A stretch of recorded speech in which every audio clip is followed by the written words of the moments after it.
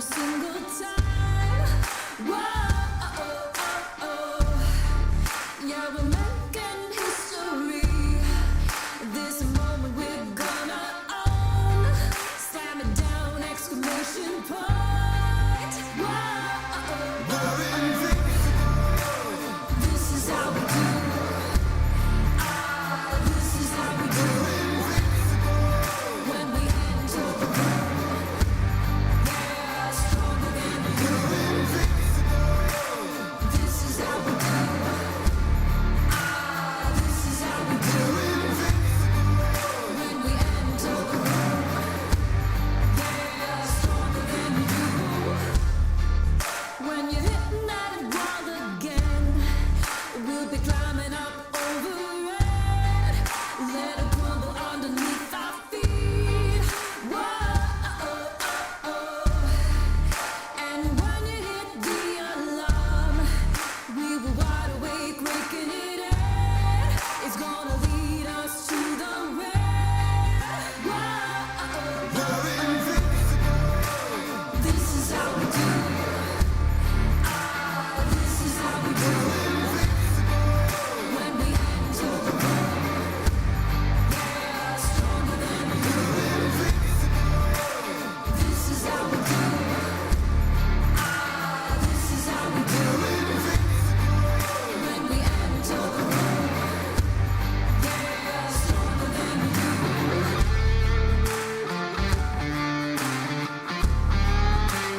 When you're invincible,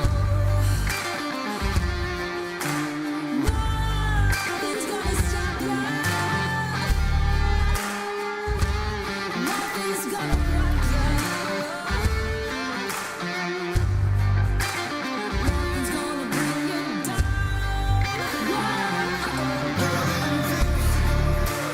This is how we do. This is how we do. You're invincible. When we enter the room, yeah, stronger than you. This is how we do. This is how we do. When we enter the room, yeah, stronger than you.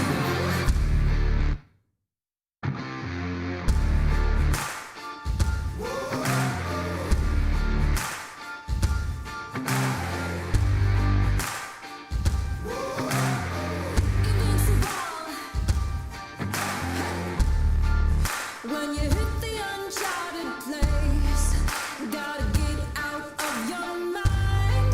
Stomp it out every single time. Whoa, yeah, we're making history. This moment we're gonna own. Slam it down! Exclamation point. Whoa, this is how we do.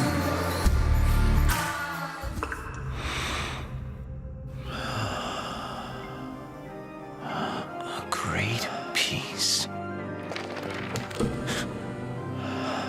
Ornaments, ascending octave scales, broad range and strings crescendo. In an instant, the stars fell from the sky, and the musical notes sprinkled to the ground. We are going to find out who wrote the rest note.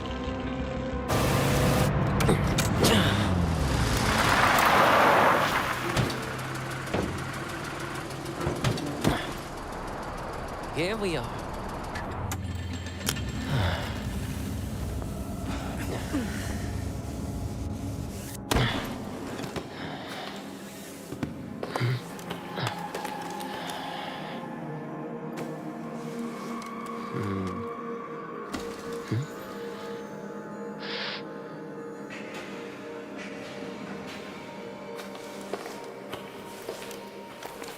Is this mycelium?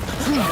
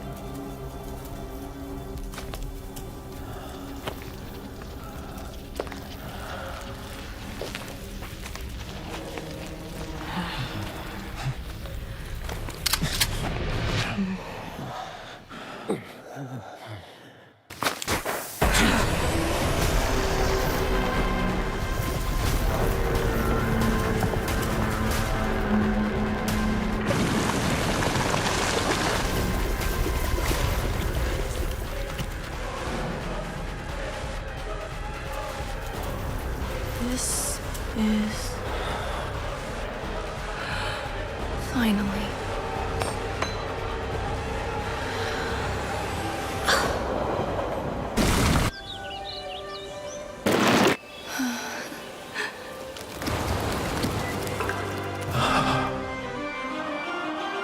The so-called glory.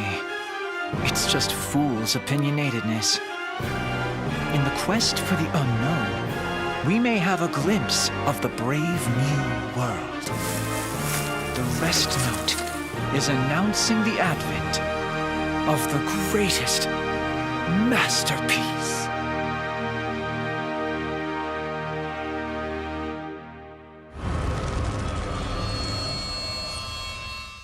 Greed is the bait that drives the blind devotion of the foolish. Arrogance is original sin. And how dare you covet the demon's service? When lava flowed through the heart, I heard an ancient pulse. It is calling out to me.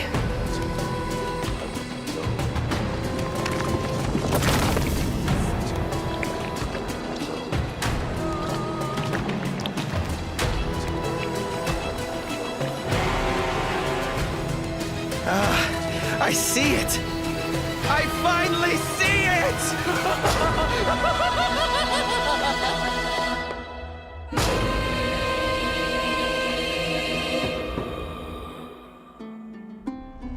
Yet the eyes that gaze upon this are more than one sect.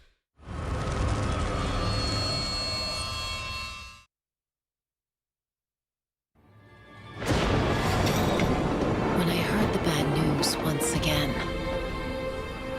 I knew the time to make a choice had arrived. The people around me often say music is my mission and glory. Their empty words intertwine into chords, and the notes played by them sustain the prosperity of both dynasties.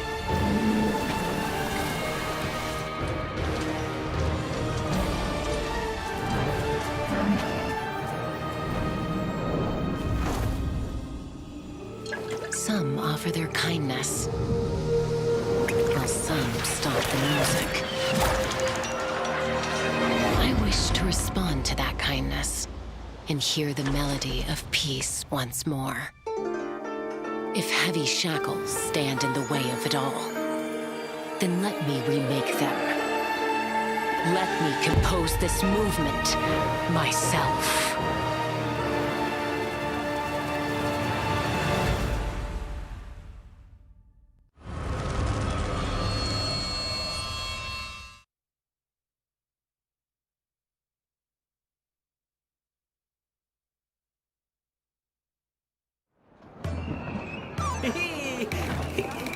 The king of serpents, elusive yet prominent.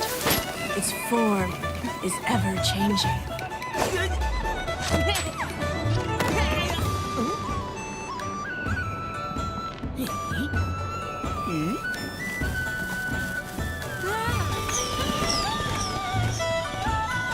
Antlers, bull's head, snake's body, eagle's claw. That is a dragon. Invite, merge, dance, and send off the 4-act form, the Dragon Dance. Celebrate Chinese New Year with fireworks and best wishes.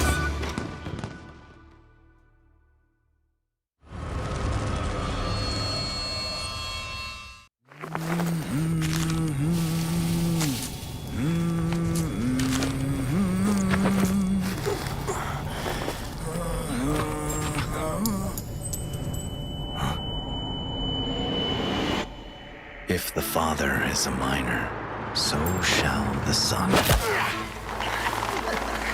If you want it, come and get it. I once thought the same.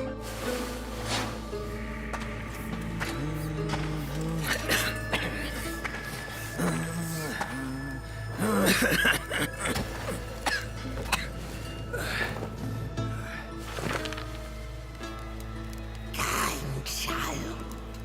Please, what abandon me. No! Damn it!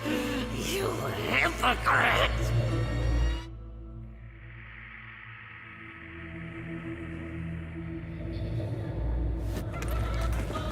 Poverty is the worst curse.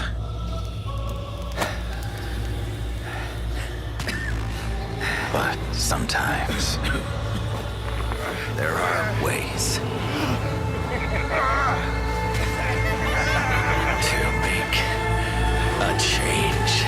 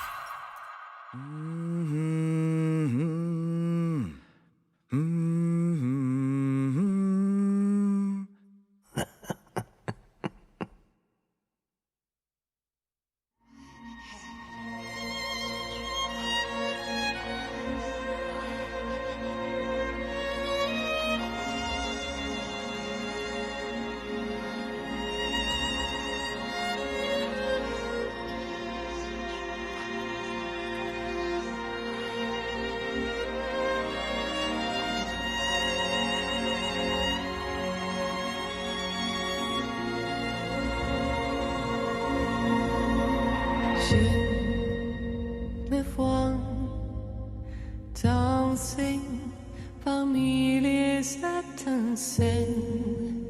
Je danse, je danse dans ce monde étincelant, un amour qui vit et je m'ennuie. Mon cœur nostalgique pleure sous le poids de mes diamants. Par des désirs je m'écarte, car j'étais reine de rêve fini et défié. Le destin est gris, je voudrais te retrouver mon innocence. Et je danse.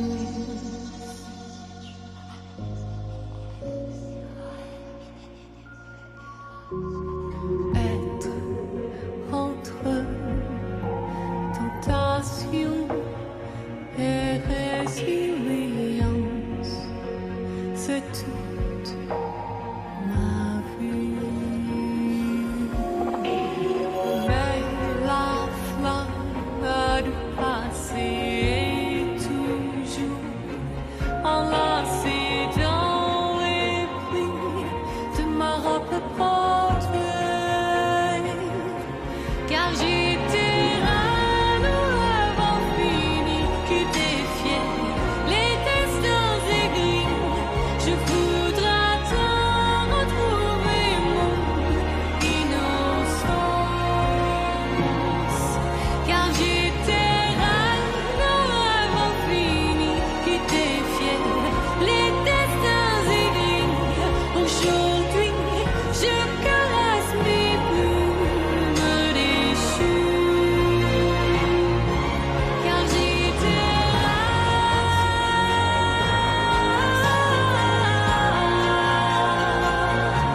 et je danse.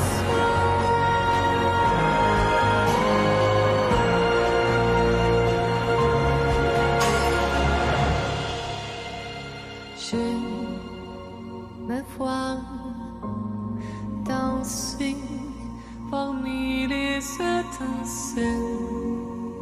Je danse, je danse.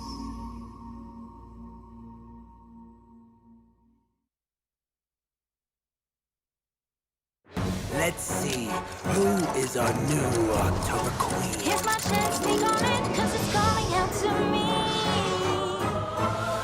Where have you gone, my naughty kitty?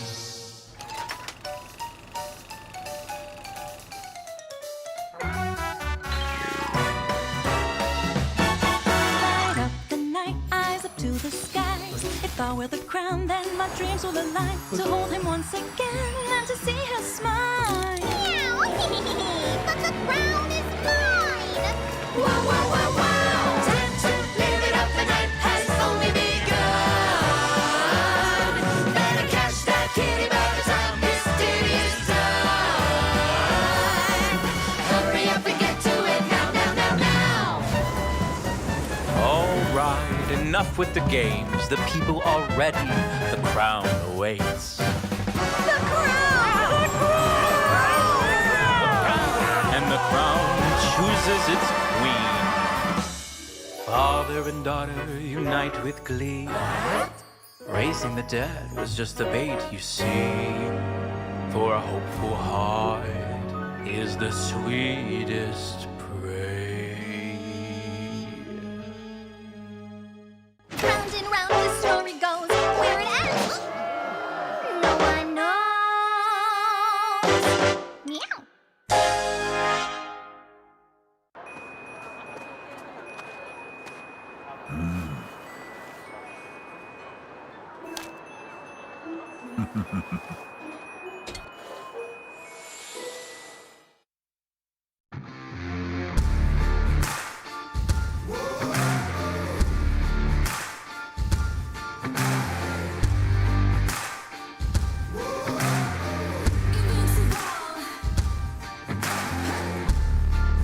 When you hit the uncharted place, gotta get out of your mind. Stomp it out every single time. Whoa, yeah, we're making history. This moment we're gonna own. Slam it down, exclamation point. Whoa, this is how we do. This is how we do. When we enter the room, yeah, stronger than you. This is how we do. Ladies and gentlemen, it is time for the Call of the Abyss 7 qualifiers for the NAEU region.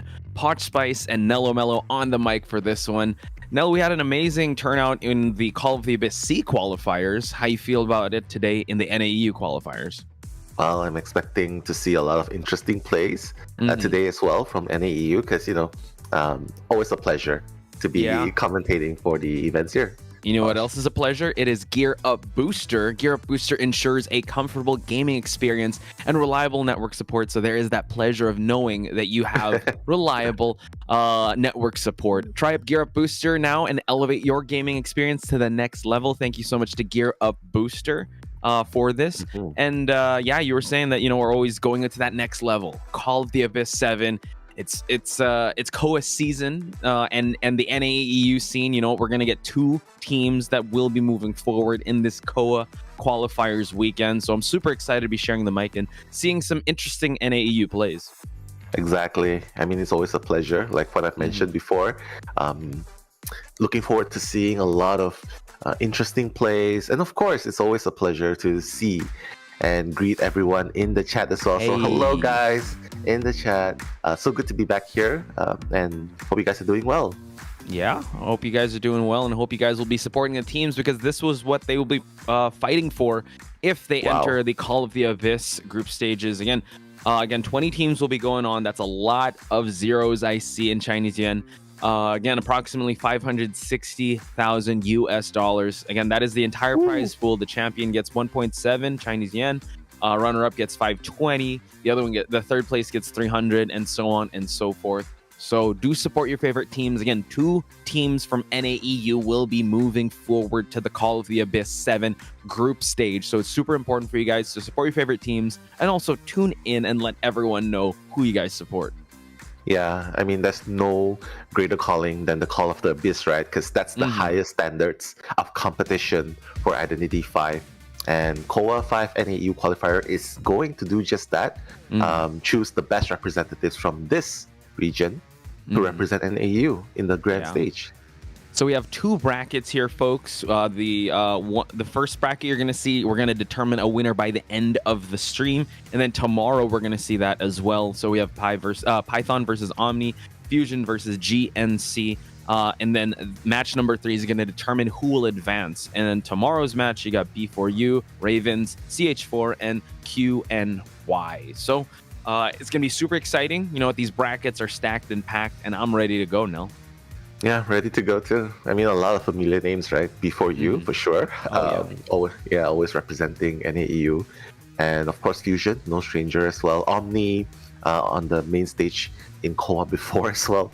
So I'm definitely looking forward to this first match. Starting off with PY, Python versus Omni. So I'm expecting a lot from the former qualifying team. Yes. Omni, especially up against Python here. Yes. With that being said, it's Omni that's kind of the favored team to come into this, right? Python. I'm excited to see what they have in store. We're gonna look at the teams in just a bit, but safe to say that a lot is riding on Omni because they have, I mean, Omega Omni, the reworked team. They're the ones that have made a huge impact, and shout outs to Omni, actually. They were actually top 4 in IVT last year. So for sure they have the more tournament experience, and we're going to meet them in just a bit because we will be looking at Python to start things out. We have SNY6, Zweller, Loki, Dreamer, Zai, and Yan or Lan. Loki and Dreamer are the known names here, so I'm super excited because NAEU has been known as, especially their tournaments, very hunter heavy. So I'm super excited to see Loki and Dreamer in particular because a lot is expected from them. Yeah, a lot, definitely. And I totally agree with you. I'm looking forward to the performances by this team, especially since, like what you've mentioned, they're up against the top 4, which is Omni. And before anything else, Nels, I have to get this out of the way. Shout outs to everyone in the chat, and shout outs to Izzy because Izzy is also in the chat. Two Bros Kisser, Pancito, everyone that's in the chat. Nell, any shout outs you want to give out before we introduce more of the There's a lot. There's a lot of people to shout out for in the chat, and everyone's being very supportive, saying hi to us. And you know what? It's 6 a.m. here, but you're making us feel really energized with all of your greetings. Thank you. Have to say, I really love you, the crowd here and the energy going on. So thanks for having us. Thank you so much. So that was Loki, guys. Again, he his stats there kind of speak for itself, but Dreamer's also another person that we have to talk about. So it's Loki and Dreamer that are the known hunters of this team, and very impressive stats. But I do want to bring up the goal that they did set out for this tournament when they weren't interviewed. Their goal is to win regionals and compete in the global stage. Easier said than done when you're going up against Omni, which again is the favored team to come into this. But with the stats that Dreamer and Loki do present, hopefully their hunter players will be able to do that, especially in this meta. Yeah, I mean, you gotta, if you have like the best hunter in your team, like the best hunter possible that you can recruit for your team, you gotta balance out with the survivors as well, because both teams need to produce the points, right? So right here we have the survivor lineup. SNY6 on the Prospector, ready to serve. Always love a Prospector player in the team. Also plays an Antiquarian, so that's a lot of OBing going on. Yes. But personally though, Posh, I really love Norton. You can decode with him, you can RS with him. And we've duoed, and you use Norton really good, so I have no qualms with you playing Norton, man. Like it's when Nell is on Norton, he's not the Norton that just spams the magnets. He's very particular with the charges. So yeah, I want to see some awesome Norton plays, especially when it comes to competitive Identity 5. But let's talk about Zweller now. Zweller is also another known survivor that we have seen in the previous Identity 5 IVT tournaments and NAEU tournaments. Again, the stats kind of speak for itself, but I will have to say though, hopefully we'll see some aeroplanists, because a lot of aeroplanists were actually banned in the C qualifiers. Yeah, I mean, for very good reason too. Super good in rescuing, like they're using a lot to rescue and can even kite. So that's a lot of things aeroplanists can do. But speaking about a lot of things that the character can do, apparently Lawyer has a lot to offer as well. Seems to be the top pick nowadays, Posh. Who would have thought? Who I have would thought? say he has gotten the biggest glow up and the rave reviews are out, and Eli is Exactly. a big supporter of the lawyer. So He is. I mean, He's it's encouraging Eli people, certified, man. right? And Eli is not the easiest person to get a nod from. Hopefully, I don't think we'll see two lawyers in one match, but the stats here are speaking for itself with the lawyer. Hopefully, we'll see some lawyers. I'm always excited now if a lawyer does come out or any veteran characters. But I think if we're gonna do stats for the qualifiers, lawyer is the most used veteran character of the bunch.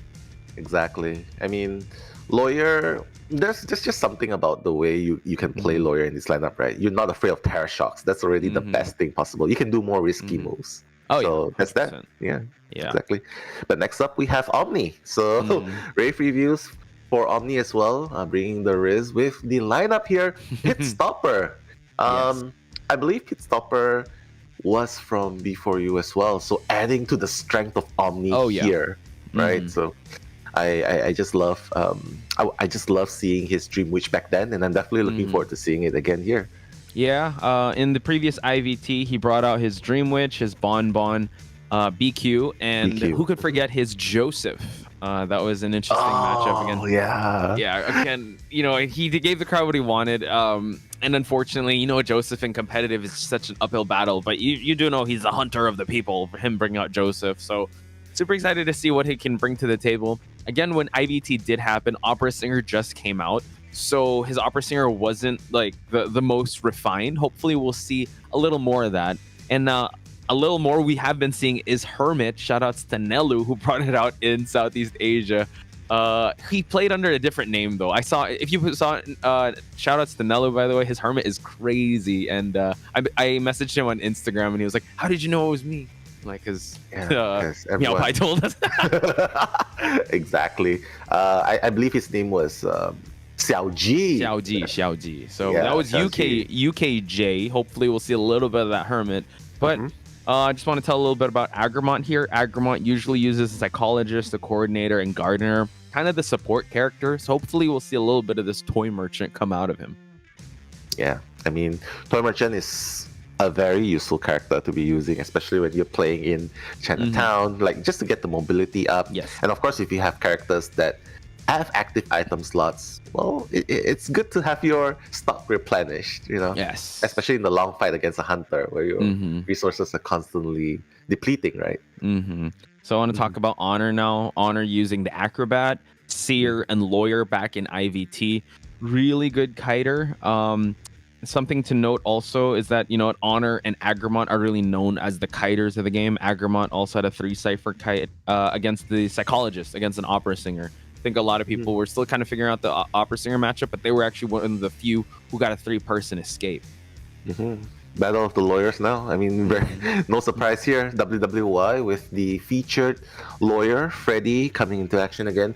Again, like with the recent glow up, like what you've mentioned, the speed boost, the coding speed as well, the interaction speed as time goes on. It's like in the anime Solo Leveling where you constantly. Oh wow, I'm not. Okay, I need to get into that. My friend told me to start watching it though. But is it good? It's pretty good. Okay. The moment I watched the episode, I went straight for the manhwa and I finished everything. Man. So it's good. It's good. Chat. I'm gonna watch Solo Leveling and think of Lawyer the entire time. Exactly, constantly upping up. But here's another one. Into the rescue. A very important role, rescuer actually. Yes. Juan on the mercenary rescuing duty. Like you can kite really well. You can have teammates kiting really well, but the moment we always see this, like the moment the rescue fails, that's when things start to change. The tide turns. So Juan shouldering a very important role right here. Yeah, and Yinel, say a new addition like WWY, because in IVT it was Juan, Honor, and Agremont on the Survivor side. So hopefully these new addition to Omni is going to help them bolster up their survivors, especially with their interesting picks. I mean, Little Girl, you don't see her that much in this new meta, so hopefully we'll see a little interesting plays from Little Girl. I know Eli and I had this conversation, like when it came to who's the best survivors when it comes to solo rank. and little girl is not one of them. Like if you're Not solo one of ranking, them, for sure. don't use little girl. You need to be in Yeah. comms for this character. Yeah, Eli doesn't like having a little girl player. But when I'm playing little girl, and I hop onto Eli when he's playing lawyer, that's actually really crazy, Oh, you gotta the ban speed that if you're boost, going. and then when the against hunter yeah. catches up, you push the hunter away. That's actually a pretty good stuff going on. Yeah, Yeah. guys, when Eli and Nell duo, it's insane. I would love to. I'd love to see you guys compete with that little girl and lawyer tandem. Hopefully, Yeah. we'll get a little bit of that in the matchup, courtesy of Omni's new survivors, or the one we saw with the little girl, which was I believe Ian L. So Ian L, yep. I'm excited to see that. By the way, Nell, the chat is actually going kind of wild. You want to give some shout outs to some people in chat? For sure, like Tuberose Kisser, Easy as well, Yes. Fish Boy.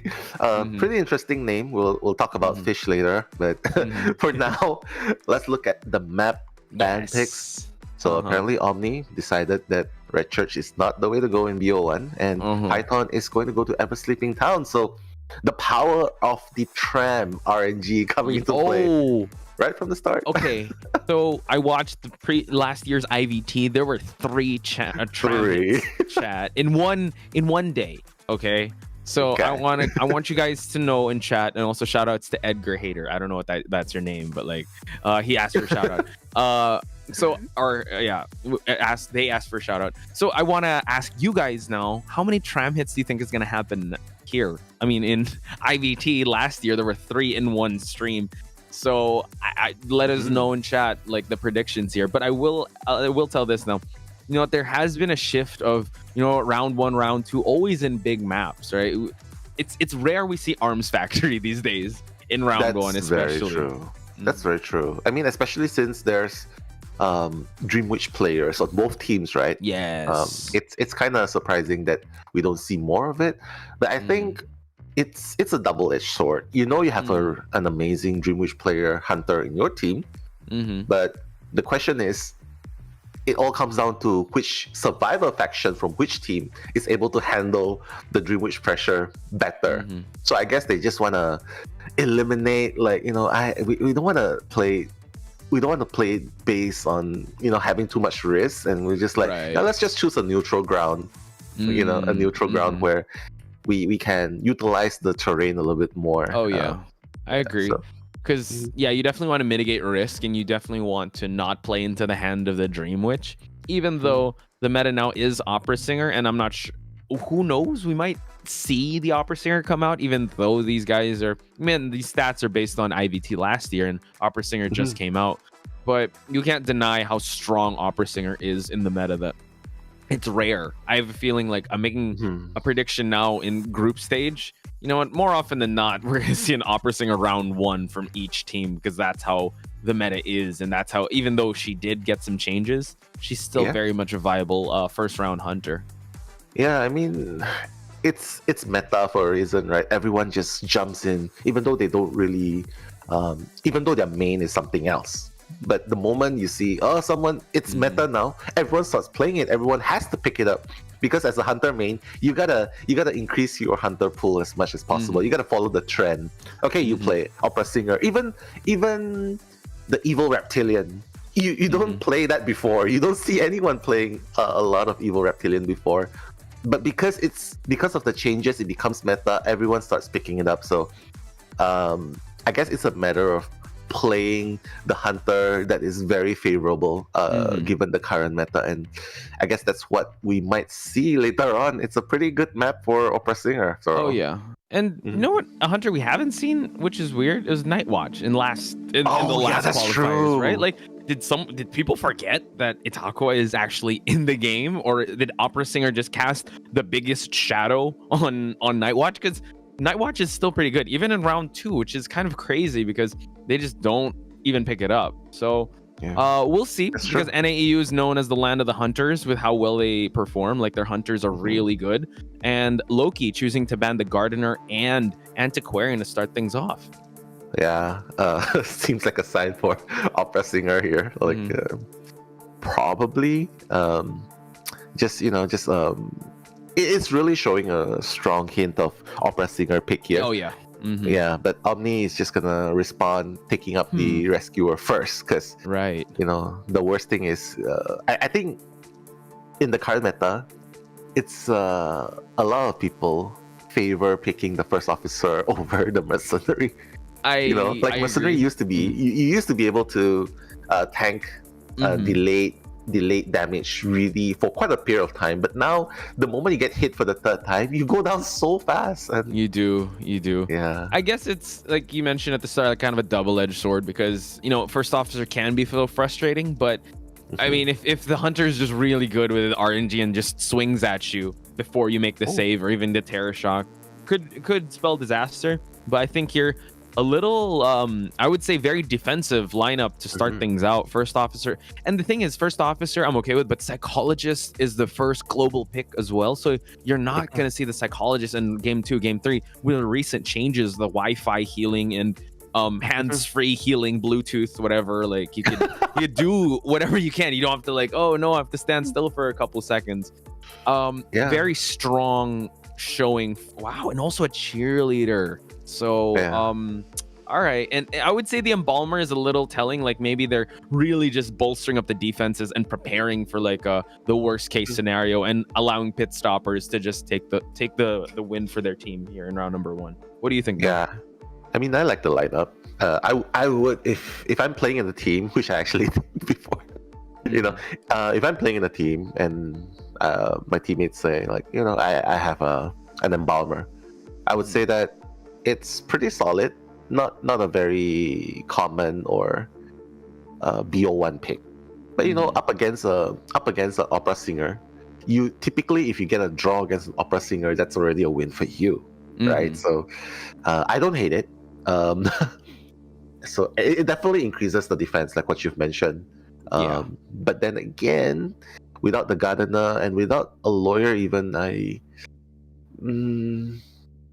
it's gonna be tough, especially when you think about the decoding as well. Because anyone here is basically pre-food, except for the cheerleader. You can pretty much. But even then, opera singer can catch up to any one of these survivors really well. First officer being safer. Imagine if Loki went after Juan first. Who else is gonna rescue? That's gonna be so hard as well. Yeah. Now that you paint that picture, it's gonna be a little scary if things don't go to plan for Omni. If Loki goes straight for Juan or the first kite isn't as good. It's like this lineup only has one plan. And there's if that goes awry, it's gonna be Loki to take the win. So we're gonna find out in just a bit, folks. Again, let your voices be heard in chat. Who you guys think is gonna take this one? Will it be Python? Will it be Omni? We'll let you guys know which emojis that would be so you guys can support your favorite teams. Once again, Nello Mello and Potch Spice on the mic for this first half of round number 1 between Python versus Omni.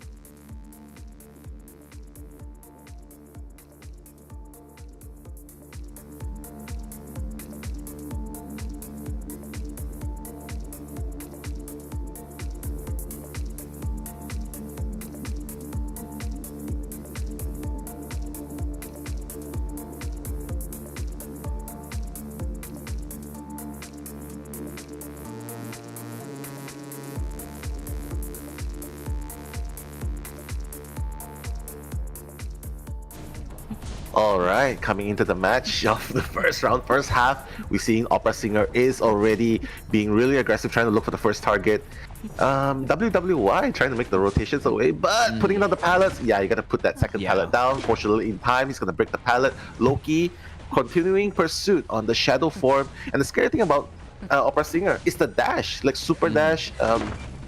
Catching up to the survivors really fast. Let's see how Cheerleader does here. Yeah, it was actually kind of scary because it was the first officer that was near the cheerleader, and the cheerleader getting the pallet slam right when she was actually on the cooldown. So that actually helps out a lot. Note that the traits are, the persona web is kind of locked. So psychologist, at least we know, has a tide turner. So it's not just Juan that can go for that rescue. So now we see the shadow dances here, just trying to close it out. That was so scary if the terror shock did happen, but WWY doing a great job so far. Oh no, and the tram factor, the RNG is gonna help WWY extend the kite even more. Loki is not going to board the train. He's just gonna be on standby. You know, the moment he comes down from the train, he's gonna get that first hit. But by that time, the double cheer should be ready. So Yeah. WWY, first hit by Loki so far, but 3 ciphers already done at the moment, Posh. Yeah, this is actually a great scenario for Omni, because like the kiting route that WWI is taking is not disrupting Cypher Rush. The best thing you can ask for in an Opera Singer match is to get a 3 Cypher kite, and he's doing just that, forced out the blade in WWI. Oh my god, using the cheer here, and now Omni having to WWI having to fall here, while Loki unfortunately falls down at the drops his first survivor in the 2-minute mark of the game. Again, job well done by this cheerleader. Yeah, cheerleader, but that was a 3 Cypher kite without support against an opera singer, and yeah, I just feel like that should be enough to secure a very favorable position for Omni. But yeah, the rescue here needs to happen really, really well. But I just feel like this is Omni's to take if there's no mistake here. Loki trying to do a Terra Shock, I think. That's probably the only tight turner. The game-changing play. Yeah, true. And now the psychologist eating that hit.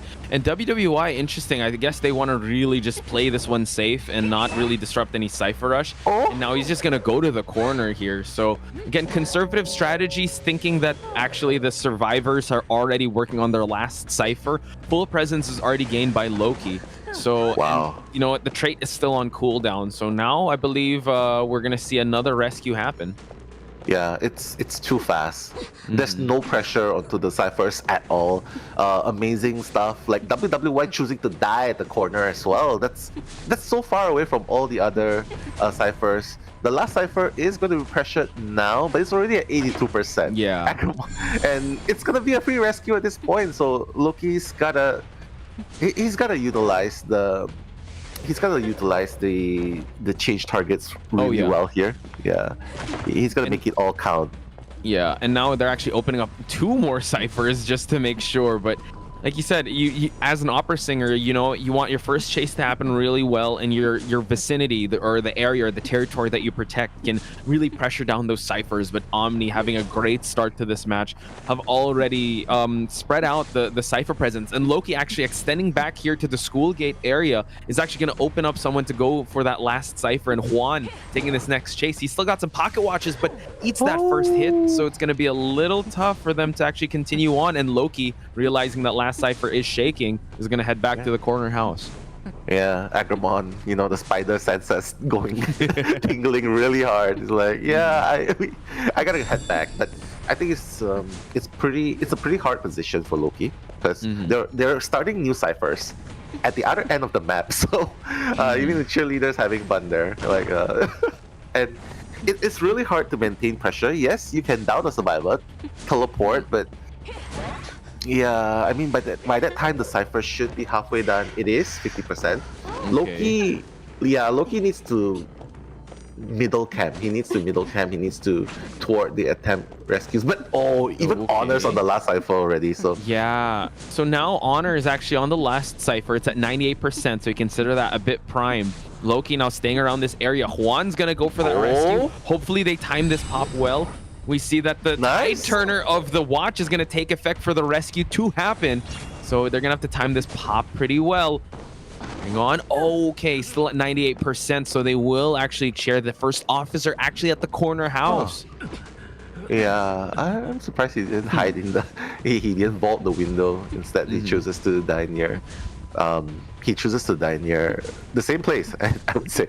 But now it seems like Agramon has the coffin. WWY is coming for rescuing duty, gets that one hit, but she has full cheers. Can he make it in time? Is anyone gonna pop? Okay, he's gonna pop, and the cheerleader is going to use the first cheer to get the speed boost. Again, another speed boost. Loki trying to down WWY at this point, putting down the pallet. Oh no, Loki's gonna break it, and now, WWY just playing out of his mind here. Exactly. WWY actually, you know, an amazing kite and also amazing endgame save to continue on. Again, that's the power of the cheerleader, right? But teleport is going to happen. Unfortunately, Honor was able to move out of the way. So now a Psychologist gate is open. Cheerleader is healing up. Nice usage of the flywheel, Honor, on this pallet. Yeah. Really beautiful, but here's the thing. He doesn't have Coffin anymore. He gave it to the Psychologist. But... yeah, I mean, Loki cannot allow 4 escapes here. He definitely needs to down at least one. What? Playing with fire here? Omni's playing on fire here. It's missing all the time. What's going on, man? Honor, the crazy jukes, the discipline, and now Cheerleader is up. So it seems like he's not gonna go for the chair just yet. He's gonna try and find more survivors, or no? Yeah, Loki, I think he has to mitigate risk and not just deny the 4-person escape. Get at least one survivor on the rocket chair, and they're gonna just go with that. A 3-person escape now. Wow. What a start for Omni. They have to be very happy with that because Ever Sleeping Town was Python's picked. And up against an opera singer getting a 3-man escape, I mean, it's a no-brainer. No one's gonna come head back and save the embodiment and say, yeah, we gotta get 4 escape here. That's just playing into their egos at that point. But 3-man escape against Loki's opera singer, guys, that's a character that's not OG. That's the character that's not Gardener doing the kite there. That's a cheerleader. And right. Obviously, the plan to go chase the cheerleader first backfired because he was breaking ankles, man. Cheerleader was breaking ankles left and right. It was the cheers. He timed it so well with the pallet drops. Again, you got to pre-drop your pallets before you continue on with that because the opera singer could actually just chase you in those shadow areas. And yeah, he played really well. And also, I'm still a little awestruck with how Honor played that really disciplined, like, you know, just to buy enough time for the cheerleader to heal up towards the end game. And this is an opera singer we're talking about. This is also the map of Python. So the home court advantage was on their side. You definitely want to pick a map that could also aid your hunter in a way, since survivors, you know, they can try to adjust towards the map pick. But here it was just an excellent display. We were actually concerned, right? If they chase the first officer first, but they also had a tide turner on the psychologist side. But yeah, they played that really well, and I would have to say, you know, chasing the cheerleader in hindsight was, you know, what the best case scenario for Omni to go with, to go with a 3-person escape with. Exactly, 3 Cypher kites without support. And that's exactly why, on a personal story, right, on a personal level, that's why I don't really like playing Hunter. Because Hunters, you gotta, Hunter mains, that you gotta have those icy cold veins. Like, no matter what happens, beginning, mid, end game, you cannot fall, you cannot panic, you cannot be frustrated. And that's why we see like a lot of the top players, even though they have like some survivor teams have an amazing start. But picking them off in the middle, in that late game, it's so important as well. And here, you know, the moment you start losing your cool, I think it's gonna be really hard to come back from a situation like that. And there was that opportunity, right, when that last cipher was actually at the corner house, and there was a battle for that, and they actually started opening up new ciphers. And I think, you called it out. Maybe they should chair like closer to it, or be a little more decisive with like just going for this one. It's just that I really feel like he played into the hand of Team Omni, and he really chased the kiters that wanted to be chased. Like, maybe if you chase the embalmer first, or if you chase the first officer first, just get the resources out of the way, because cheerleader definitely wants to get chased. If not, she's out supporting.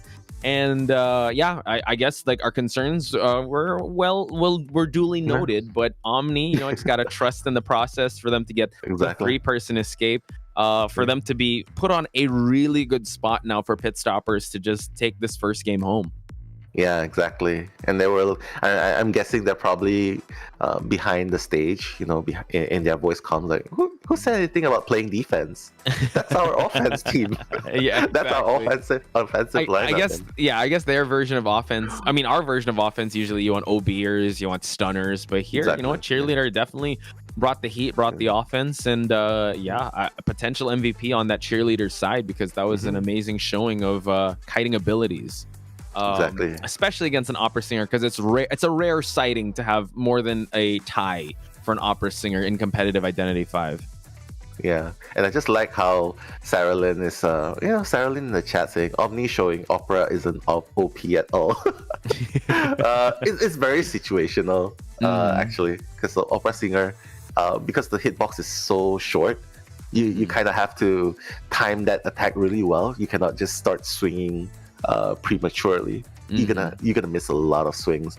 And you notice, right, just now in the game, there were a couple of moments where Loki teleported to the wrong shadow, right? He teleported to the wrong shadow. He was supposed to teleport. He wanted to teleport forward at the broken windows. At the broken toilet. What's it called? The broken toilet. The 11 area? The 11 area, yes. But he ended up teleporting to the shadow just right next to him. So just a little bit of miss teleport. And like being an opera singer without presence in the early game, that teleport is what usually catches the survivors off guard. Right. In the early game, otherwise it's gonna be the survivor's gonna buy so much time, and you can't really afford that mistake, because the moment you miss that opportunity. Cheerleader with a blow of the whistle, bye. I'm gonna leave you so far away. And with the trem as well, how good was that? That right? was true. They really utilized every aspect of that match to the full effect. And I like how you brought up the nuances of the opera singer, because there were moments aside from the shadows not being utilized to their full effect. It's also the movement and like jumping out of shadow form to go for those hits. Again, it was kind of shy of the mark. So really good opera singer mains or hunters make it so seamless. Like it seems like it's just how the character is, but there's a lot going on in that. Like there's a lot of intricacies where you're gonna put where the shadow, where you're gonna be teleported to, how you're gonna be able to kind of mind game at a palette. So I think it's just those little nuances that really add up. So hopefully Loki can tighten that up, since this is a shot for them to be able to qualify in the global stage, and Omni is definitely not missing that shot here and now with how their Survivor team performed. So now let's see if Pit Stoppers is actually going to also use his opera singer in this matchup, or maybe go with that Dream Witch, that patented Dream Witch that is very stable. Honestly, as long as he gets a draw, he can use Dream Witch, he can use opera singer. That's enough, because that's the only requirement for this best of one so far. First round, second half, you get a draw, and that's it. Omni wins the first round, and you're gonna be in a really good position going into game number 2. But of course, I would agree with you. Seeing which would be really nice as well. Speaking of Dream Witch, apparently the Ito Junji collaboration from many years ago. Yeah, it's coming back. Let's go. The Tomie skin. Yeah, I would have to say, if we're gonna do a tally of the skins of Dream Witch that have been featured in competitive, Tomie is one of them. I know Bonbon also is part of that. Not the B-Duck Bonbon, but the Monokuma Bonbon is also a very popular skin.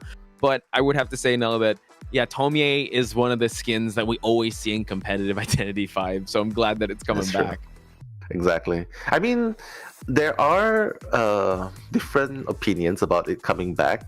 But you know what? We would like to know what you guys think in the chat. Like, what do you think? Do you think that they should be bringing back skins? Because they're limited for a reason, right? And Tomie is worth a lot. And it's really rare because of that, right? Yeah. Like Hermes shoes, you never see them anymore. Hermes shoes, like the forward, like you don't see that coming back anymore, and that's why it makes it really special, limited. So personally, I have mixed feelings about Tomie coming back, because personally I own a Tomie skin as well. Oh, so more of it's gonna so like I bought it for a couple of $100. So the thing is, it's the sentimental value is like every time someone sees it, it's like, oh no, that's something limited from the past, a blast from the past. We're never gonna see it anymore. But yeah, I would love to hear your opinions on that as well in the chat. But how about you, Posh? What do you think?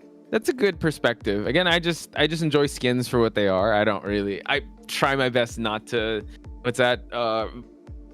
put so much into I'm like Eli. Like I'm just a skin appreciator, but it's not like I need to have it. Again, I'm not a hunter main, so I'm glad that I don't have that itch that I need to have that Tomie skin, because it's a beautiful skin. I'll give it that much. So I'm okay with it. Like especially people that are new to the game or have picked it up like after that collab happened. I think now they have a chance to actually get that skin. So I'm okay with it. So that's my 2 cents. Now let's head towards the picks and bans here as Pit Stoppers bans out the Priestess and the Embalmer. Priestess and Embalmer, probably probably seeing how successful it is, like his own team pulled it off, so he probably wants to avoid that for Python. But in exchange they get the Gardener. So if Pit Stopper is going to go for Opera Singer, Gardener is not going to be an easy first choice, unless if the switch he up wants to go Dream Witch, so Gardener doesn't really matter anymore. That's true. And Mercenary pickup here is also pretty good. I would say also Antiquarian on the pickup here on the second pickup for them. I don't know. Antiquarian, you kind of want to save that, but I mean, I think desperate times, right? They want to try to tie this one out, or at least produce the same type of results.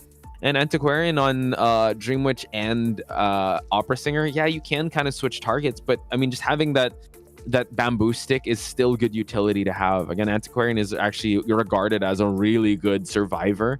But yeah, Python bring it out now. That means that they mean business in this matchup. Business indeed. Like, they definitely need to turn this around, and they cannot do it playing defensively. For me, I feel like you gotta go aggressive. You gotta go hard. You gotta go fast and furious here. You gotta at least try and make it a draw, even if you can get a 4-man escape, which is really unlikely, because of the respect you have to give to Pit Stopper, especially with his amazing performance in his last appearance. But there you have it, against a Dream Witch. Yeah, I think it's gonna be a match to watch. It's gonna be super intense here. Yeah, I would have to say though, Pit Stoppers on this Dream Witch, very consistent. No nonsense with how he approaches this match. So hopefully Python has done their homework, because there is some footage of Pit Stoppers and his Dream Witch, and he plays it to how what the meta is of that Dream Witch. So hopefully they know when the Patroller is going to be coming in.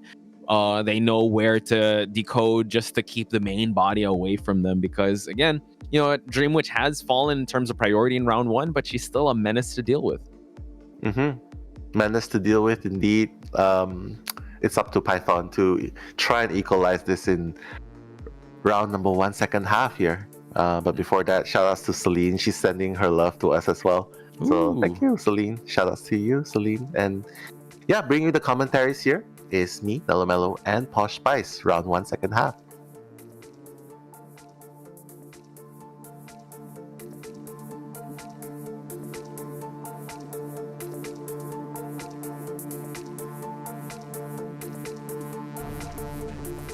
All right, folks, we have a Dream Witch on deck on Pit Stopper's side, already at the graveyard area where the patient is. And now we're going to see him go for that leech onto this patient outside the windowed area. So let's see what route Zweller will be willing to take. He's actually going to go double back here. So great route, like just making just the mix-up that he was able to produce. And now it seems like Patroller is ready on the main body. Nope, but he's actually going to go for the follower Patroller. Nah, not gonna be able to use the hook that time. But Zweller, beautiful stuff.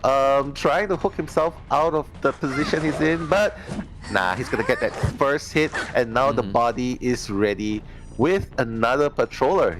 Pit Stopper just needs to set himself in a better position, because Zweller is already ready with another hook. I think Zweller's planning to head back to. Yo! It got cancelled, Posh. It did. That was so unfortunate for him. It got cancelled, and he didn't have to use his patroller. I mean, it was a main body hit for 2 hits, so Pit Stoppers, again, amazing start, didn't waste any time, you know, re-leeching or reapplying the leech, and it seems like, yeah, Gardener is actually going to make that jump down there. The bubble is ready, though, so this is actually disrupting some ciphers, so Pit Stoppers able to gain some presence here and also put a stop to the objectives being fulfilled. Yeah. ZY can definitely make this rescue. Just needs to be careful not to get the double down. But Zular has no hooks to work with, so a little bit of kiting here might be needed. Okay, Pit Stopper try to hit, but that miss swing is gonna help. And even SNY is gonna come in, trying to OB a little, giving him some distance. Incredible like support. You know what, the rescue did happen, Tide Turner is done, and SNY6 is actually kind of escorting the Zweller to a better spot, because unfortunately this patient does not have any items to work with, and it seems like he's going to spread his presence even more by leeching onto the Antiquarian, so this Antiquarian has to be very careful. Tried to go for the hit, able to get the stun here, forcing him to actually switch followers. So I love the support, but now the ciphers are kind of halted for the time being. Yeah, I mean, I wanted to point out that 1 minute in, and 3 ciphers are almost done. But but while all of that is happening, that blink switch is going to that hit. I didn't think it would connect, but Pit Stopper, knowing the hunter's attack range, utilizing it to the max. That's gotta be like max hit there. Oh yeah, for sure. He really knew the tip range of that hitbox, and he was able to use it before the Antiquarian made that jump. And note that the blink has already been expended, so you know that this Dream Witch is at mid-game. The 2 patrollers have already worked their one patroller worked their magic, and now the Antiquarian has fallen down. Patient is about to expire. Mercenary at least got his leech away. Pit Stoppers now. Main body is actually here for the Gardener to go for the rescue. Oh yeah, you gotta be careful playing against the Dream Witch. Yeah, that hit's gonna end. Zular's gonna fall pretty soon. But SNY6 is going to be picked up first, so I'm not sure if he couldn't heal in time or did everything happen so fast, because should definitely have just stood up, used up the self-heal and ran away. That was quite unfortunate. And now the blink attempt, unable to get it, and now the Gardener's bubble and the chair hit. What a rescue by the Gardener. Beautiful stuff by Lanyang over there. Beautiful, beautiful stuff. But Zular is going to pay the ultimate price. Yeah. he thinks the Dream Witch is going to let go of him, allowing him leeway. But nah, Pit Stopper is gonna play smart. He's just gonna get him down pretty soon. There are 2 leeches on the map. Everyone's injured at half health. This is not the ideal situation you're gonna be in, especially if you're playing against a DW. And what's scary is that this Dream Witch has control of the center map. The center cipher is super important for them to actually add more pressure around. And that center cipher is actually, I think it's one of the 63 or 55 ones, so they have to open up another one. So yeah, the survivors are spread out thin. They're all injured. Antiquarian has barely a bamboo stick left, and Mercenary still has 2 elbow pads. So utility's not looking too good on the survivor side. Elian now trying to hide behind this pallet, able to get it. Good discipline so far, just trying to provide enough time to be bought for them to pop ciphers. You hate it when that happens, right? I know. You try to put down a pallet, but hey, you're supposed to be on the other side. Like, I know, I'm always on the wrong side of a pallet, man. But it happens to the best of us. And now the Gardener gets leeched. Antiquarian, and all of them have D-leeches. But the thing is, these ciphers are kind of two ciphers, right? Because whenever you hear the heartbeat, you have to move on away because you can't afford to get hit. And it seems like the Mercenary has to get hit to make that rescue happen. Yeah, Mercenary's gonna go down pretty soon. And you can see how fast, not even 5 seconds and he's already down. The bubble's gonna help Lang Yan further kite a little bit, buying a little bit more time. But again, no one is touching ciphers. And the blink hit is gonna secure that down. And even as the Antiquarian's down, oh my goodness, 3 people down. 3-person down. The thing is, though, he has to do a little cleanup here because they can still heal up, but Pit Stoppers, what a terror. Like, not letting the survivors breathe even just for a second. And he's just gonna do some cleanup. It's only a matter of time now before he gets the 4-man elimination, meaning he's gonna get 5 points for his team. again, incredible showing. Like there was a bit of a back and forth, but ultimately it's like, yeah, Gardner did get a good rescue going on, but Pit Stoppers was still, he had a double down situation. It was like he was always a step ahead in this matchup, and that's what's so terrifying about Dream Witch. Exactly, Tomie supremacy. And it's so satisfying seeing a Dream Witch 4K as well, especially since a lot of other hunters are being played more often. Oh yeah. So Pit Stoppers showing everyone here why his Dream Witch should be feared, and rightfully so, because the cipher control was really good. The pressure was good. It's just very unfortunate that Patient got hit twice in a row by the main body instead of taking out the leech, and got his hook cancelled. So I guess that was one of the key factors. One thing though, the Patient had a good kiting route. Like he double backed. Like that kind of confused that confused the Pit Stoppers also, that had to go back inside. But yeah, just the timings of the hooks, and also getting hit by the main body is not ideal, because that just cuts so much time away from this hunter pressuring you to spreading out the presence. And I think also the chair placement was right beside the 2-story center part of the map, and that kind of disrupted the Gardener cipher.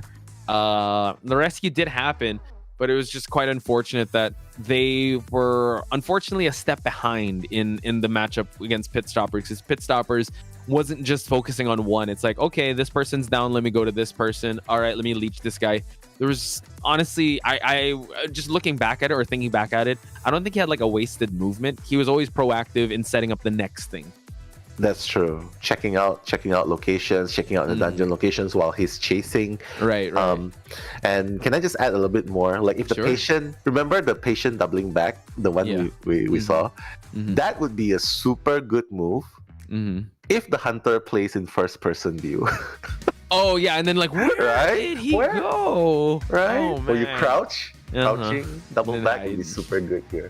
But there you have it. Pit Stoppers 5-0 is like, oh, you think our survivors? I'm gonna one up my survivor team. It's a battle against ourselves. It's like, who said that though? You remember who said that?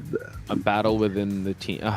The greatest enemy you gotta overcome is yourself. And it sounds like a shonen anime that I should watch. I forgot. Yeah, but he's like, he's showing that he doesn't want to settle for just a draw. He says he's perfectly capable of getting a 4K, and that's exactly what he did. And that's what's terrifying, right? He just needed a tie, and he actually made sure that he goes above and beyond that, because again, we want the best of the best to represent each region, and I think this is just a showcase of Pit Stoppers making his mark, and knowing that you have to respect his Dream Witch, because Dream Witch is still very much part of the meta if Opera Singer isn't going to be used. And I think that's what's terrifying, because we haven't seen his Opera Singer since IVT. So what if they respect the Dream Witch so much they ban the Dream Witch in game number 2, and when it comes to that, he just goes Opera Singer, and you're facing the meta hunter with more bans in game number 2 in the map selection of Team Omni. So it's a little tough for our friends over at Python, but we just have to wait and see how they're going to try to bounce back from this, because this is a best of 3 game.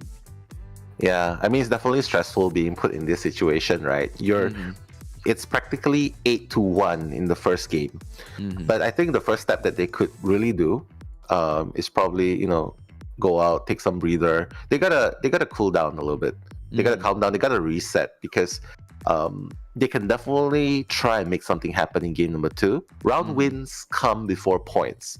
So if they can achieve the objective, get more game wins than round wins than points, then technically Omni's 8-1 in game 1 wouldn't matter much to Python. But for Omni, they just need to draw the entire series, and that's it. They can win, right? Because they're already in a very favorable position here. 8-1. I mean, best lead so far. Right. It's the best case scenario for Omni, actually, for them to be able to 8-1 this. Again, the light is at the end of the tunnel for them, but Pythons can make a comeback here, so we can't just count them out just yet. Huh? Yeah. So we'll have to see, because this game is very interesting, right? You know, just when we think we know how something's gonna happen, they pull off like this miracle, or they pull off like this game-changing feat that they're able to continue on. And like you said, maybe don't match the 8-1. Just be conservative. Just win the game. Maybe 3-1 and then tie, and then that's good. You win that game, right? And then in game number 3, just do the same. You don't have to go all out and bombastic, perfect game in both Survivor and Hunter side. I think hopefully they take that advice and kind of reset and recalibrate their strategy to come into this next one. And they have to do that soon, because Omni is going to go for that map pick. Yeah. For sure. One step at a time. But it seems like Dreamer's gonna come in to replace Loki. So that's that's their first tactical response. Okay, Nice. bringing in Dreamer. I like that. Okay, they're that's a plan. Okay, coming into game number 2. And of course, I feel like they're probably bringing in Loki for the round 1 opera singer, and then Dreamer's Right. probably gonna cover game 2 and 3, like what they did previously. Yeah. But before that, I just gotta take a moment Go for to it. shout out Sora as well. Hi, Nell and Spicy. Shout I out. love you guys. Mhm. My name is Sora. Please shout me. We're gonna shout you for sure. Shout out you for sure. Yeah, And- thank you guys so much for the the support and keeping things positive in the chat. Again, it takes a lot for these teams to actually come up and show their excellent performance, because it's I'm sure it's nerve-wracking, like, to put yourself out there. So we gotta make the community, like, just send some positive vibes out there, and also, like, support your favorite teams, right? And make sure that you spread the message and spread the the love we have and passion for this game. So please do share your favorite share your support with your favorite teams. Exactly. Share your support. Keep the positivity. I mean, at the end of the day, the community is how the game community is how we make it out to be. It can be a really nice place for everyone to be in. It can be a comfortable place. It can be a place where you make friends, new friends, form new relationships. Oh my god, I'm thinking about Tinder V right now. But yeah, it's a place where friendships are formed, and it's how you guys want it to be. And we definitely love how you guys are shaping this, like positivity and all the energy and love coming out from you guys. But yes, Dreamer. Oh, sorry. Yeah, we saw this graphic already, that Dreamer and Loki. But yeah, it seems like the tactical response here is for Dreamer to come in, hopefully to change things up. And now it seems like Omni is going to pick Moonlit River Park. Nell, again, we've seen this happen in, I believe, the first matches of the C qualifiers. And you know what? This does not stop Opera Singer from coming out. And also, it doesn't stop Disciple from coming out. So I'm not sure which Hunter we're going to be seeing come out of this. But another map where there is a mode of transportation, not a tram, but a roller coaster. Hopefully we get to see some interesting roller coaster plays. Yeah, Uber coaster. Do they still have Uber though? I think they do in North America. Uber Eats too. Yeah, that's why Moonlit River Park is sometimes banned against certain teams, because they know that some teams really favor the automotive assistance it can provide. But if the hunter is riding the coaster with you, that's not a very pleasant experience. That's a ride share that you don't want to actually go with. Like, oh no, you pay for your own Grab. I don't know. Exactly. But Moonlit River Park, a lot of things you can play here. Like Dreamer, he has. Okay, let me just have a look real quick. Dreamer also has the Wax Artist. Can play the Dream Witch here. Can play the Opera Singer. Can definitely do Geisha here as well. Like what you said, Disciple here is good as well. Well, I mean, but for certain hunters, right? Like Meow Pai. But I don't think you guys are. The reference we're doing is like you guys have to check out the C qualifiers. Meow Pai pulled out a Disciple in this map, which is kind of crazy, and he's still able to make it work. Because I mean, you'd think that Anne would struggle in a big map, but I don't know. Meow Pai is kind of different, so he was kind of the exception. Hopefully, we'll see another exceptional hunter play by both these players, especially coming from Dreamer, because he is coming in. But you were saying no? Yeah, no, I'm just saying that. He can't afford to play Thai hunters because right now, Dreamer needs to be the one to set the pace. He needs to be the one to go aggressive get as much points as he can. He needs to go aggressive. He needs to aim for 4K, 3K, 4Ks, so that the survivor teams will bear less pressure, bear less burden to make something happen. Because we saw what happened in the last game. I think Patient might probably feel a little bad for the first kite, but ultimately I think Dreamer should play a very pivotal role here. Rake in as much points as possible. Let your survivors rest. Like, we just need to get a draw, guys. We can do this. Very doable. Compared to like, oh, guys, we gotta get for escape. That's gonna be quite demoralizing, right? Yeah, again, I think not attacking the whole like issue right away, just one step at a time, one survivor at a time, or one elimination at a time. When you're Team Python, right? Just don't attack it for what the giant beast it actually is, and just go in like, all right, let's try to do our best, try to get like 1, 2, 3, and just build from there. And in Omni's case, just continue how they've been operating. You know what? I feel like they have a plan coming into this, especially since they picked Moonlit River Park. And considering how they performed in game number 1, they still have a lot of options when it comes to Survivor and Hunters. Yeah.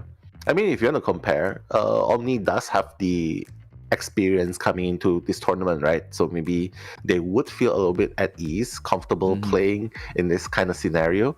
Whereas Python, I feel like they have experienced players, but correct me if I'm wrong, chat, if you guys have any info.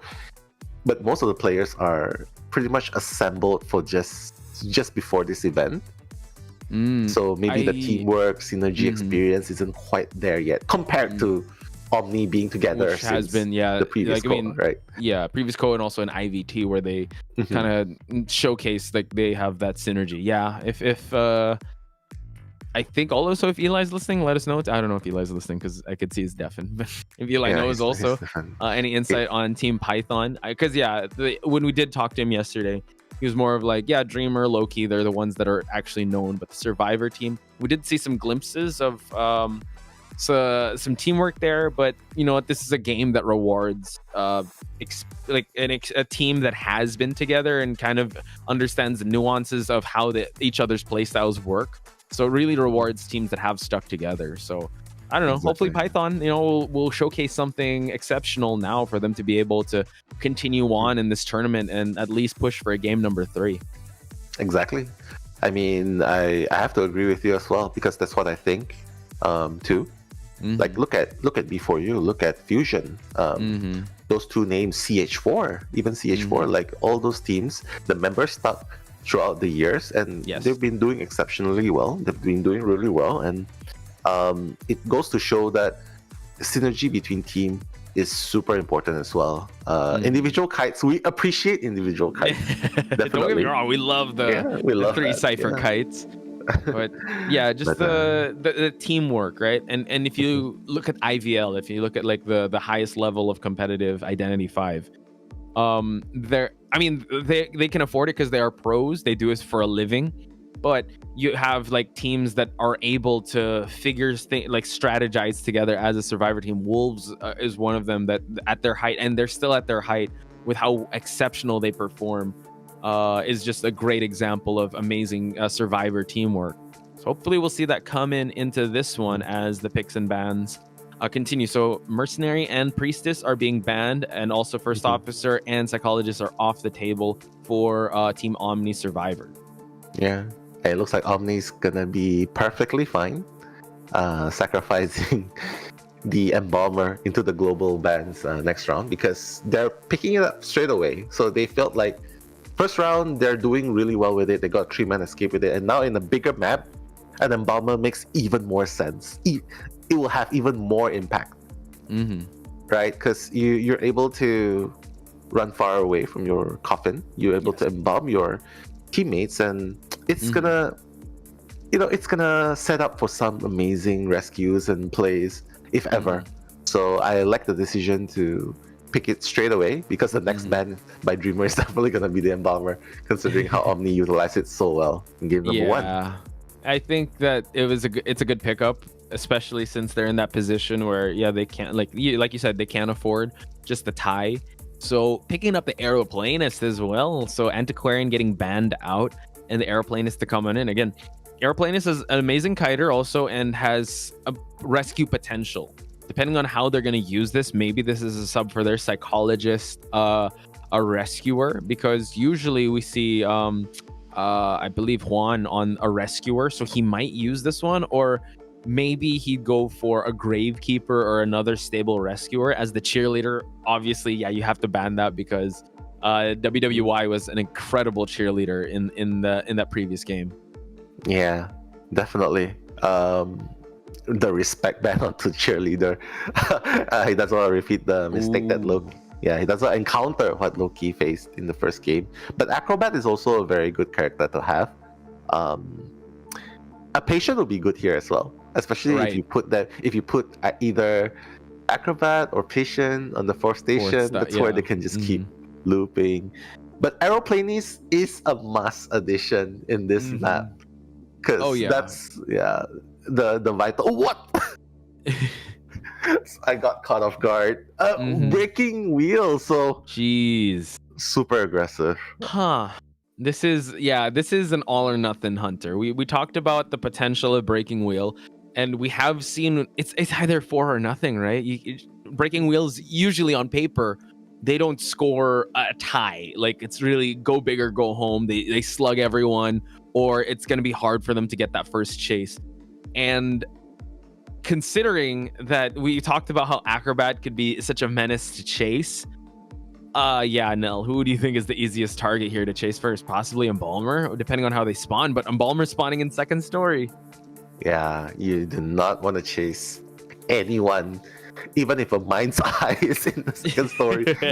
you do not want to go into the second story, because by the time you rolled into the second story, your teammate's probably gonna activate the second stop. By the time Embalmer vaults out the window, he'll be heading for the second stop, going to the third stop. You're already gonna be wasting a lot of time. I feel like you can go straight for the Gardener. The spike's gonna cancel off the bubble anyway, and I think that would make perfect sense. Go after the Gardener first.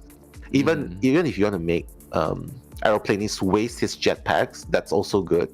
But I still think Agromon should be the first target by Dreamer right here. Yeah, and as a breaking wheel, you can't afford that because you can actually have the gift of speed of just moving around the map. But as we said before, this is all or nothing hunter, and Dreamer coming in clutch. Hopefully he'll be able to get that win for his team in the first half for them to be able to set sail until game number 3. But once again, Potch Spice and Nello Mello on the mic for round number 2 first half. Yeah, can see the breaking wheel. Wow, the Wheel brothers making the rotations, trying to chase Juan actually. So the plan, probably trying to waste the jetpacks here, but Juan is doing an amazing job. Yeah, hugging this tree is actually a good strategy. It's gonna frustrate him to actually, tree hugging. But Juan, let's see if he's gonna use the jetpacks to stay away from this first hit. Using it right away. He's still got a few more charges. One more to move away from the trap, but the trap is gonna slow him down though, Nell. Yeah, he missed the second dash. Otherwise, he could have probably gotten a little bit further. But Juan already half health. One spike onto the Aeroplanist. Yeah, he's already got the full presence actually. He's already got the first presence unlocked. Yeah, the extended spike. So that's all he would need, and now he actually is gonna try to chase him on foot. He's still got some jetpack to work with, so let's see where he's gonna try to opt to go for. Gets hit by the trap. What a 2-pointer fadeaway shoot by Dreamer. That was super good. Before the Aeroplanes could make any moves at all, that perfect trap got him down. So first person down the chair, Posh. Yep, and now Agremont is going to have to go for this rescue. The Gardener, unfortunately, has that wanted order as well, was spotted out early on. Gonna use the bubble to just make sure, but the trap is gonna try to prolong this first rescue, but the last effort popped right away, so again, farmed off a hit off the Aeroplanist.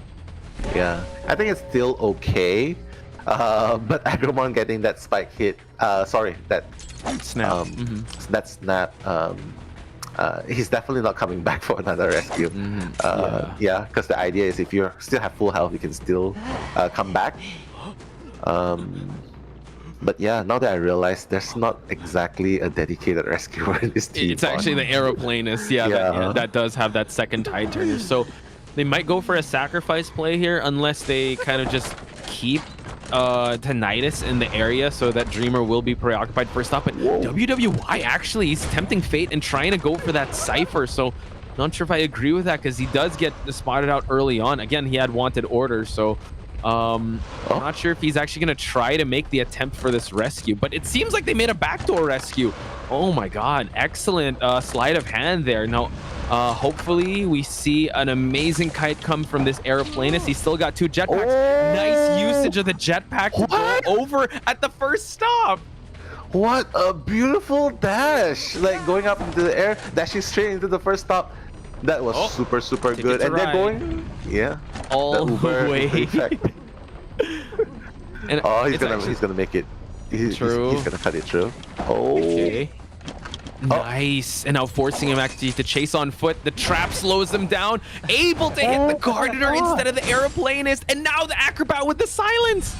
What a beautiful teamwork by Omni survivors there. Like that was amazing. They prolonged the aeroplanist life all the way up to the final cipher. So and now aeroplanist has 1 jetpack left. The last cipher unfortunately is still at 10%, so Juan is gonna have to do an amazing job here. Uses the jetpack to move along here to hide behind this pallet. And now a second spike would actually grant him, but no, gets the blink and now expended the trait this late into the game. They're still fighting, and we see that the acrobat can drop the pallet. What a play! Honor! Beautiful leap into the pallet slam, and just like that, aeroplane is still up and running. And look at the cipher polish; it's already close to 60%. Okay, so aeroplanist, this is actually an intense game. The last cipher is moving on slowly. Aeroplanist has to fall down to this snap, and I don't think they have any stuns to work with anymore. So they might just have to go for this pop since this is the end chair of this aeroplanist. But what a play by the survivors here. Yeah, they're just going to go straight for that pop and push for that end game. Again, they only need a tie to still hold on to their lead here. Yeah, a tie to hold on to the lead. Dreamer has already changed to Peeper, so the teleport would not be in play here. Agramon, 1 snap, probably. Wait, there's no snap just yet. And he's probably gonna embalm. Is he gonna embalm in time? I don't know. No, he's not gonna embalm in time. Yeah. I don't think that's gonna happen. But the exit gates are opening up. WWI has to be able to open it up. It seems like they're able to get a tie. So again, we talk about how Breaking Wheel is an all or nothing, but in this scenario, they're still able to get their victory conditions, which is that tie, and WWI getting the escape. What an intense match. It just seemed like the aeroplanist, you know what, not having the easiest of times at the start, but with a little help from my friends, I'm able to continue on for that last cipher to be primed and ready. If he was able to prolong that chase for the end game pop to happen and continued on, could be a different story. But I mean, Dreamer, I would have to say on this Breaking Wheel, it was no easy task with how well the survivors were well coordinated that way. Exactly. And that one play where the aeroplanist just zoomed all the way to the first stop and riding the tram all the way to the third stop. That one play extended so much time. Plus the highlight, the acrobat jumping into the pallet onto the and connecting with the pallet slam, extending the containment time for Juan. That alone bought so much time for a draw. Otherwise, it might be more than a draw for Dreamer if those 2 key events didn't happen. It was looking that way with how the game was playing out. They really needed to support that aeroplanist, and I'm looking at the replay now where everyone was kind of just scrambling. You got to give it up to both the support of. I mean, the rescue also at the start was really on point, and everyone was kind of worried about WWY like actually being out in the open and first stop trying to decode, but little did they know that the backdoor rescue did happen, and they went all the way up until the third stop. And I would have to say, Omni is a team that loves them their transportations, like exactly with the tram. I'm looking at it now. Yeah, there it is. That was crazy. At first, I was like, "Oh yeah, Beautiful. Honor's just waiting," and yeah, the placement of it was just crazy. That was so good. Exactly. But back to what you were saying, yeah, they just love transportations, and apparently the transportations love them too, because it appears at the right time for them, and it's just very unfortunate that the acrobat wasn't close enough to the aeroplanist to force heal, because by the time he snapped the aeroplanist, the cipher was at 87%. I think that could definitely buy a little bit more time. And even if the breaking wheel hits Terra shocks the acrobat, force healing, right? Terra shocks him, they could still, crawl up against each other. Yeah, exactly. Yeah. So it's gonna be hard for the pickup. And I see a Yeah, lot of the people right also one. saying like, "Oh, why would he pick up in that pallet?" Again, when you're in the tournament situation and like there's that heat of the moment, and you know what, the pressure, like we were talking about for the hunter side, you're gonna not think of that. You'd want that, especially since the airplanist is on his last share. You just want to have that elimination. So there is definitely a lot of pressure that is being put on these teams. Again, there's a lot of people that are speculating they should do this, they should do that. Maybe try competing and like being in their shoes, because again, it's easier said than done. There's so much pressure on the hunter side and also on the survivor side, and you got to give it up to them for actually playing in front of you guys all, because again, it's not easy to do what they're doing. And for Omni to pull this one off is just an incredible showing of their survivor team, because as we said before, they were actually well on their way to actually not get the victory here, but for them to get the tie is just a great showing. Yeah, they're a proper team. They're an experienced team, and it shows. Like, even like quoting an audience from the chat, what a clean teamwork display right there. Yeah. And the teamwork was indeed clean, and you gotta give props where it's due. They really do play like a team. They support each other, and Juan, with the help of the teammates, he got to 100, close to 160 seconds against a full presence breaking wheel, and it shows a lot about the teamwork that they have. And Dreamer, by no means he played bad. He played really well and stable, and under, like what you mentioned, under so much pressure in the late game, like only one cipher remaining, he's gotta know the cipher's close to prime. He has to try and pick up one, and just unfortunate that the pallet was his toes was in the pallet slam area. Again, it's just those minute details. Like the devils are always in the details, and for them to actually have that pallet there ready for him to get slammed at, and that really was the game changer in that situation. Kudos to Omni. Again, Dreamer did an amazing job. He was really well on his way. It was just that the teamwork was really on point, and they looked really sharp. And again, this is a showcase of who will represent NAEU, and we want to know the best of the best, and the teams will go up against each other to figure out who is the two. So we're gonna have one today and another one tomorrow on the representation of NAEU, and Omni's making a pretty good case for themselves with how their survivor team is doing up against Python. They will go up against the winner of the next match though, so again, they're well on their way, and possibly if Pit Stoppers can just win this match, get a 3-person elimination, they call themselves the victors in this part of the bracket. Yeah, exactly. Omni needs to get, how many does he need to get? He needs to get a 3K, right? Yeah. Correct me if I'm wrong. A 3K, right? Yes, correct. And for Python, if they tie it, they still prolong it. Yeah, they can prolong it. But honestly, they should probably look to settle it in game number 2, the second half, because if you tie game number 2, game number 1's massive point difference is going to be too much to come back from, right? So I feel like if Omni wants to do this, if Python wants to have a shot of a comeback, they gotta do a 3-man escape somehow. They gotta pull it out of Pit Stoppers here, because after Pit Stoppers 4K, Okay, so I'm looking at yeah. his what hunters he brought out, right? And he brought out the Dream Witch, the Bon Bon, Opera Singer, and Joseph in IVT. But I mean, he could bring out other hunters as well. And like you said, they can actually just keep going for ties, and they should be okay.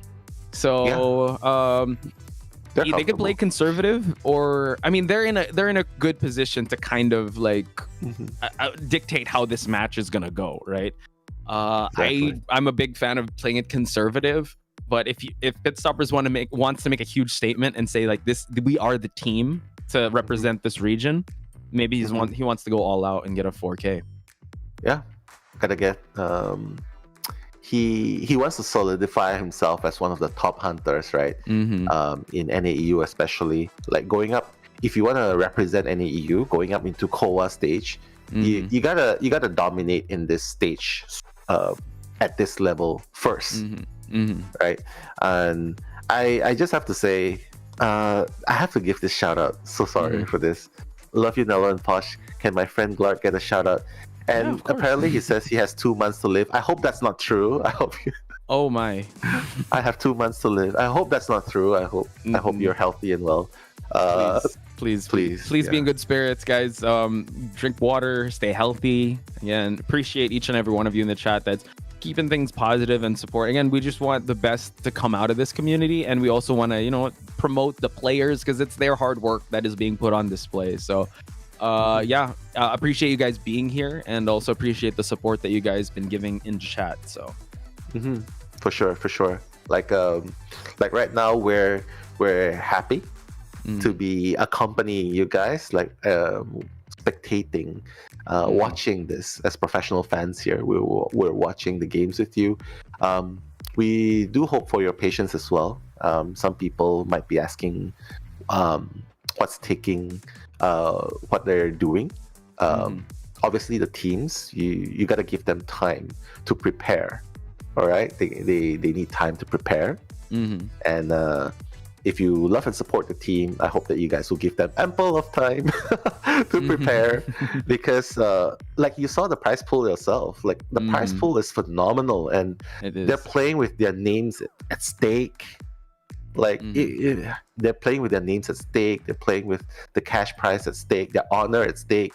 So you gotta give them time. You gotta give them time. Yeah, again, we want the best possible conditions, right?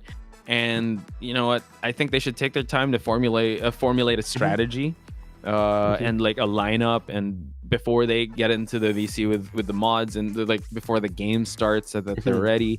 Before they start the picks and bans, they want to be the most optimal, right? Do their.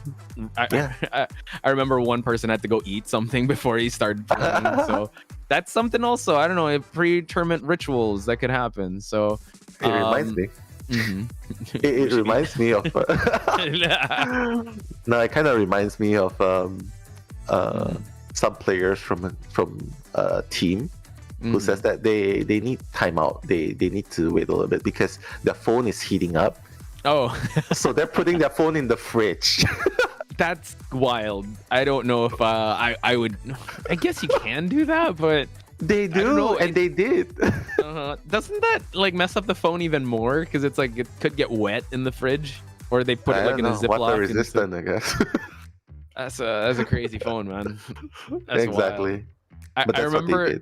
I think there was one person also. I think was it in our community tournament that they were unreachable because they were in the bathroom or something. Like they didn't bring their phone. Give the players their time to get their wits about them, guys. So we are already in the picks and bans. Will this be Python's last stand, or will they be able to push things through to game number 3? We're gonna find out as Pitstoppers locks in his first bans of the game. Yeah. I think Embalmer is becoming a staple ban here as well. Right, like Embalmer with it's just such a hard target to chase, especially when you put him on the second floor. And Pitstopper, it feels like Pitstopper is just learning from the pick behavior patterns, the ban and pick patterns from the previous round halves, and just doing it in this round. Like, okay, yeah, I don't want to do Embalmer, bye. But that does open up an opportunity for Python. to pick up Mercenary and Aeroplanist. And Aeroplanist, he was the one kiting the longest in the previous game with the jetpacks, with assistance from friends as well. But he's definitely a person that you wouldn't really want to chase first, ultimately here. But I'm not Pit Stopper. Who knows what he's thinking? He's probably like, yeah, I bet I can get him to waste all the jetpacks in the first minute. Yeah, we definitely have to trust in Pit Stoppers. I'm pretty sure out of everyone that knows what Pit Stopper's thinking, it's Pit Stoppers. So hopefully he'll come up with a plan for this. Very strong picks. This really just shows that they mean business with a Mercenary and Aeroplanist to start things off. And Edgar Hater's not going to like this. It seems like we're going to see a Painter to come into the mix. Hopefully we'll see some awesome stuns from these paintings coming from Team Python. But Seer is going to get banned. So I'm not he might go for BQ with how this is looking with the Seer ban and now the Barmaid as well. I mean, BQ is good here as well at the mirrors. You can definitely do very long range sniping. Yeah, the mirror snipes. But if he does go BQ, I would definitely love to do a little bit of prediction how many mirrors. You always do this with JoJo, man. All right, if ever that's gonna happen, I'm down for that prediction as well. It makes the match a lot more interesting, but I'm not the best when it comes to predictions. So we just have to see. Again, back in IVT. Just a reminder to everyone, the hunters that Pit Stoppers did bring out were Dream Witch, Bon, BQ, Opera Singer, and Joseph. And it seems like we're not going to see any mirrors, but we are going to see a Opera Singer coming out into the mix here. So single hit hunter nonetheless. That's why the Seer and Barmaid are banned. Unfortunately, I am a big fan of his BQ. We're not going to see it just yet, but we are going to see a revamped Opera Singer. Again, he brought it out in IVT. It wasn't as refined, so hopefully we'll see a really spectacular Opera Singer performance. But on the side of the survivors, how you liking the odds here with their picks and bans now? I mean, first kite needs to be really strong. Right. You gotta replicate the success of the cheerleader in game number 1 against Loki's Opera Singer. So that's what they have to do. They gotta replicate that success. The first kite needs to be strong, while the Opera Singer still does not have presence built. But with the Painter, it takes time. You gotta look at the hunter's face before you can start painting. But ultimately, I think they have a good shot here. Right. It just depends on minimizing the mistakes made. True. And with that being said, folks, would this be the last match that we're going to see between Omni and Python? We're going to find out in just a bit. It's going to be Python versus Omni, round 2, second half. Once again, Potch Spice and Nello Mello at your service for this matchup. Yeah, coming to the match, fast and furious. You can see that the Opera Singer already making a chase, a beeline for ZY. Oh, ZY not getting caught at the wrong side of the pallet this time. That's good. Nicely done. Yeah, just spam the pallets early game. Even if you get the first hit. Whoa! Try to double back attack. Yeah, and now, he's going to use the Remnant to just, negate that pallet being used. And now Opera Singer getting enticed by the painting. Again, good usage, but now he's going to have to drop another one. So again, he's going to have to kite for a little bit longer, even though this is going to last a minute. Oh, tried to go through the pallet, but that was so close, Nell. That was super, super close. And Pit Stopper has his bling ready. Oh, and he doesn't even need to use the bling. And that's a classic example of how you use the shadow to catch up. Pit Stopper used that to the full extent, right? Like he didn't miss, and it helped him catch up to the Painter without wasting the bling at all. So pretty good start for. Yeah, I would say very calculated, very efficient. Like Pit Stopper is not like shadowing back and forth like we usually see, like staying in the shadow realm. He's just waiting. Very reactive play style so far. But now, just close camping because he knows that they need to be able to get this rescue going. But it seems like because it's gonna be harder if they actually don't get this rescue. But again, it's the Painter, so you can actually make him sit in the chair for a while. Mercenary cannot get Terror Shock here. Oh my God, no! Oh my god, just as you said, he couldn't get Terror Shock, he got Terror Shock. And ZY's painting is not even done! His painting, I'm sorry. oh my god, his painting was 90% done, and he got hit by the charge attack, and that's gonna be a double down. The ciphers are not looking good at all. Like 2 ciphers done, but at this point, you gotta get more than just one. Oh my god.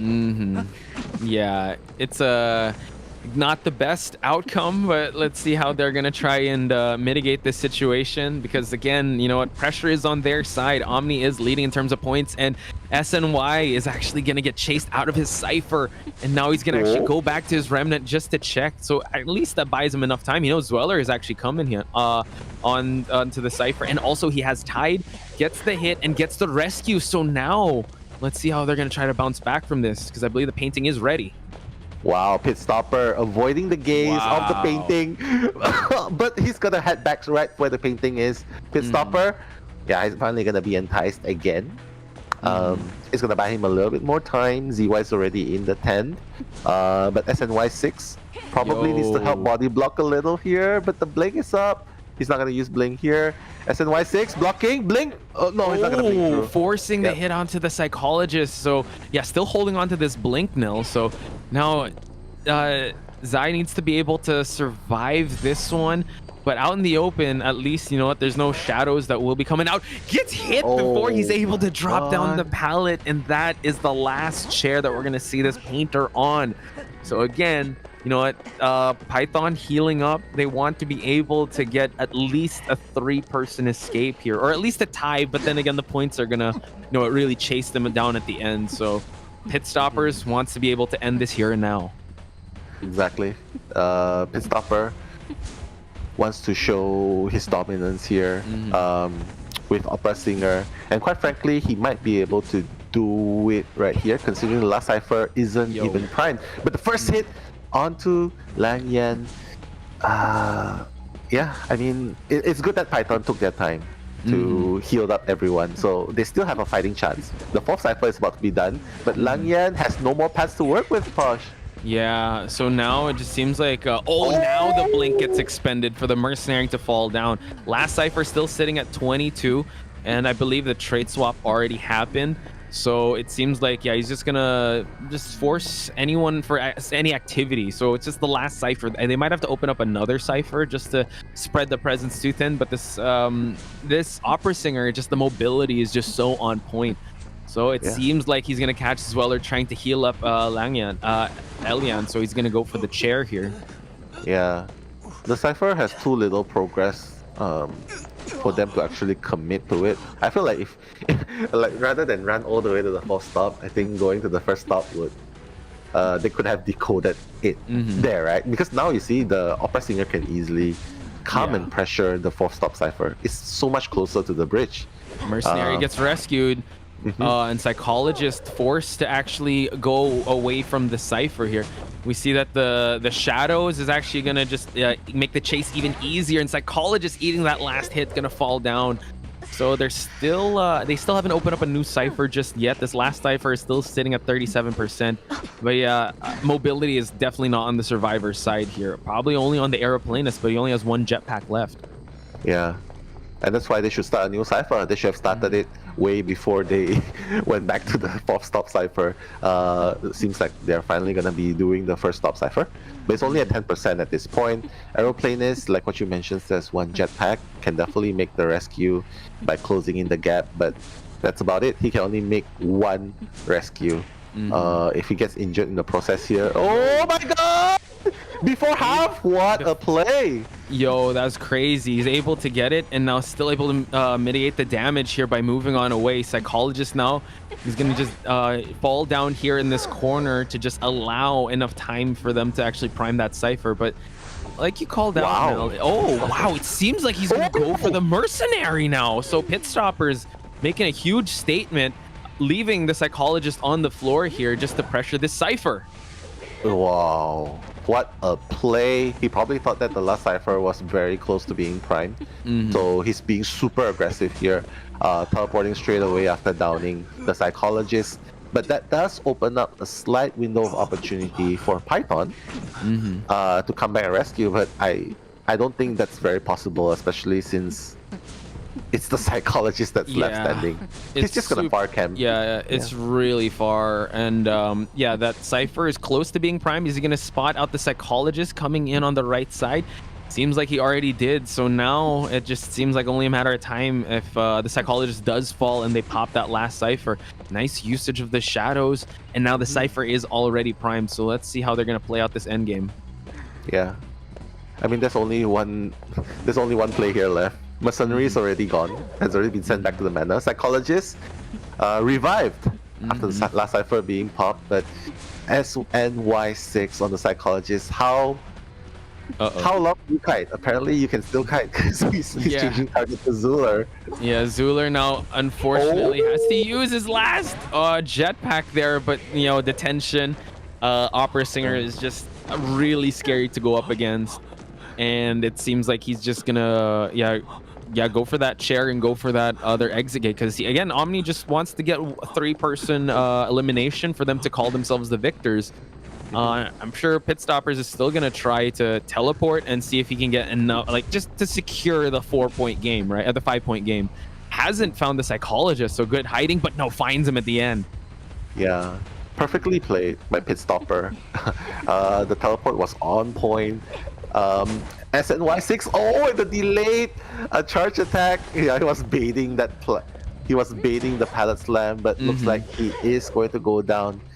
And there you have it, a second 4K by Pitstoppers. Congratulations, Omni. They're moving on to the next round. GGs are gonna go out. Omni has showed a dominant performance not only on the Hunter side but also on the Survivor side. And that's what's so terrifying. We talked about how Pitstoppers, he kind of delayed him bringing out the Opera Singer, and him bringing out in round number 2 really amped up the pressure on the Survivor side. And you know, him having that Dream Witch at the start is actually going to be a problem, because if you can't handle the Dream Witch, the only way you can do it is actually banning it, and then you have to deal with the Opera Singer, unless you can think of a way to, you know, face Dream Witch round number 2. But I would say that his Dream Witch performance was, I mean, he has more experience on that Dream Witch, right? His Opera Singer is still very good because, again, Opera Singer is the meta. And in a big map like this, where survivors are really spread out, you really showed how well this Hunter is in competitive play. Yeah, they don't really have a lot of survivors that can come back in the mid to late games. For example, Psychologist, like you saw what happened. He changed target to Masonry. Masonry went down. No one could rescue. Like Psychologist, even though you're at half health and even though the Cypher is primed, you can't really do anything there. So very good stuff with the band pick phase. Very good stuff with the understanding of the resources left for the survivors. And Pitstoppers just pulling all stops, just stopping the survivors in their tracks, like teleporting, best decision. And finally, I'm just looking at the replays here. Like, yeah, SNY6 they couldn't have been anything more to be achieved here. Like, yeah, it's just really hard to play in this kind of situation. But ultimately, they got a lot of heart. They definitely played to the best of their abilities. And we gotta give props to them for that. Yeah. Like, they show a lot of heart.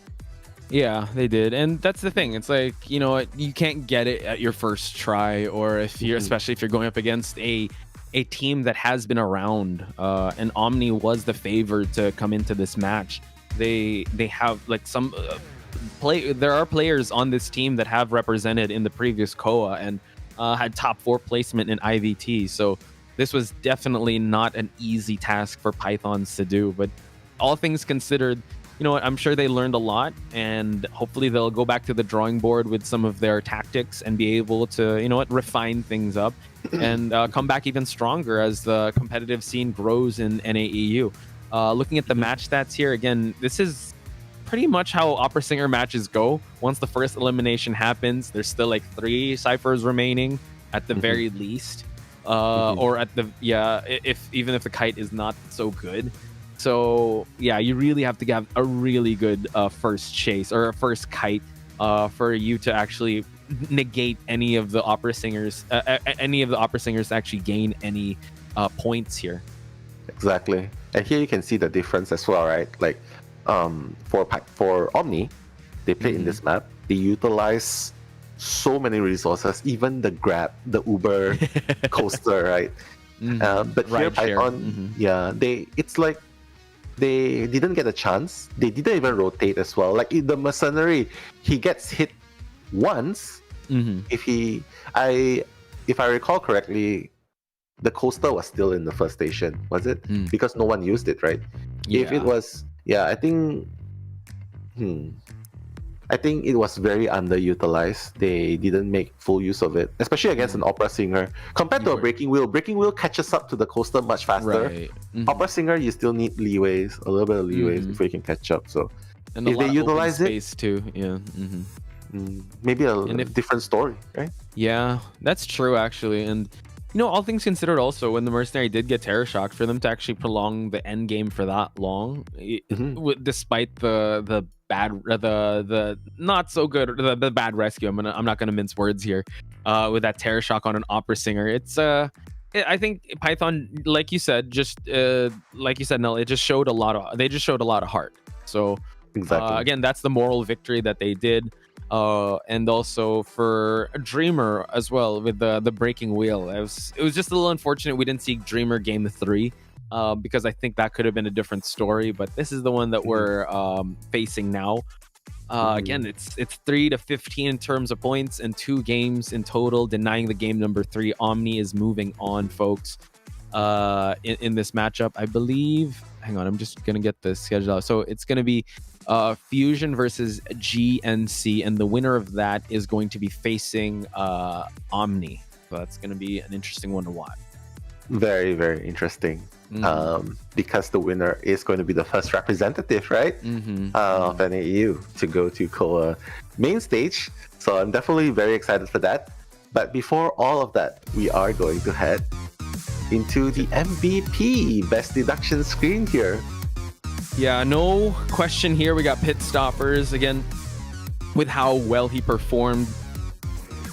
4-man elimination, that is his record in the qualifiers. That is his bare minimum. With his incredible opera singer and his very terrifying Dream Witch. Hopefully he'll still live up to these stats come match number 3, but we just have to wait and see who will be the winner of Fusion versus GNC. But for now, congratulations to Team Omni, and also show some love and support for Team Python. I saw a lot of love in the chat, a lot of snake emojis in the chat for them. Just showing their support, because you gotta love to see support for the underdog team, if you would, since Omni was favored coming into the matchup. Exactly. Like going up against an experienced team is definitely not an easy feat. But then again, being on the stage itself is already an achievement in itself, because the more experience you gain in this kind of in these events, the more you'll be able to pick up, the more you'll be able to grow individually as a team. So it's definitely a win-win situation at this point. But you know what, Tosh? I think we are going to head into an interview section. I think we have to, we just have to wait for the go segment. We're not even sure who we're going to interview just yet, so we're just going to wait for that. But this we got to love about this year's COA, right? Interviewing the players, because we actually, the only time I interview players is I just, message them or just look at like what they say from the interviews that the NetEase people actually asked them. So I'm looking forward to this interview. I'm not sure who we're interviewing yet. We just have to wait and see, because Homebase is actually telling us that there might be some changes, but yeah, we will have an interview segment, folks. So look forward to that. We're interviewing one of the players of Team Omni. Yeah, standard questions or quick fire questions? What do you think? I feel like maybe standard. I think the quick fire questions is for the winner, like the representative, right? Because we did that with Meow Pie, right? We did. They're more of a relaxed mood, because I feel like if we interview them now, I think they're still kind of going to be in the zone in some way. So I don't know if they're going to be as we're going to do WWY, but we're just checking if that's going to be the one we're going to interview. So because I feel like they'll still be in the zone. So I just want to ask them like more tactical stuff. I don't know, but if you have quick fire questions, I'm not sure. Nah, the only quick fire question I can think about now is just bacons or eggs. All right, folks, we're not going to keep you guys waiting any longer. Let's head into our interview segment with the winning team, Team Omni. Hi, guys. Hey. Hello. WWY. First of all, congratulations. Potch Spice and Nello Mello here, commentators here. First, quick question. How are you feeling after that amazing performance? I'm feeling so excited. You have no idea. We were coming in stressed, but at the end of the day, we got it done, and we won. Nice. Yeah. Nell? I'm just looking at your name, WWY. So I'll start my question with, what would you do? What would you do? What would you do when you were being put in the position against to take first kite? Were you expecting to take first kite against the opera singer in game number one? And how were you expecting? And what were you expecting? Actually, I kind of was expecting it. We have like these whole routes. We do these trainings. I was prepared, but I was still a little surprised because once you get into a match, you have to get into the zone real fast, or you make mistakes, and it's real hard. Yeah. I have to ask. This is more of oh, sorry. You continue. Sorry, I was gonna ask a follow-up question. You can go. You can go. I'm done.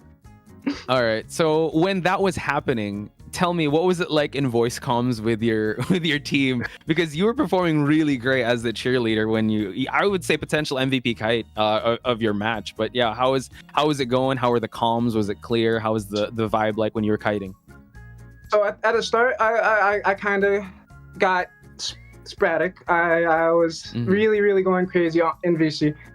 But like once the kite happens, I just went into the flow. Things got settled, and my team, great at calming me down. I really appreciate them, because without them, I wouldn't have done that great. I'll be honest.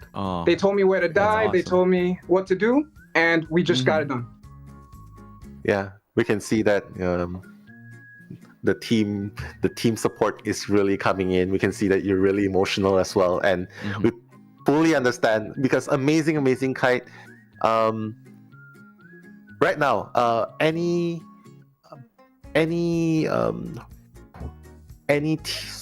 which team do you think you would be facing, and would you be rather facing in the next team? And if you could give us your predictions for like the next match, and would you like rather face a certain team? Well, my predictions are Fusion, but I would like to go against Goodnight Call. I actually have a very fond history of Goodnight Call's hunter, Santi. He's a very good hunter, and I'd love to go against him. Okay, awesome. Before we end this interview, I just want to ask if you have any message for the people that are going to potentially face you, and a message for people that are supporting you, because one of the comments that did stand out in the comment section was, wow, Omni is super, this is a refined team. So any words you want to give to your supporters? For my supporters, I just want to say thank you, and I really appreciate it. Without you guys' support, I probably wouldn't even be here. Wow. It's like you guys were calling on to me, and thank you. Thank you, too. Oh my God. WWY, congratulations once again. I hope to see that same type of performance and fire in the qualifiers, and we can't wait to call your next matches. So thank you so much again for your time, and congratulations. We'll see you out there again. Thank you so much. Thank you. Bye, guys. All right, go rest up, man. Go for it. Wow. Amazing interview, man. Overcome. Can clearly see that he was overcome with emotions and good emotions. I would be very emotional if I managed to kite in that situation. And that's the thing. It's like they're so close to actually, getting their ticket to COA, right? And WWY also a great addition to Team Omni, right? We didn't see him in IVT's tournament.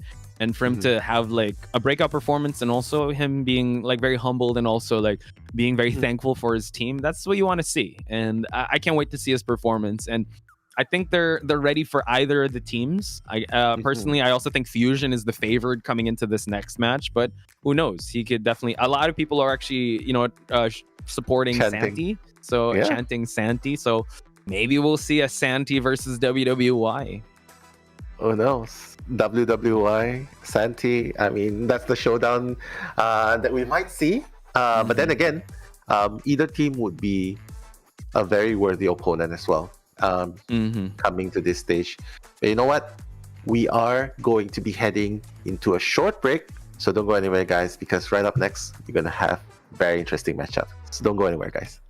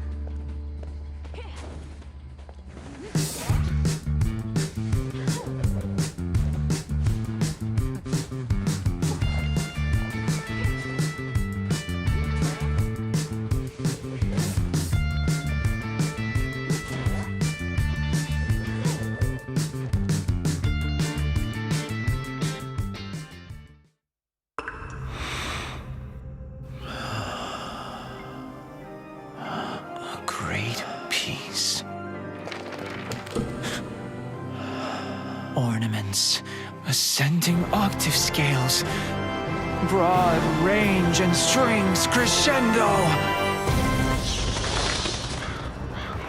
In an instant, the stars fell from the sky, and the musical notes sprinkled to the ground. We are going to find out who wrote the rest note.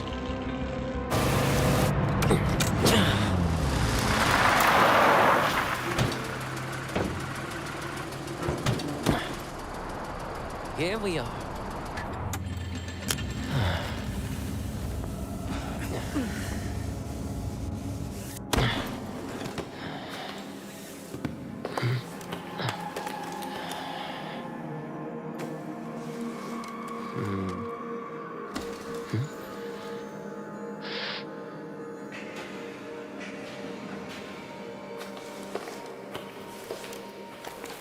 Is this mycelium?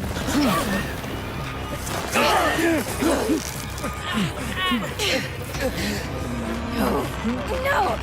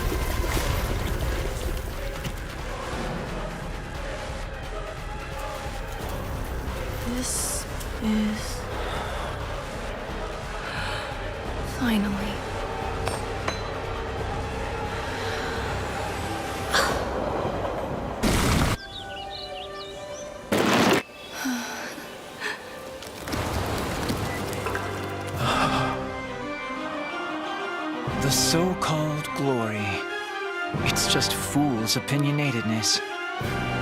In the quest for the unknown, we may have a glimpse of the brave new world. The rest note is announcing the advent of the greatest masterpiece.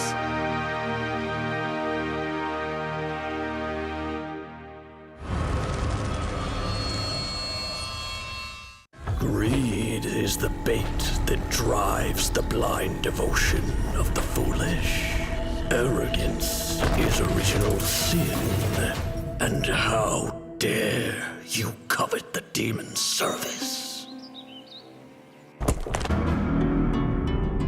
When lava flowed through the heart, I heard an ancient pulse. It is calling out to me.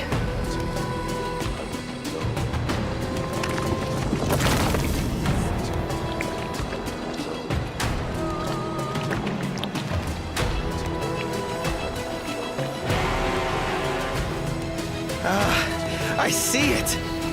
I finally see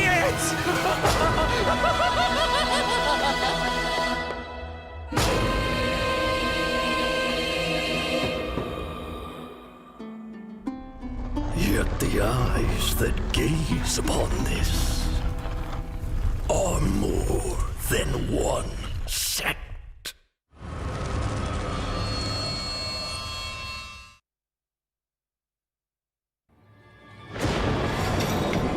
When I heard the bad news once again, I knew the time to make a choice had arrived. The people around me often say music is my mission and glory. Their empty words intertwine into chords, and the notes played by them sustain the prosperity of both dynasties.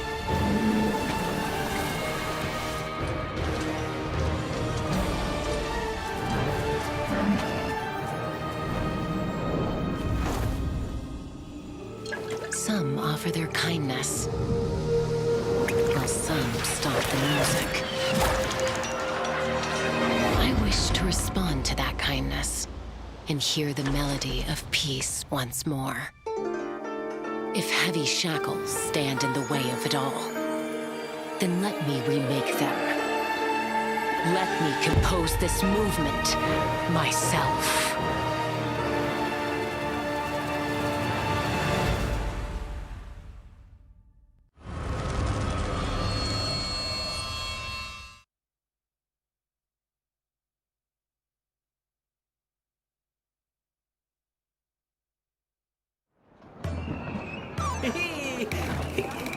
The king of serpents, elusive yet prominent. Its form is ever changing.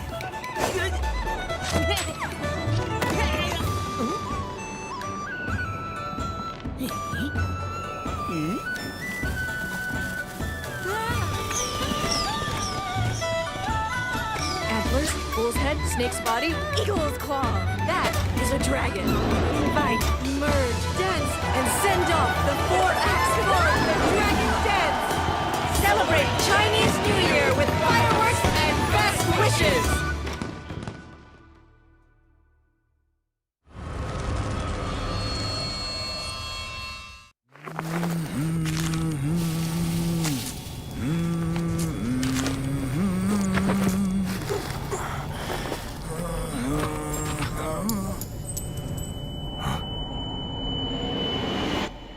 If the father is a miner, so shall the son.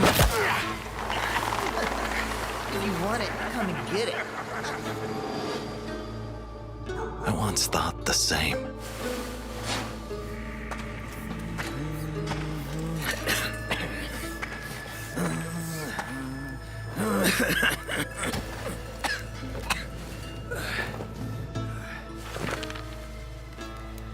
Kind child, please, not abandon me. No! You don't want to do it, you hypocrite!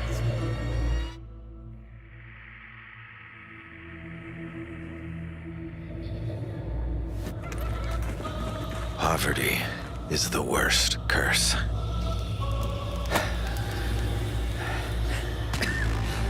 But sometimes there are ways to make a change.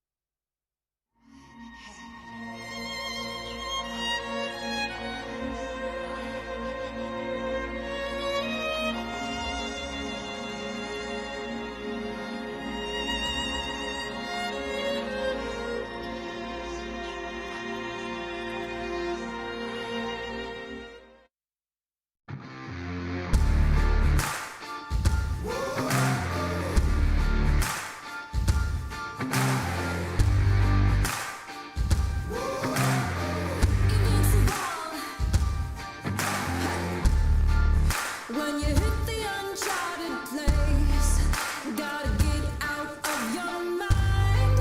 Stomp it out every single time. Whoa, yeah, we're making history. This moment we're gonna own. Slam it down! Exclamation point. Whoa, this is how we do.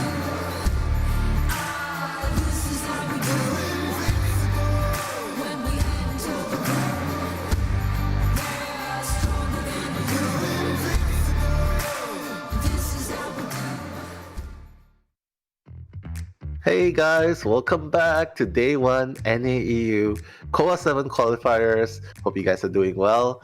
Joining me is the one and only Chocho. How are you doing today, Chocho? Currently it's still the morning, so yeah, a little bit lethargic, but still very excited for this second matchup of the day, FZN versus GNC. FZN, a very well-known team. Everybody knows them, but for GNC, I think we're seeing a couple of new faces, which we will go on to the players introduction very soon. Yeah, I mean, I definitely love both teams as well. Fusion, I love Asian fusion. I love Japanese fusion. For GNC, the protein shake you take when you go to the gym. But all jokes aside, Fusion and GNC definitely two well-established teams. Fusion making it all the way to the finals of the qualifiers. And of course, GNC. I see some Latino fans as well chanting Santi in the chat. So I'm very glad to finally know that Santi is Latino represent. So I'm really looking forward to these matchups. Yeah, and for Santi Devil, I kind of did some research. Actually, it's an ex-member of Team ADM, as I think WWY as well. Why? Yes, we had the interview with him, right? He said he has some history with him because they were both team members of the same team at Team ADM. So kind of like a coincidence that they might potentially see each other later on for that matchup. But moving on to our players introduction, we have FZN's Momo, Scar, Sally, Mushin, Ching, Lace, as well as Polars. Sawi. I like how they make a play on the name Sally into Sawi. But of course, let's go to the main hunter, Mushin, displaying the full skull, and I believe the opera singer as well from the previous event. I remember you singing very high praises. I think we all did, because his opera singer was super smooth, super silky. Right? Yeah, extremely. I mean, arguably might have been one of the best opera singer I've seen in the NAEU region. He's very flexible, and he's able to adapt quickly to new changing hunters. I mean, with the upcoming meta, and also, I mean, with this full skull. Unfortunately, though, we haven't really seen any full skull in the NAEU and also in the SE qualifiers during the COA7 qualifiers. So, hopefully, Motion might once again show us a potential good matchup with that full skull. And now moving on to Qing, actually a well-known hunter in China, right? Yeah, well-known hunter in China, Qing He, I believe. Is that the full name? Qing H so far. Plays the witch, the dream witch, also plays the opera singer. So a really, really nice fit into Team Fusion. Definitely looking forward to seeing if Qing H will be making an appearance in this event. Because previously I feel like it was, if I recall correctly, it was Mushin playing the entire 3 BO3s. Yeah, yeah, and I think the time his sub hunters were his sub hunter was Dreamer, which unfortunately they have already lost in the previous matchup. But we still have to focus on FC, and they shall move on with this match in this team composition that they have kind of brought along with Qing as the. I'm not sure whether Qing this time will be the main hunter or the sub hunter. We gotta wait a little while to see in that BO1 matchup. But now moving on to Momo, yeah, this guy. He's very well known for his kiting, his harassments. So hopefully today they will show us good performances. And now moving on to Scar. Yeah, Scars, the rise of the aeroplanist, for very good reason as well. The dashes usually fits into the rescuer role, but he can kite if needed. Like we saw the kiting did 160 seconds by an aeroplanist. So definitely a very, very strong and significant character to pick up in the team roster. But next up, we have Sawi from Fusion. Still remember Sawi back then when she was still Sally. Plays the entomologist, Chocho.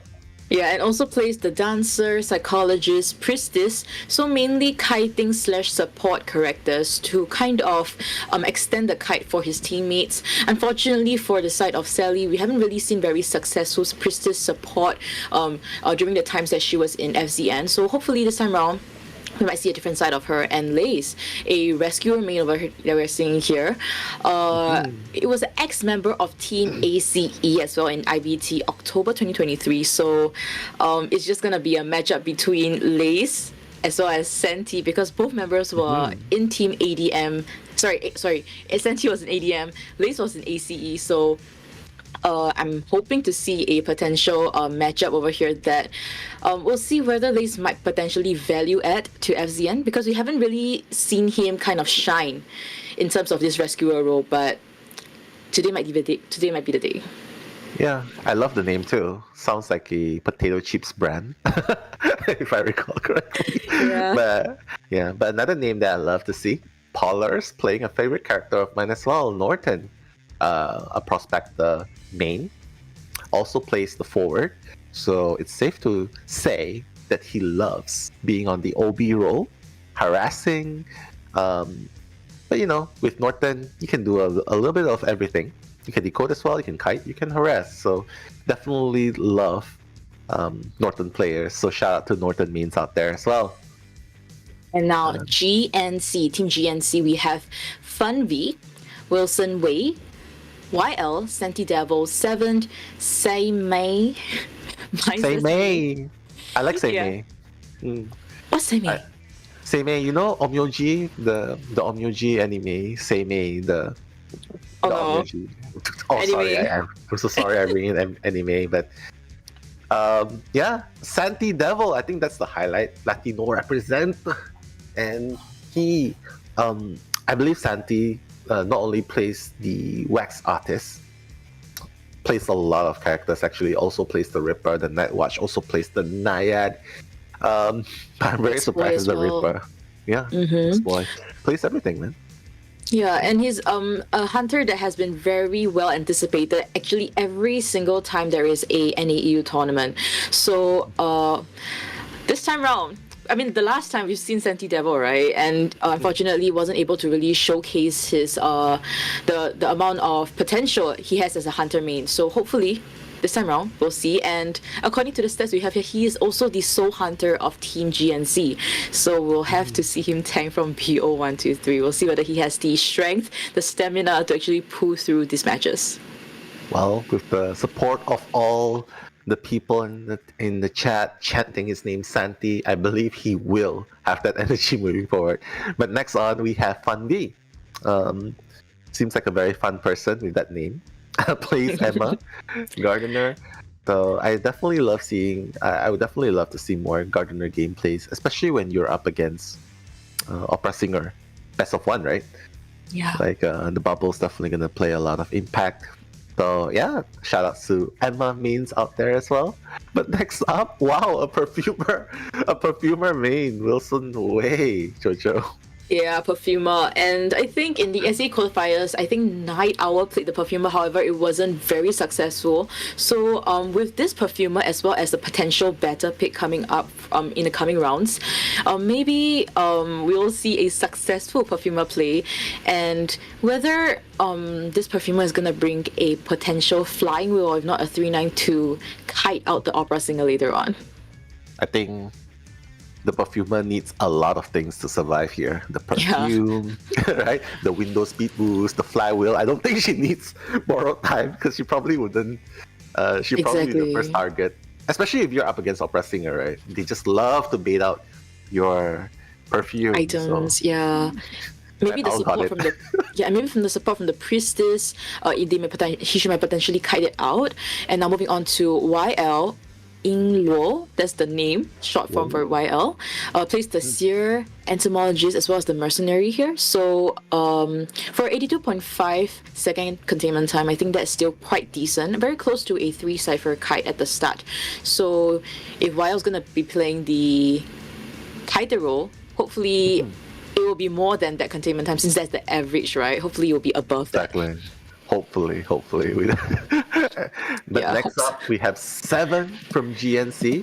7. I like how, in my brain, for some reason, I can associate each and every name to an anime. So no, 7 we gotta associate to this song, this K-pop song, or like English song from Jungkook. Monday, Tuesday, Wednesday, Thursday, Friday. My God.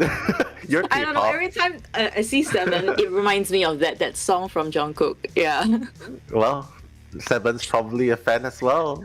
Only time will allow us to know. But one thing's for sure, Dancer is the go-to character for 7. But next up, we have Sei Mei from Omni. Please do let us know if you're a fan of Omni as well. But Sei Mei plays the batter, plays the psychologist, even the lucky guy. So I would say he pretty much fits into the role of a filler. Maybe, but this guy's stats, 41 seconds containment time, slightly lower than average, maybe not the first kiter. Average rescues of 0, but a average escape rate of 100%. This guy confirmed escapes either through the dungeon or opens the gate and just leaves his teammates. Make sure that at least there won't be a 5-0 score to that hunter. So something very important, and maybe we have to take note of that when it comes to the later rounds. Sei Mei, right? And now moving on to My Sesame. Yeah, leave everyone behind. My Sesame probably knows about it because My Sesame only escapes half the time. So he probably knows that, yeah, dude, I die so that he lives. I die so that he lives. So maybe that's why you see the 100% there. But all in all, I feel like they have a pretty diverse, well-rounded lineup, right? Everyone can play a lot of different roles. We even see the perfumer. In Southeast Asia, right? Here's a little bit of fun fact. You know the moment when people, when perfumer mains, they play, and then they miss the perfume, and then they get damaged, right? They get damaged without using the perfume, or the perfume didn't work. In Vietnam, they call it chin su. What does that mean? It means you're a fish sauce. It's a fish sauce brand where it means that you're a half-blood, you're a two-blooded perfumer, because technically with 3 perfumes you're supposed to be able to tank even more, right? Yes. Yeah, but it means two-blood perfumer. So a little bit of trivia knowledge there. Yeah.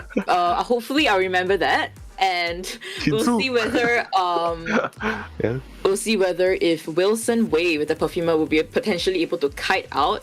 But I feel like it's really like a double-edged sword. But we'll talk a little bit about that in a bit. But I'll look at the map selection over here. FCN banning out the Secret Hospital, having their hunter up first, and GNC picking the Red Church, and their survivors will be up first. So now, Red Church and the potential opera singer pick. How do you think it might fare? I think it will be very hard to go up against an opera singer in this map, because it's technically a good map for opera singer. Unless you go through the windows, then that's gonna help you buy a little bit more time. The middle church. But technically, I see that there's a lot of spots for him to mind game, to dash from left and right and bait the survivors to vault prematurely or a little bit too late, and then you Terror Shock. Can see a lot of that happening. But how about you? What do you think is the odds of opera singer in Red Church? I think the terrains, right, when it comes to like open air, is kind of hard for if you want to kite. Kind of hard for the opera singer if you want to kite against him. But after he opens his first skill, right, where he kind of throws his shadow pathway, it actually allows easier mobility. So that will actually be a lot better once that happens. But speaking about perfumer being a double-edged sword, I know that we're talking about opera singer. Yeah. Thing is that if you actually manage to use all three of your perfumes and the hunter actually hits you every single time you return, you're actually giving Hunter presence as well. So if you successfully use all three and get 2 basic hits, you technically am giving the Hunter second skill already by the time you down. So whether it's a good idea or not so good idea, we have to wait and see how Wilson Wei might potentially play out this perfumer. But then again, it's not confirmed that he or she will be picking that still. But on the side risky, right? Kind of risky, absolutely, because you're really trying to. Opera singer has a kind of short distance when it comes to hitting, right? But she's super fast, and she can technically wait it out. And if you decide to return back to your perfume where you first sprayed it, opera singer can do the same thing by teleporting back to her first remnant. So, just gotta wait and see how that might potentially play out. But with Mushin over here, we've seen him pick the opera singer at Red Church the last time in IVT. So do you think he might go for the same one or go for the full skull? I mean, no reason why he shouldn't. Like what you said, he's super smooth, super silky when he's playing opera singer, and we saw that the last time he did it. So I think it's just a matter of GNC drafting the best lineup up against the opera singer, and apparently they think that Vera is going to fit really well should they come up against an opera singer. What do you think about the perfumer's chances against an opera singer here? Really tough. Hopefully Wilson Wei can potentially outplay Mushin. Very tough though, but I definitely do understand the Gardener pick. With that show at the start, it wouldn't be a potential, or it wouldn't be an instant now situation. Also with that bubble, she can potentially go for a free rescue, or potentially go for free rescue and help tank a hit, allowing the kiter to potentially kite out, have a rebound kite. So we'll see how that potentially plays out. But definitely these two characters can be globally banned out. It's definitely worth it. I think one thing we have to point out as well, right, in Omni's first matchup today, is that they actually picked the first officer right from the get-go in BO1. So whether it will bite them in the back, we have to see in the third matchup of today. But focusing on this, they did pick the mercenary, securing it as their third pick, and our potential cheerleader being picked over here as well. Yeah, I mean, if they can replicate the success of Omni, WWY's cheerleader against Loki's opera singer, I mean, that would definitely be a huge contributing factor to GNC. And I just have to say this, opera singers coming out, and GNC with their motto, young and rich, tall and handsome. I like their motto already. So, young, rich, tall, and handsome. Tall and handsome. We wish we were that. I wish I was that. So yeah, I wish I'm that too. Rich. What are you talking about? What are you talking about? You're young and rich and good looking and tall. Wow, thank you. Six apples tall, by the way. Coming from you now? Okay, thank you. Yeah, I'm only 5 apples tall, but looking at the 7 spawn apples tall, I think. 7.5. But looking at the spawn locations, though, you think he's gonna go straight for the cheerleader here? He can potentially go for that. I think a lot of these characters in front of us right now, I think Mushin don't really see them as a threat. Mushin, I mean, being arguably one of the strongest OS hunter in NAEU right now, I don't think he has anything that he'll fear. But we will head into the match. I'm Chocho and I'm joined by Nello Mello. We'll bring you BO1 first half between FCN's Hunter versus GNC Survivor.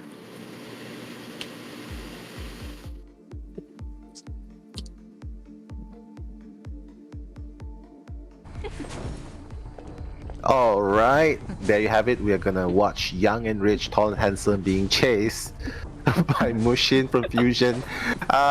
He's still finding his first target, going through the window. Probably gonna spot out YL very soon. But Funvi is in the vicinity, so not a very good idea to have two survivors flock at the same area. But it seems like Funvi is gonna be moving away from the position, and YL taking the first kite.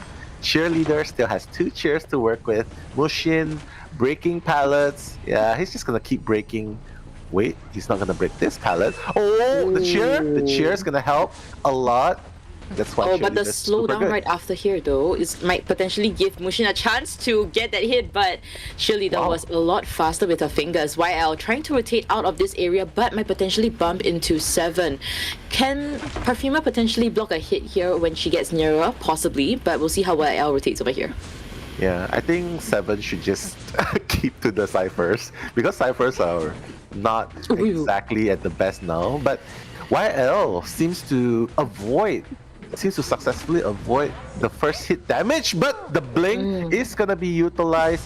But it's fine though because YL YL going through the window, getting a little bit of boost, but no cheering to work with, and seems like it's gonna go down pretty soon, Chocho.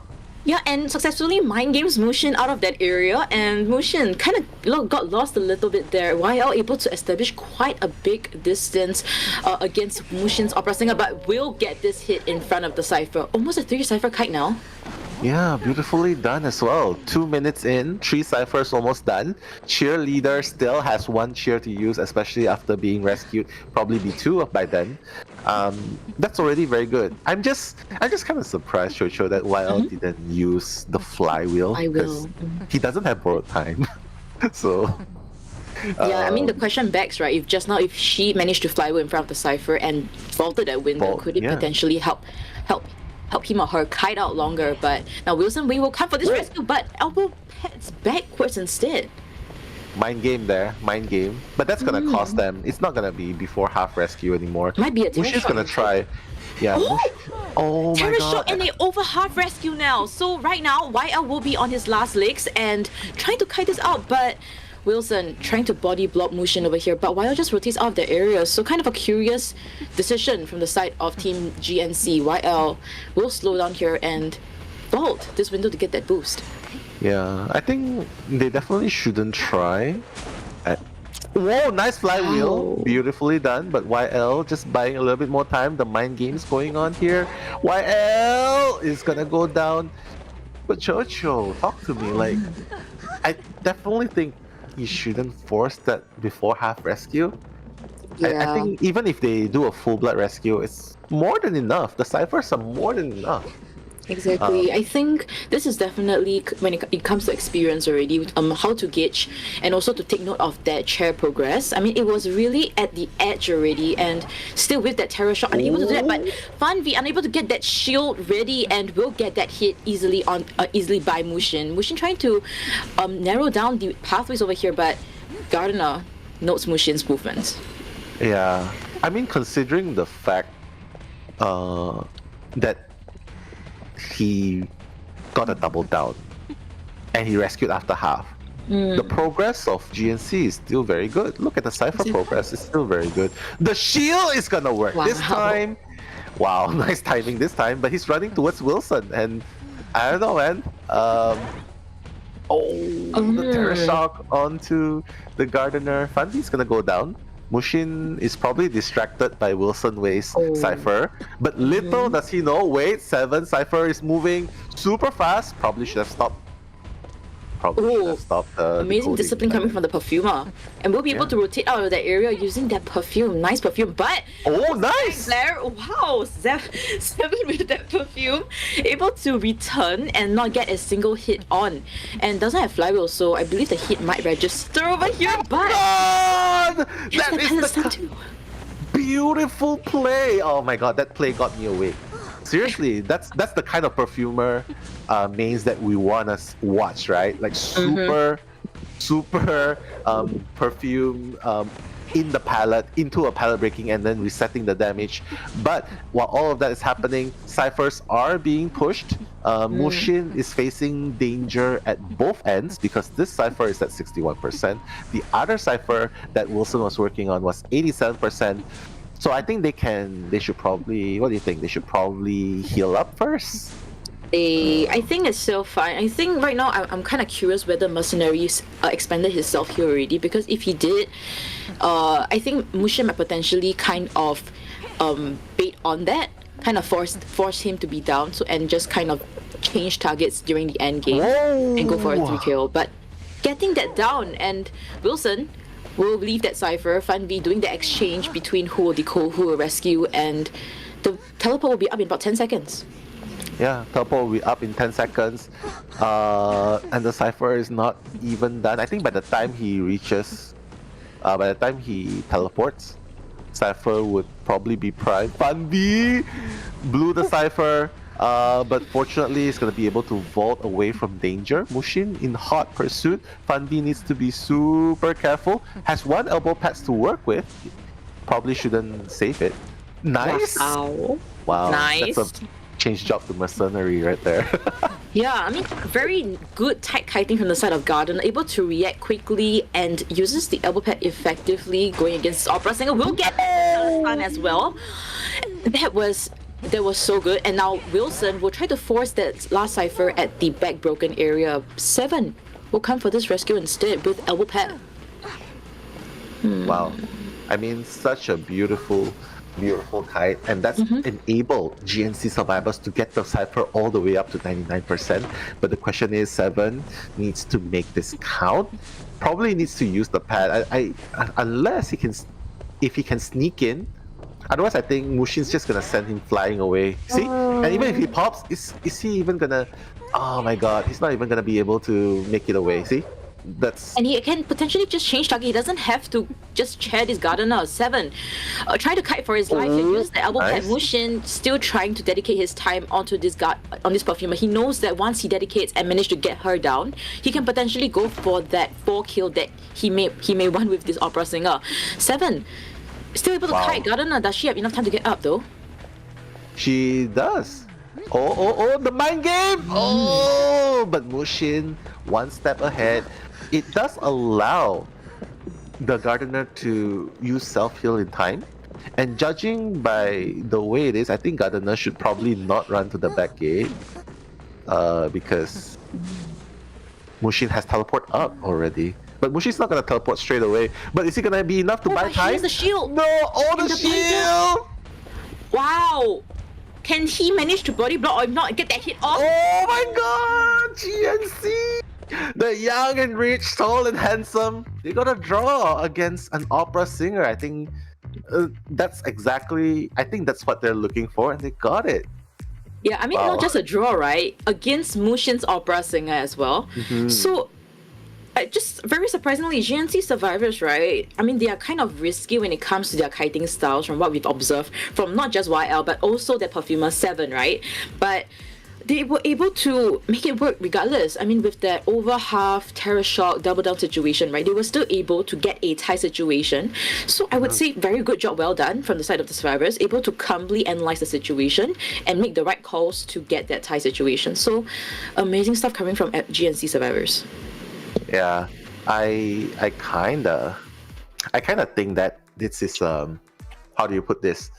Despite like what you mentioned, despite the fail rescue before half, the terror shock, pulling it all the way up, like combining all these factors, right? It's it's super, super good that they still managed to get a draw. And not just against any hunter, not against any character. It's Mushin's opera singer, like you pointed out. And getting a draw here definitely has to be a moral victory for GNC. And definitely has to be very motivating for Santi. Because Santi's coming up next. And Santi with a draw, he'll be like, yeah, I think I can do this. I can definitely do this. And we'll have to see what Santi will be able to pull up in his second half. Yeah, and looking at our stats here, I think one thing we have to mention is the long containment time over here. 107 containment time. YL, our first kiter, 124 seconds containment time. I believe if YL was actually rescued before half, there's a potential for a even longer kite and also maybe a 4-man detention period instead of just 3. And I think one thing we also have to I kind of also forgot to mention also is Seven's late game kite. The endgame kite was so important because he managed to kind of rotate out of that area, goes towards the red carpet area. Bought so much time for Gardner to use the self-heal mercenary to open up the gate. And very smart move by the Gardner as well to kind of generate the shield instead of just making a mad dash towards the end game back gate area. So amazing stuff coming from the side of GNC. Also nice team I would say communications as well. I think when Mushin changed targets, right? Changed targets in the middle broken area, was chasing 7 initially. It was communicated to the team, and both of them actually ran to two separate directions away from the cipher. So good job, well done from GNC, and I'm hoping to see more interesting plays coming the second half. Yeah, I mean, both sides have definitely done their best. Mushin has definitely put up his best despite the circumstances. GNC holding on to their own as well. So I guess it's really up to Santi and Fusion's survivor lineups to come against. Because I feel like Santi's definitely going to play, is most likely going to play opera singer here, right? Hopefully. Yeah, hopefully. And knowing Fusion and any other teams in the competitive scene, I feel like they definitely have already trained super hard against this kind of meta hunters, especially opera singer. So we'll just have to see which survivor sides is able to pull ahead. Because right now, ladies and gentlemen, game 1, first half ends in a draw, and second half will determine the outcome of game number 1. But yeah, coming into game, the second half, Chocho, the perfumer pick was, I confess, I doubted it a little, but he made it work. But if it was up to you, do you think you would have replaced it with anything else? Okay, so with Seven's perfumer play just now, right, I would say that if that is the kind of standard that we are seeing from the perfumer against the opera singer, definitely I would say just pick it. That is their pick already. But if we could change it to anything else, I mean, we do know that now perfumer is completely globally banned. Also, we need to pick a character that can be, I think maybe a lawyer can also, but I think coordinator is fine. I was thinking maybe a patient might be good here actually, because patient at Red Church, he does pretty well with the terrains that he has at Red Church. So maybe there could have been a potential pick so that they could have perfumer in the later rounds. So I was like, I mean, with that standard, I'm actually hoping to see a little bit more from their perfumer in like possibly VO2, but unfortunately it's globally banned out already, so we won't see it anymore. Yeah, I mean, it's just fun prediction at this point, right? But they definitely made it work. GNC definitely showing us that, I mean, you don't believe, not everyone believes in my pick of Vera, but I made Vera work. And like I saw in the audience as well saying, it's not the character that determines the outcome. It also depends on the person playing it. And Wilson, Seven definitely played it perfectly in that game, right? Yeah. So I'm definitely looking forward to the second half. Who knows? You think Fusion has a habit? a secret weapon or a habit of playing something off meta, especially the survivors? I don't really think so. I feel like FZN kind of stick very close with the meta that with the current meta. They don't usually just venture out and as what they want, because I mean, following the meta, you can't really go wrong. It's like going for a test. If you study the materials that the professor gives you, you have a high chance of, or you think you'll have a higher chance of acing it. But for the side of FZN, I think they will just stick with the meta and just pick characters that is normal. Yeah, going with the meta, right, for a reason. But then the thing is, I don't know, it's just an opinion of mine. Sometimes if you go super meta, like, people have probably already practiced countless times, right? So sometimes you go with something unexpected, like the cowboy, novelist. I mean, novelist is a pretty good pick, right? Especially with the changes, the recent changes. Exactly. Cowboy as well. I mean, might catch the hunter off guard. But what do you think? Like, how do you like the changes happening to novelist, cowboy? Right now it's extremely, I would say, kind of broken in a way that now, I mean, it used to be that novelist is banned out, right, from all tournaments because of how it might be kind of glitchy because of the, but now it's they've changed it, kind of revamped that character, so it's completely different now. And I think if you guys haven't tried, you guys totally should. And as for the other character that you've mentioned, Cowboy, yeah, this one tap lasso thing, right? It used to be something that is very already broken. They kind of changed it a little, such that you have to kind of swing a few seconds before you can actually hook the person on the balloon. But now with this instant lasso, it can definitely catch a hunter off guard. And yeah, I think Cowboy, right, with this change, right, it should be picked a lot more often, but surprisingly, we're not really seeing that in any of the regional qualifiers that we're seeing as of late. So, kind of disappointed, honestly. Aw, it's okay. I mean, we'll probably see more of Cowboy in the future, right? But do you think it has something to do with the fact that the Cowboy, even though he can lasso the teammates of the hunters, hunter's balloon, like when they are being ballooned, do you think it has to do with the fact that they are still fallen? Like, before this, when you hook, the teammate is instantly revived. You can just put down he can instantly just run. But now it's like, oh yeah, it's like hooking a corpse and you just put it down. Sorry, okay, I'll just put you down. I'm just helping you avoid the chair. Yeah, I guess in that sense, right, it seems like there's no use, but I think in the survivor perspective, every second counts. I mean, if you're able to carry the survivor for as long before they get their first or second shot, or before they actually fly back to the mana, I think every second counts. I mean, each second you're actually decoding, and if there's two survivors actually decoding outside, the combined progress can potentially be around 20 to 30% if the Cowboy plays it correctly. So, I still think that it's very viable in the current meta, but we have to just wait and see whether there is any players that will be willing enough to pick it, play it very well, and for other regions to actually kind of think about it, maybe it might work out.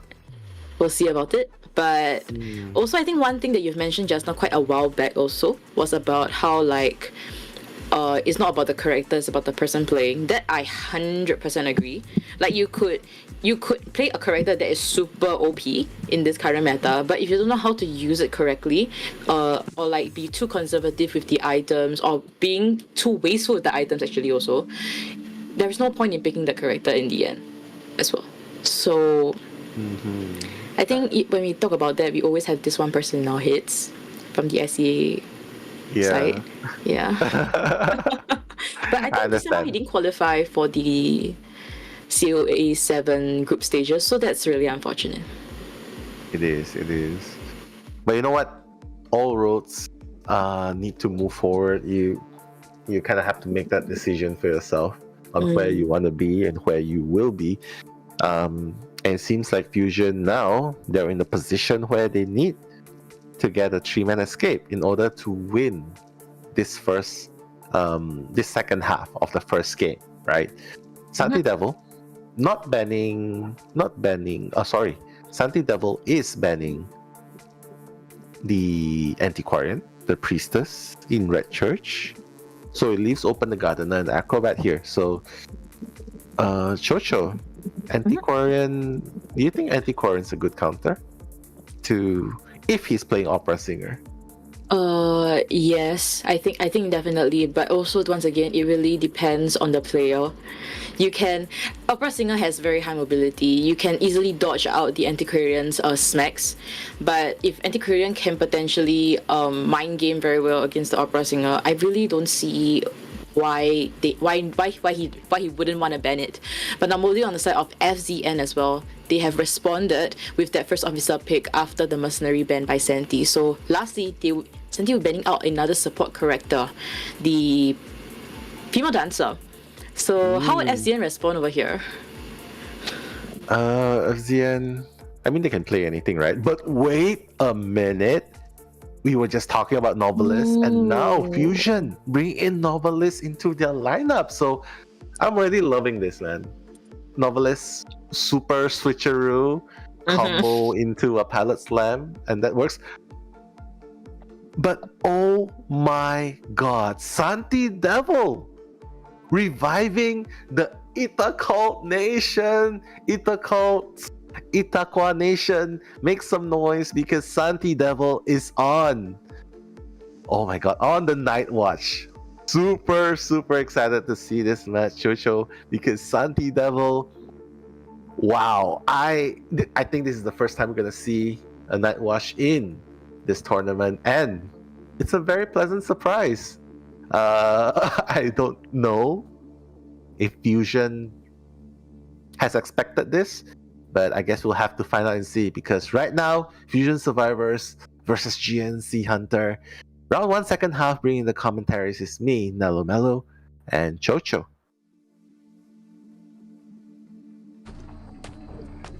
Heading into the match, the Night Watch will be heading towards, I think, potentially the Acrobat being spawned over there.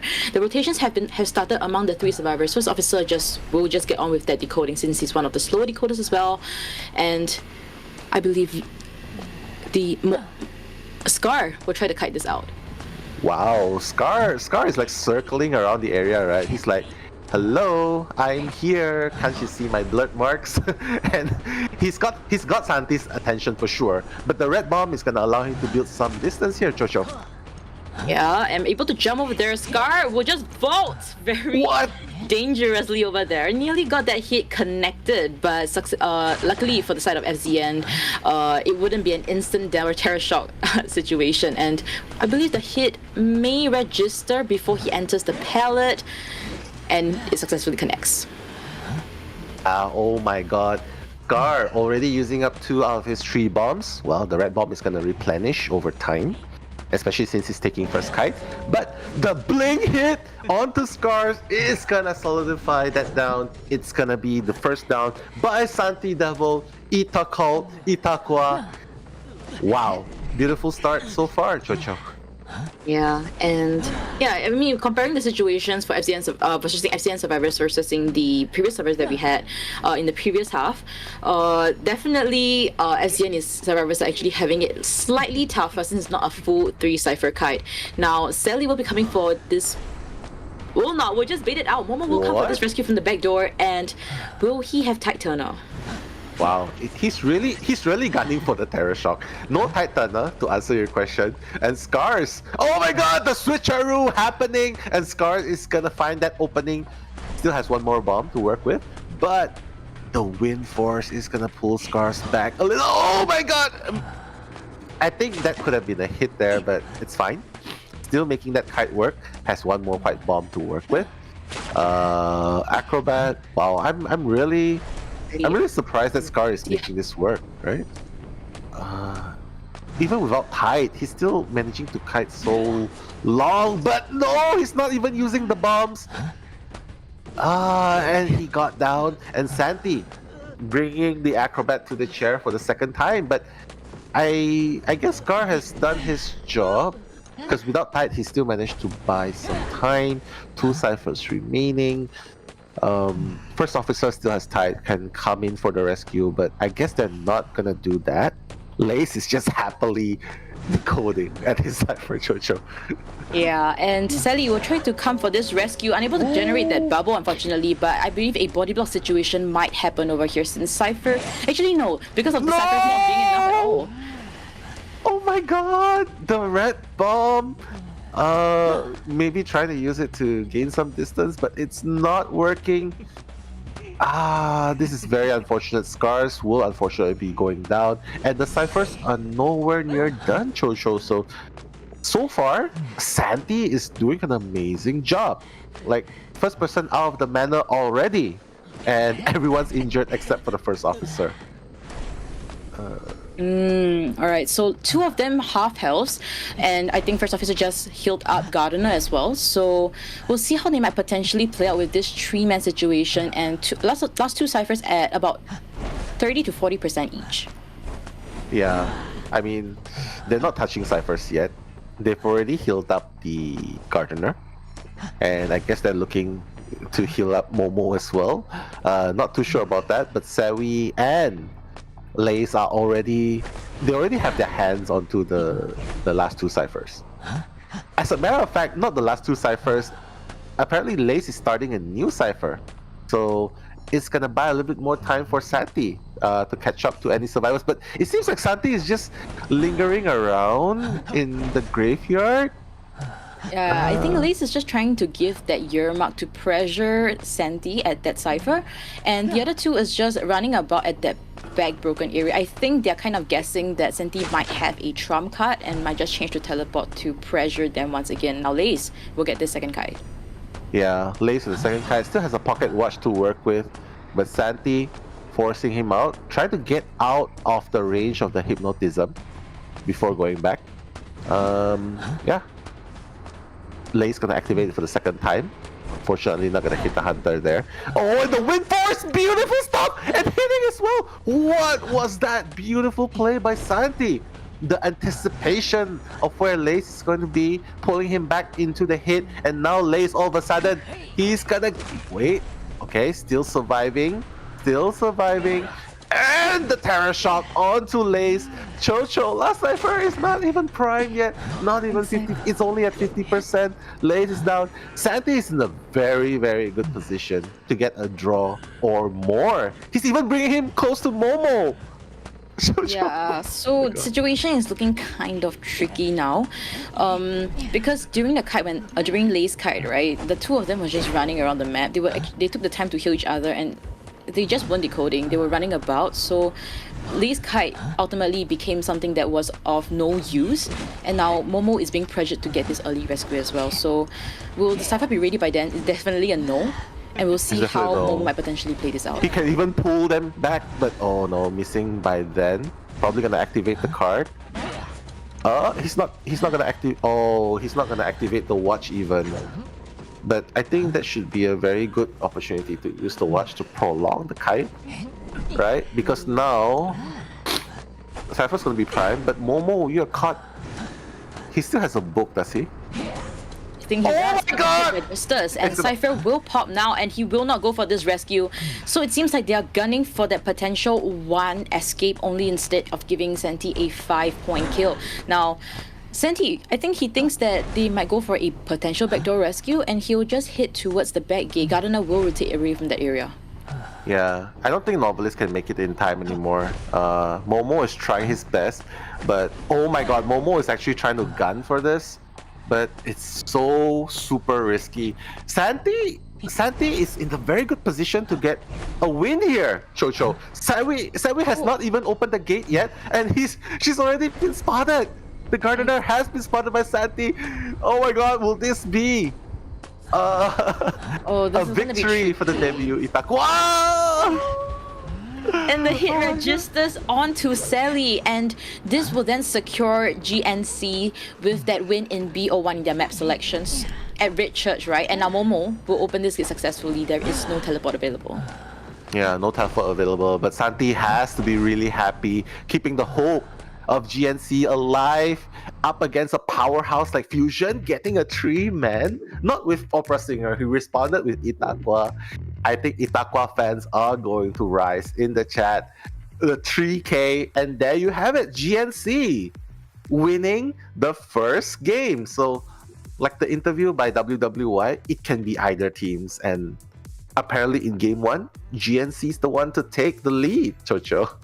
Yeah, very interesting play that we're seeing today, right? I mean, in the first matchup, I think some of us had some doubts of Omni, but they ultimately just dominated that matchup with 2-0 matchup. And now with FZN over here versus GNC, we were expecting the FZN to potentially outplay actually GNC, but GNC survivors as well as their Hunter Senti seems to be popping off quite a little bit into these matchups. So yeah, kind of hard to predict how this might end up right now.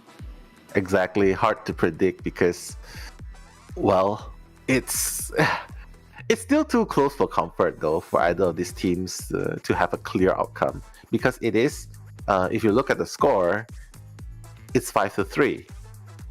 The round win still goes to GNC, but but supposedly it goes into a draw in game number 2. Either teams can still easily come up ahead in game number 3. So I guess I have to say the same thing to Fusion, like what I said to Python in the previous game. You gotta take things one step at a time. You gotta come down and recuperate, strategize. But apparently in this game, Fusion, I mean, talk to me, Chocho. Like, do you think the ciphers were going pretty slowly though? Like, the kites were decent, but the ciphers wasn't exactly the fastest, right? I think that's the factor as well. And I also do think, right, that could it be possible that the side of FZ and survivors, they weren't really expecting a Night Watch being picked over. They potentially kind of gunning for hoping that Senti would go for the Opera Singer, but Senti did a psych moment against them and picked the Night Watch instead. So and also we didn't really see how the Novelist was played out, right? You know, the revamped version. So yeah, kind of curious to see what the FCN survivors were actually thinking when they were doing their BPs against Senti. Yeah, we only saw it being used once, and that was basically in the beginning when he went in for the rescue, right? And that's about it. But honestly, I feel like the first usage, after the first usage, you kind of still need to stare in the hunter, like how a seer would stare at the hunter to get another owl, right? But apparently he didn't get much of that chance. And I think they were too spread out. I like the idea. They spread out. They try to slow down the pace, especially after Acrobat fell. It's just very unfortunate though, because they were too spread out.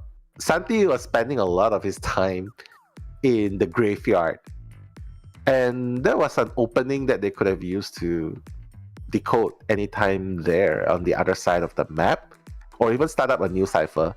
But once one of their teammates got caught up, then they decided to start a new cipher, and ultimately I feel like it slows down everything. Yeah.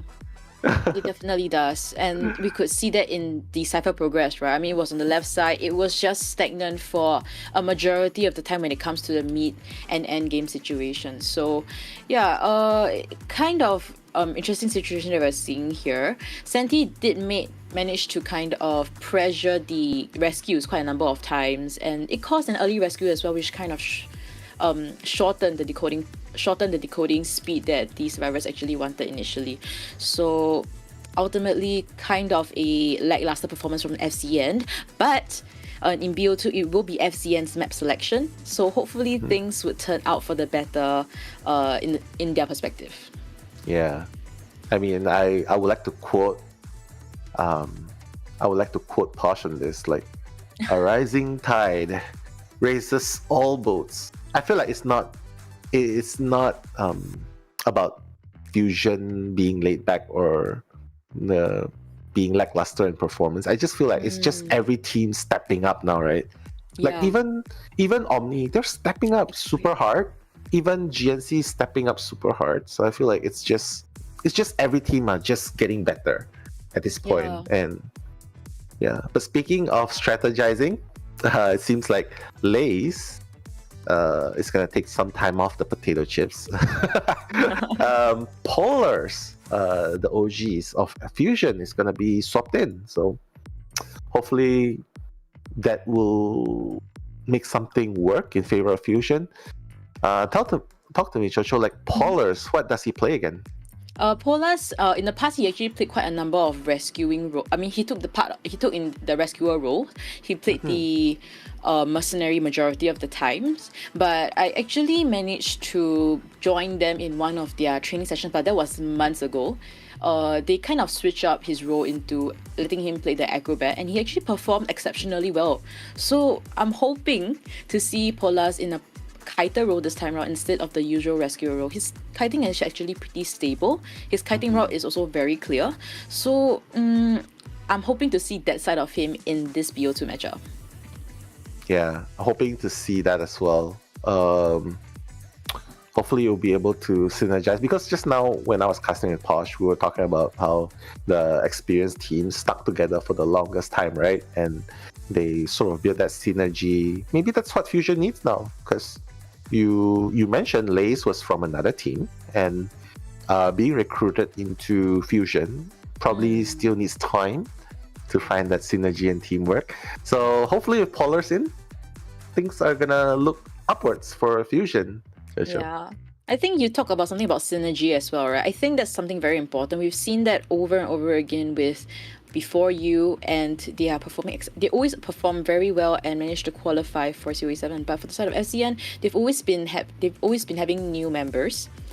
So I'm guessing that could have been the hurdle that they have to go through, and I think Lace just needs more time to adjust.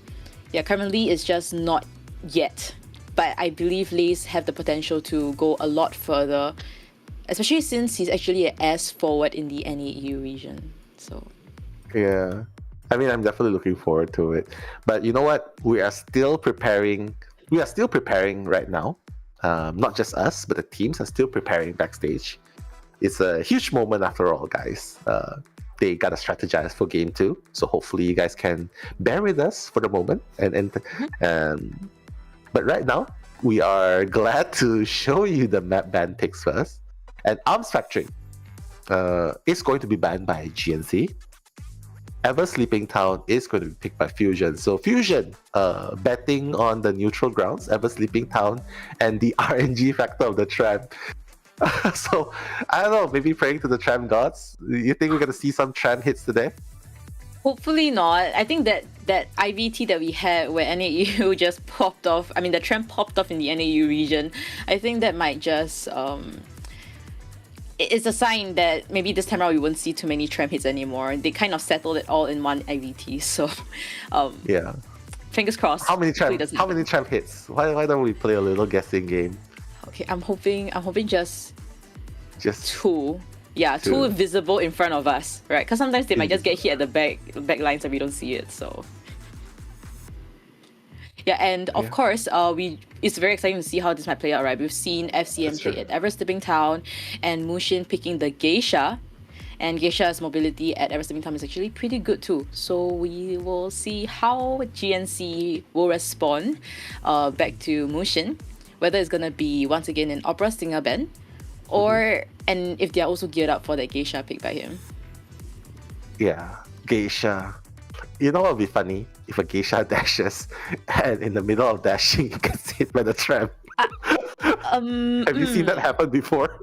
I mean, even if I've never seen that before, we can easily find that everywhere on YouTube, Bilibili. It's people record these things and like to post it up and like, hey yo, this is what I saw. This was the hunter face when I was matching with him, something like that. So embarrassing moments are always recorded, guys. So exactly.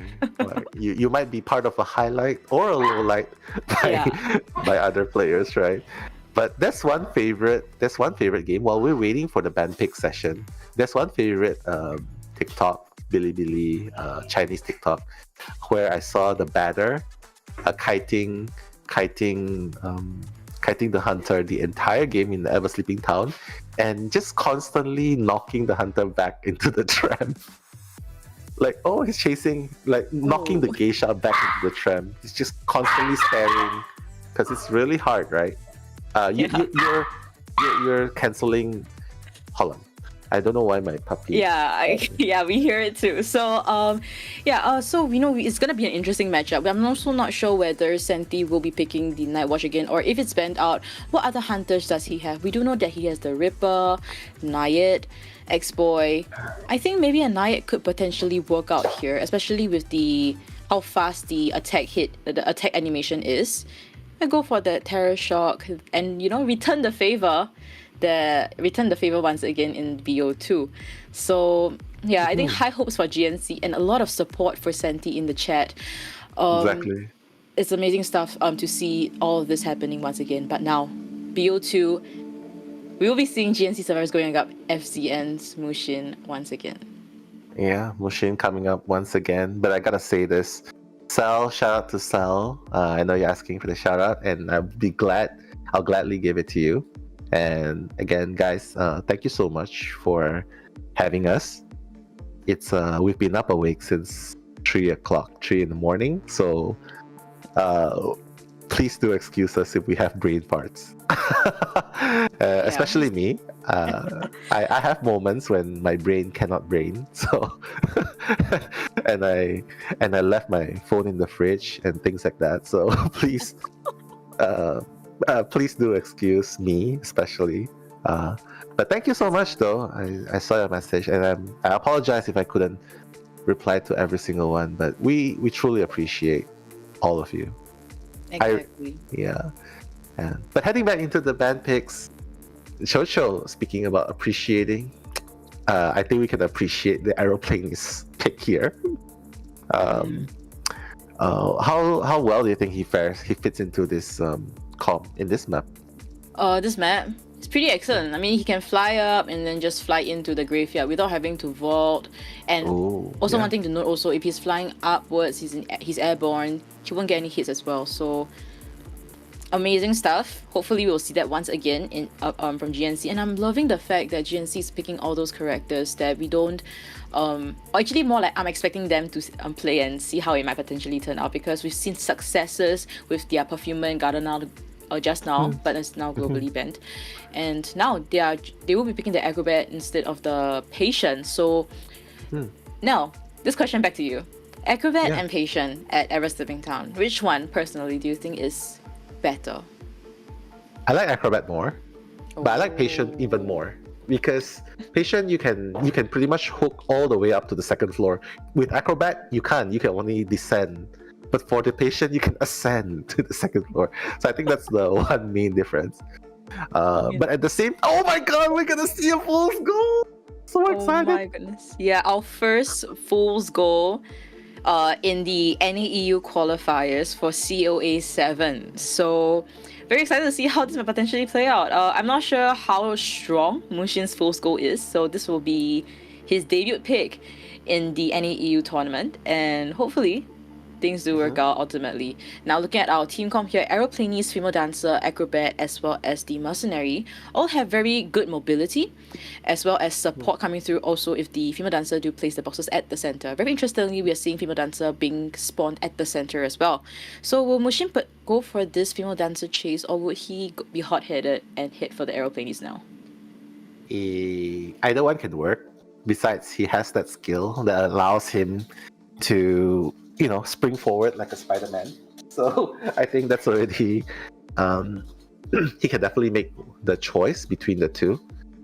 But if you want to chase first, I think you can make the Aeroplanist waste the jetpack first, because by the time you reach 7, he's probably done setting up at least 1 or 2 slow music boxes. He's gonna make it even harder for you to chase. Once you break it, he's gonna rotate to the middle, right? But anything can happen. We don't know the minds of Mushin. But one thing's for sure, we are happy to be your commentators for this game. Round 2, first half, bring you the action. It's me, Nello, and my doggo, and Jojo. I'll show you guys the doggo later. So stick around. are heading into the match. Hopefully the aggression from Nell's dog will be as aggressive as Mushin's post goal in this matchup. And now just heading straight for the center and trying to find where the female dancer is. The boxes have already been placed and the rotation of the female dancer is extremely excellent. So now has no sight of any survivors in front of Mushin. Kind of lost, I would say, at the start of the match. Yeah, lost but never forgotten. Mushin arming his pickaxe, still trying to look for the first target. Oh, Spider-Man is gonna make his move, closing in the gap, but he still couldn't find anyone. He's like, where is everyone? I invited everyone for dinner to my birthday party and no one turned up. I'm so sad. YL already boosting far away from Mushin. Mushin still has 2 seconds left before the pickaxe, because he can use the pickaxe against. But I guess he's gonna commit to YL, Yingluo, and knowing Yingluo, he was a very hard first chase in the previous game. Exactly. So now Mushin forced to just break that pallet and will try to play around this area, but I believe the moment he throws his axe, I believe YL is just gonna rotate out of the area very easily. Still has, you will be using that jetpack now and will be left with 1 left. And Mushin has Blink available now. We'll see how he's gonna utilize that to potentially get that instant situation that he needs right now. Yeah. Whoa! Eh? Oh, he's like, okay, I think you're gonna swing here, but YL premature drop. I don't know if I like this premature drop. But YL still has a little bit of boost to work with, but I don't think it really matters. Mushin! Okay, he's gonna end with a swing, and YL's gonna go down, Chocho. Yeah, and able to expend all his 3 jetpacks already. I think the last one was kind of short in distance. He kind of went towards one of the boxes at the side, so instead of moving forward towards the window. So really unfortunate, but on the side of Mushin, he brought... Actually, he hasn't expended his blink yet, so he can potentially get that instant situation if the survivors decide to go for this rescue. Yeah, and this is why it's so dangerous, because the camping is really, really hard. But just as I said that, he obviously he already used up his skill, so he doesn't want to waste any more time. Oh, YL! That risky vault, but if he can make it to the... Oh, nice! Beautifully done, but unfortunately, Fool's goal at full presence. The moment the pickaxe hits the wall, that's chip damage. The moment he pulls it back, another chip damage. Exactly, and smart move by YL as well to just crawl underneath the tram to buy out, even if there's additional 10 to 15 seconds for his teammates to decode. Every second counts, when, like we mentioned, and... Whoa! Wow, able to get that damage through now. Everyone's chipped. Exactly. Everyone is chipped. No one can come rescue. Like, you can only heal the mercenary, but even then, he's still going to be 25% damage. So no one can come for the rescue anymore. I think they should definitely just sacrifice the aeroplanist. No more jetpack as well. And unfortunately, it seems like the YL is going to go down. Wilson Way, in the vicinity, still has 2 elbow pads. Just wants to give the Nidus. But careful, Mushin can sniff out whoever's trying to... Oh my god, he just sniffed! Oh my god! What just happened? He was trying to paddle away. Yeah. And things just didn't work out. The thing is that once this full skill, specifically Mushin's full skill, once he pops off his second skill, he doesn't even need his basic attack anymore. He's just using his skills all throughout to just get the damage onto the mercenary. So we saw that instant down situation right in front of Mushin, and now survivors wise, they're all 1/4 health. Who can come for this rescue now? Like, it's a very dire situation for the side of survivors. Yeah, Acrobat can definitely come because they know that Mushin, at this point, he's playing aggressive. He's not going to... Oh my god, he's trying to bait the tram, is it? Oh, the tram coming in a nice place. Wait, the tram, not gonna hit anyone. Mushin, getting blocked by the wall a little bit, but the free rescue is gonna happen. So the hopes are still alive for GNC. Mushin, on the other hand, since we can't really see the traits, I'm just assuming he doesn't have trump card. But he does have Blink available. So yeah, he really needs to look to down one more survivor. 7 in the vicinity. I mean, Chocho, how did he even find the mercenary? It was the hunter instinct. Yeah, hunter instinct. I like that. If it's unexplainable, it's hunter instinct always, right? So. Bro, how far was that? Mushin, just gonna head towards the other side of the tram, just to wait for, I believe, acrobat that is on the tram. No, Sorry, it's mercenary. the mercenary. Oh my god, mercenary! The moment he comes down the tram. Oh no. Oh my god. He's gonna be like, boom, baby. Oh, he missed once. He's gonna swing. Not gonna be a miss anymore. No one's touched the last cipher yet. Wilson Way. Probably just gonna die. Very far away. Oh. The ciphers are gonna be worked at the moment, but he's dying a little too close to the last cipher though, Chocho. Yeah, I think this is gonna be really bad. It's gonna be extremely bad, and now the bot is just hiding there as if Mushin can't see that, and Van V will go for this rescue together with the bot. So it should be a stable rescue, but you know, we'll be using the bot instead. But will we get the rescue off successfully? He has to go. He has to die away. He cannot keep dying here. Yeah, he definitely needs to die away. Ciphers are almost done, but crazy. Yeah, they can't pop in time. And Mushin, just to make sure that they can't pop in time, he went to blink forward just to pick up the mercenary that is down already. And I think, you've predicted it right. He does not have trump card since he's not changing his traits still after blinking. And now 7. We'll try to kite this out. Yeah, 7 still has 1 hit left. The moment Mushin's skill recovers, he'll probably be able to down the dancer.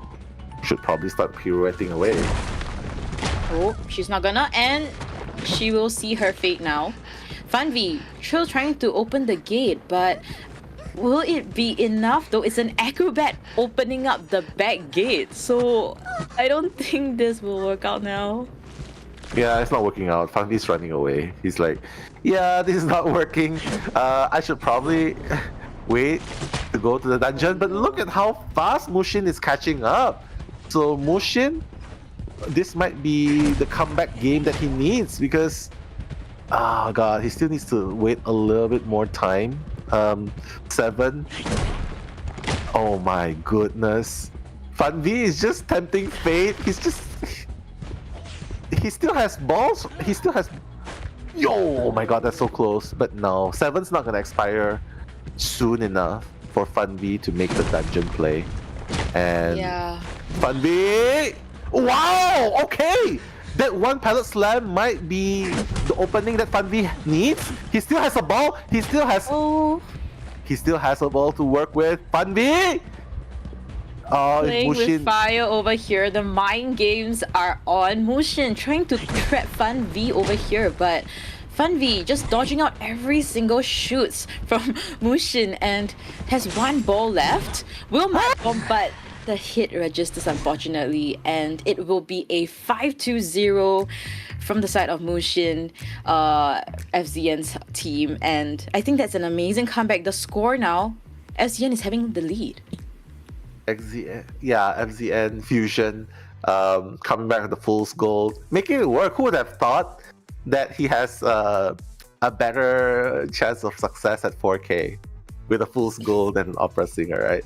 Yeah. But I guess it's just like showing us that Mushin, very versatile, picking up another deadly hunter. And it works because in the end, I feel like the survivors, they made a little bit too many mistakes for them to recover, right? Like giving that free hit, like you giving the Nidus, you're never supposed to go down in that situation, right? Yeah. I think it all started there. Either use it early or just don't use it, right? Yeah, either use it early or don't use it. And not to mention dying, like taking the tram, super good, very good, but you die at the last cipher. Maybe he didn't realize the tram was gonna stop at the last cipher, but I think if you practice the routes and location, I think you should probably know. Even Mushin knows that the tram's gonna stop there, so I feel like they should already know the stop point. But other than that, Chocho, what do you think could have happened differently that GNC could have done in that situation?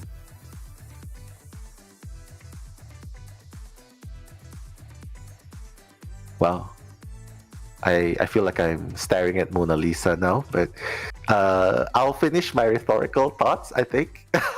But Funby, I have to say, intense 1v1 in the end, trying to make the run for the dungeon. But ultimately, Mushin, and that's exactly what you want in a hunter main, right? You need to be calm, you need to be cool, collected, and that's exactly what Mushin did. He wasn't phased. He knew that the acrobat was waiting for the dungeon. He knows where the dungeon is.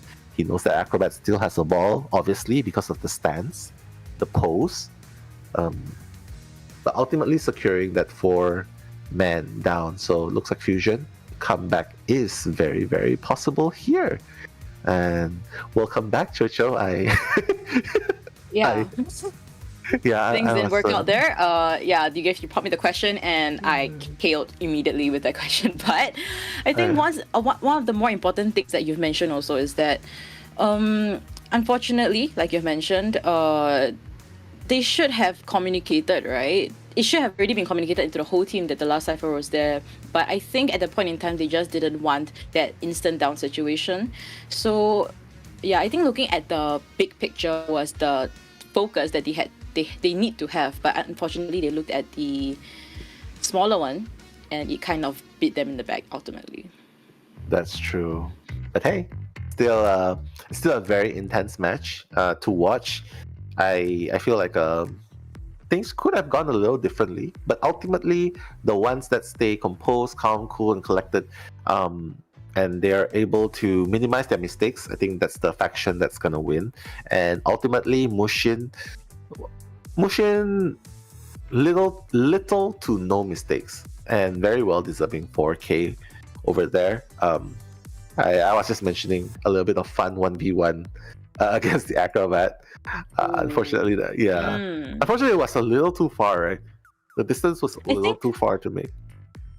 I think because we couldn't really see the persona of the acrobat, right? But I think that if he mud bomb and he had flywheel then, right? I think, fingers crossed, I'm not too sure, because technically the Fool's Gold still has the pushing and attracting thing towards the dungeon. So hard to say. We have to see really, like, when it comes to situations like this, it really depends on your wealth of experience already. But it seems like ultimately Mushin, definitely more experience, had the upper hand when it comes to a 1v1 matchup at the end. Yeah, that's true. And that's even not including the camping power of Fool's Gold, right? Because you saw him try to do it once, and it's like, even without swinging the hit, like just with the pickaxe itself at full presence, you can easily down any survivor coming in, even if it's a merc. So I would say that rescuing in that situation is really hard, but GNC still managed to rescue. But ultimately, yeah, Fool's Gold, Mushin played it to perfection, and GNC wasn't able to handle the pressure late game, and they went down one by one, and 1v1 against a Fool's Gold who can fly as well. Who needs teleport when you can fly? When you can fly around across the map, right? Exactly. But yeah. And yeah. No, I'm just looking at the chat, and it's just saying, "Talk to me, Chocho." They were staring at Mona Lisa. Yeah, but at the same time, right? I mean, like, there's the score 5-0, right? It kind of solidifies FZN's position right now, which means that it will definitely be going to a BO3, because regardless of the results, right? Even if Senti returns back with the 4 kill as well, it will be a tie situation, and I believe FZN have a chance to actually bounce back, because it's only a 5-3 lead that we saw in BO1. So if FZN actually does take this win at their map selection, I think FZN will have the upper hand ultimately. Yeah, I mean 5-0, a 4K is definitely a huge step up from the draw in the first half, right? The first game, right? And Mushin, well, turning doubters into believers, and I believe that by using Fool's Gold, especially, like, because a lot of people would say that Fool's Gold is probably a TIE Hunter. But then again, if you do not know how to play against a Fool's Gold, or you're not familiar with Fool's Gold, I think can easily just mess you up, right? And I don't know, man, like, do you have a specific timing? I mean, just for the benefits of the viewers, is there like a specific timing? Because I remember Panda counting down each time he uses the skill to camp the chair. And is there like a countdown where it's safe to rescue, where it's safe to, like the controller bite, like the window? Yeah. I think Fool's Gold wise, that I'm not too sure since I'm not a hunter main, but I think one thing that was very deadly when Fool's Gold was first released was its basement camping. The basement camping, the moment you go inside is a confirmed, like for sure, double down situation. But I think luckily enough for the side of GNC just now, they didn't die at the basement at all. They weren't even near it, in fact. So I guess that was their saving grace. But ultimately, like you mentioned, they gave a little bit too many free hits. And they just kind of snowballed over and over again, which kind of led to their situation of getting that 4 kill. But we have to move on to our BO2 second half ban pick phase between FZN survivors against GNC's Hunter Senti. Yeah, Santi Devil definitely needs Devil definitely needs a 4K here to keep the hope of his teams alive, right? Because anything less than that, it's gonna result in Fusion winning, and not just winning the round, but winning with a very obvious score advantage, right? I mean, and I'm so sorry, Puppy, were you silent or were you silenced? To answer your question, the puppies have finally calmed down, but the moment I look back to see them, to check on them, they just decided to wake up and come close to me. So I'll show you guys later on. I want to hear what the dog has to say. Probably a lot. If you guys are interested as well with Nell's doggos, you can also follow him on his social medias, on Instagram. Nello the World, I believe, is it? Yeah, Nello the World. And you can follow Chocho as well. Who's Chocho? Who's Chocho on Instagram. And yeah, for now, he's gonna post a lot of foods, a lot of cheap stuff in Malaysia. So when you guys actually go to Malaysia and you don't know what to eat, you know the person to talk to, you know the person to ask. And that is, of course, Nello Mello. And of course, he's gonna post his doggos. And I think, Nell likes to post a lot about his personal life. And I think that's something that a majority of us are actually quite interested in. Yeah, I only post 2 things, dogs and food. So yeah, I love dogs, and I know Chocho loves dogs too, because just a personal story. I went to the shelter. I found a dog that has been abused by some randoms, really, really bad. And Chocho was really nice. She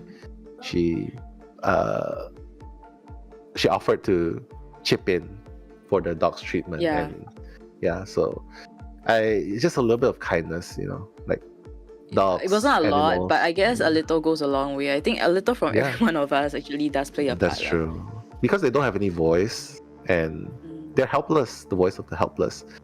But speaking of which, we have voices, and we do need your voices now, on a positive note, to cheer for Santi Devil and the Fusion survivors. So make some noise, guys. I know a lot of people are cheering for Santi. Where are people cheering for Fusion? Make some noise too, because right now they need it. They're already 5-0 in the first half. Second half, Santi Devil is looking to equalize the score, while Fusion, all they need is just one-man escape. Exactly. And I think one thing we also have to mention is that Fusion, they banned out the Wax Artist instead of any other characters. And Senti, a very good choice to just go for the Breaking Wheel. I mean, but then again, either it's a 4 kill or 4-man. Sometimes you get a tie that comes. It really depends on the situation of how desperate the survivors or hunters are. And it will be an interesting matchup. Hopefully things do work out for the side of GNC. Unfortunately, just now we saw an aeroplanist that didn't really kite that good at the start against a Breaking Wheel at Moonlight River Park. But hopefully this time around, Scar might show us how it should be played against the Breaking Wheel in the early game. And now, I'm Chocho, and I'm joined by Nello Mello, and bringing you BO2 second half between GNC's Hunter Senti versus FCN survivors. Yeah, shouts to Peanut the Ganji Lover by Vinny. Hopefully you see this. But coming in fast and furious, the Tree-Faced God. Already the first fight? That was actually really good. Onto the Aeroplanist. Probably brought Insolence as well. A very aggressive build. But Scars, wasting no time, is gonna nuke him away. Already on the other side, but distance doesn't mean anything.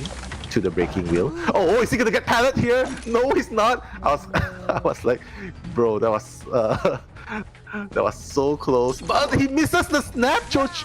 Wait, no, not the snap. God, I got confused by the animation. And But he's Scars. okay, and yeah, Scars able to kite it out even after getting the 2 spikes, forcing Senti into wheel form once again. And our Scars will get that 3rd spike, but the pellet slam once again did not work out. And Aeroplane still has 1 more jetpack to use. That's his last one already, so we'll also interrupt Momo's cipher at the same time.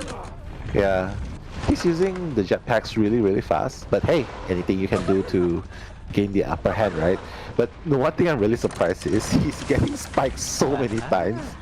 And the miss again! Oh my god, Santi Devil downing straight away, dodging the pallet slams left and right, putting 3 spikes onto the aeroplanist, and just 1 hit, I believe 1 hit away from full presence. And like what you said, Chocho, disturbing Momo's cipher as well. Polars, he sees Polars. He's like, Polars, are you gonna jump down, dude? Oh, he's gonna jump down indeed! The spike's gonna hit him. Maybe the second time's gonna make it. Oh, That, unfortunately, and it wasn't a terror shock, so very excellent rescue from Seth Polas. Very patient and fast fingers, fast reaction time to not get the terror shock once again. Now Scars trying to kite it out, but has nothing to work with. We've always been seeing the aeroplanes, right, being the bringing the tight turner. So I guess hunters do see that as an opening for them to actually chase aeroplanes and forcing Senti to waste 15 to 20 seconds because she's sitting on the tram. yeah, he fears the tram. He respects the tram, and thanks to that, no one's gonna get hit by the tram today. Scars is already on the chair for the 2nd time, and Polar is getting Wi-Fi healed by the psychologist. So at times like these, you would be saying, "Thank God there's the psychologist." But hey, showcasing the novelist, I mean, we love seeing some decoding action going on, Savvy. Having a good time. Yeah. Santi, I mean, no hurries, man. Polars is just there to give the tinnitus. But Savvy is super close, but fortunately, already rotated away. So Savvy, nice awareness. I like how I just keep calling Savvy. Yeah, and I really like discipline right from the side of FZ and Survivors. They once the moment the hunter changes target, they just leaves the cipher and enters a very safe area instead of getting a potential free hit for Senti. Now Senti still has Blink in about 28 seconds, and Sally I think might not have Flywheel to potentially play out with, and will get that hit right on one of their last few ciphers. Nice! Zoe is gonna go down, but Polars already on the last cipher, 47% so far. They're actually starting the 6th cipher. They're already working on the 6th cipher. And why not? But Momo needs to be very careful here, Chocho. But Santi's gonna miss Momo! Oh my god! Oh, he's gonna allow Momo to close the gap. But wait, Santi coming back in. He knows something's wrong.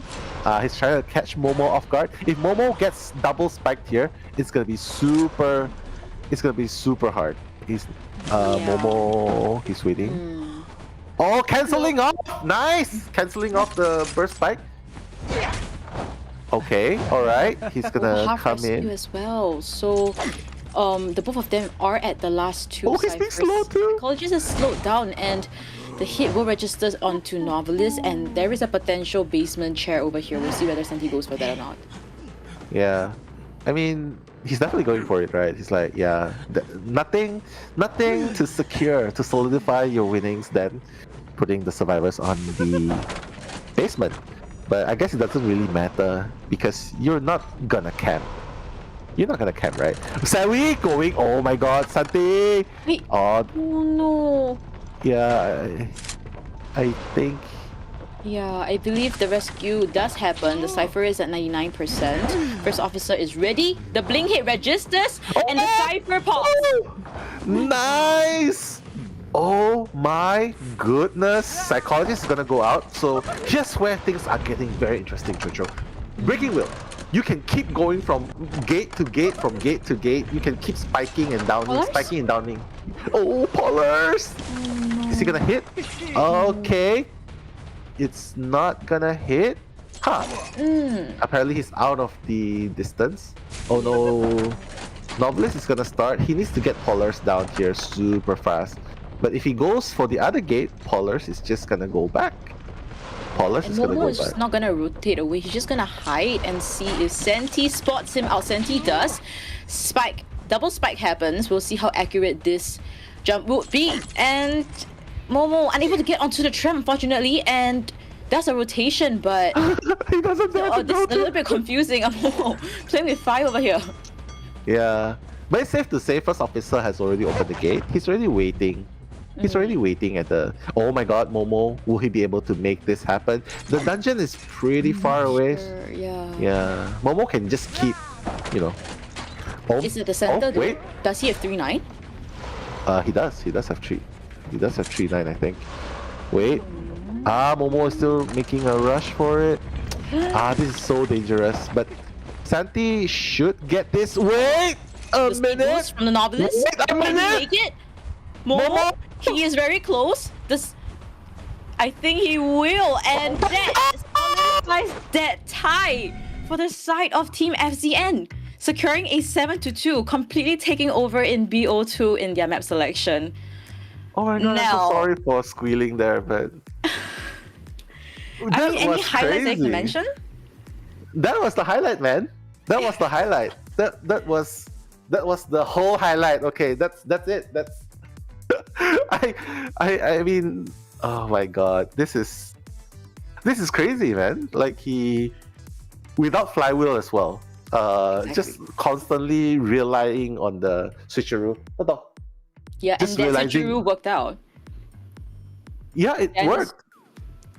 And yeah, and I think one thing we have to mention as well is like Momo, he tends to always do things like this. He makes the impossible possible. From the front gate, he managed to rotate, got 2 spikes initially, and still, regardless of all of that, still manages to rotate to fake gate and then switch positions using Novelist's revamped skill, get that speed boost and run all the way towards the dungeon at center area. And I think that's really a huge miracle for the side of FZN, able to solidify such a huge win, taking over the point system right now. I think it's right now a 10-7 situation, and they have to be really careful when it comes to BO3 when GNC will have their map selection once again. But other than that novelist play that we saw now, any other highlights that your doggo wants to mention?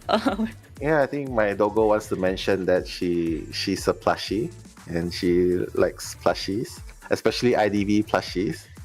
And she's really cute. But of course, the highlights of the game, I have to say Santi was very precise as well. Dodging.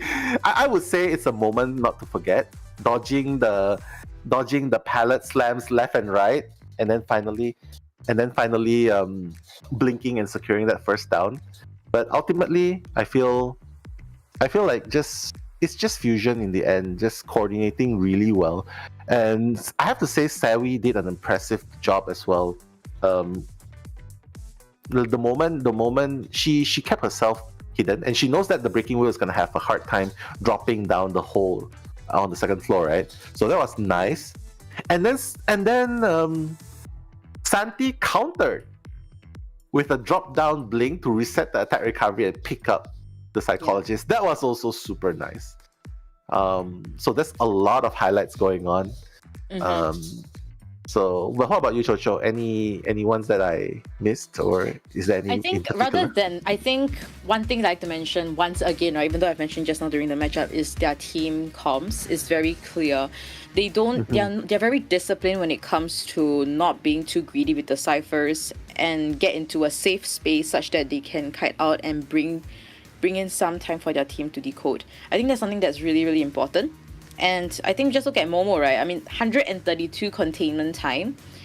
First kiter with Scars is 89.4 seconds. Very decent, in fact.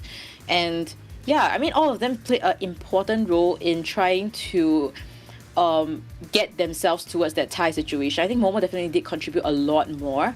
But I think Sally as well, I mean, with the Wi-Fi heal, so they don't waste time healing each other, finding each other and healing each other.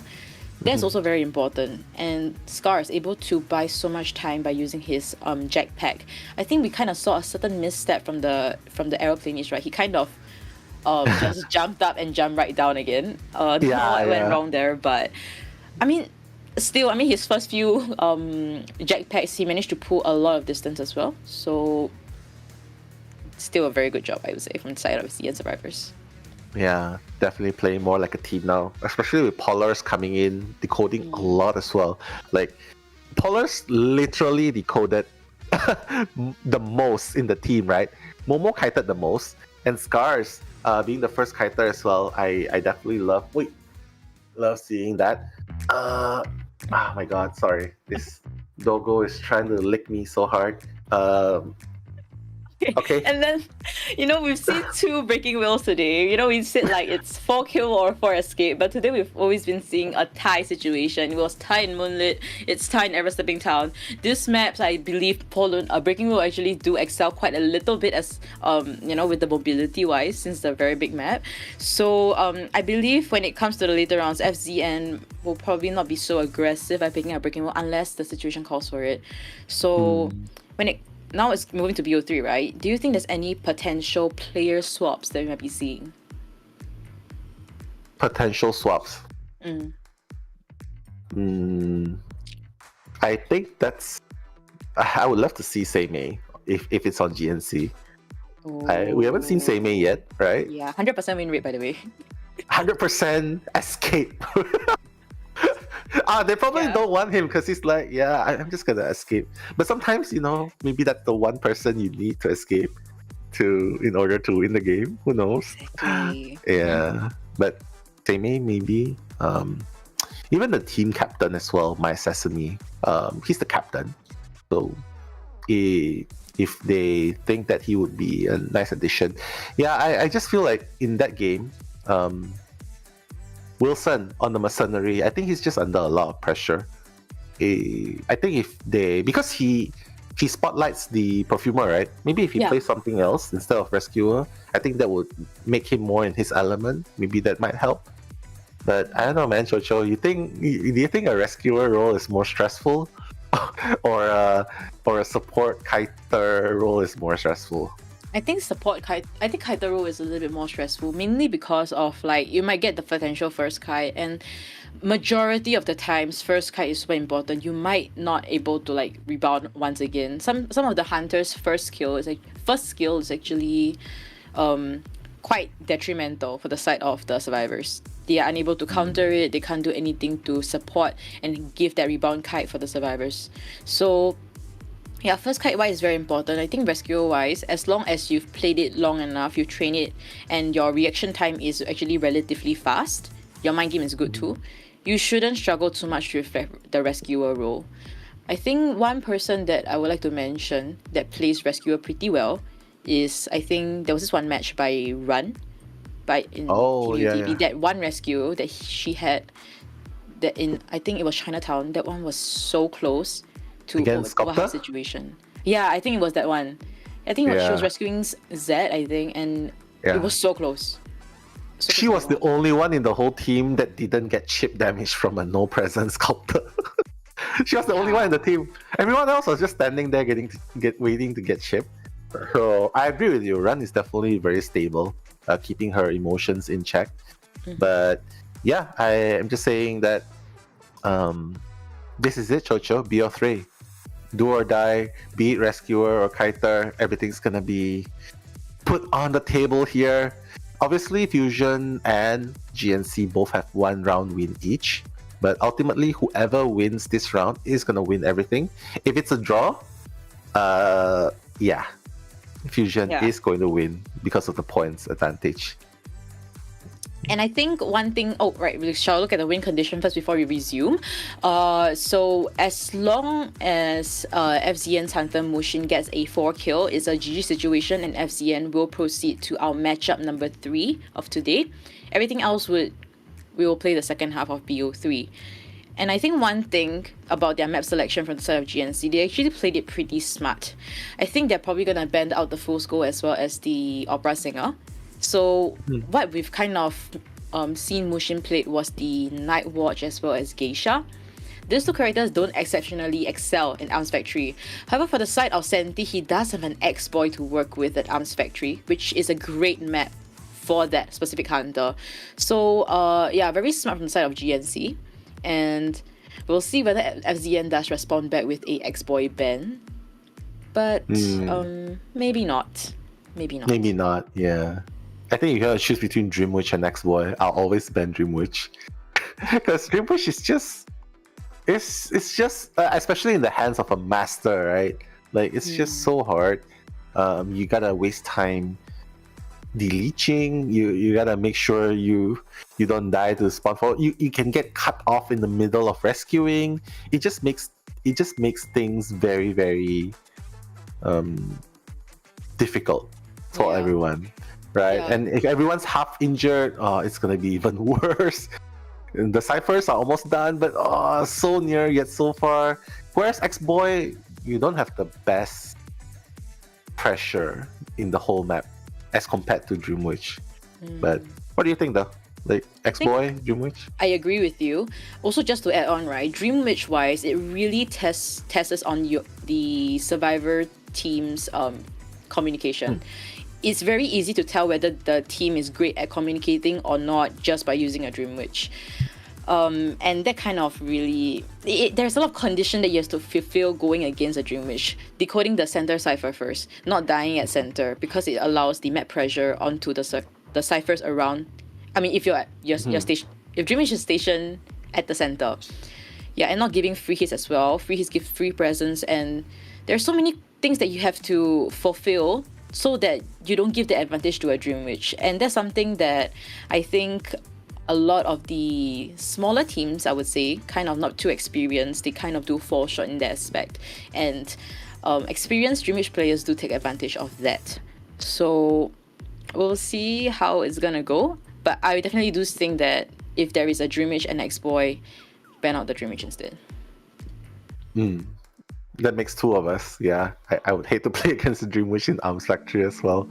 But only time will tell. Only the ban picks will tell. Because right now, ladies and gentlemen, Fusion versus GNC in game number 3, first half, where each team has 1 round wins each. Starting things off, Mushin gonna take out the Antiquarian and Psychologist, already showing a rather strong hint of a Dreamwitch here. Obviously, Antiquarian is good when you want to whack the patroller. So I just realized that is a really good thing to have. Even Psychologist as well, like being tanky, being able to free Wi-Fi heal, that's gonna be a problem. Especially when you're a Dreamwitch, you want to down survivors as fast as possible.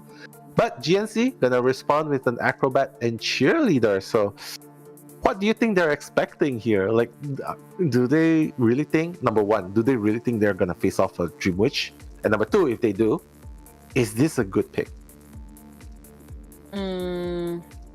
If it's going against a Dreamwitch, I think this is actually not too bad. I mean, both of these characters do pull quite a bit of distance going against a Dreamwitch, and that's one thing that you want to do, like to really force the hunter to use his main body to move around the map. You don't want to stay at an area, and if you stay at the area, he can just sandwich you, and the main body just stays there, not moving, and he doesn't have a lot of pressure, the person playing as the hunter.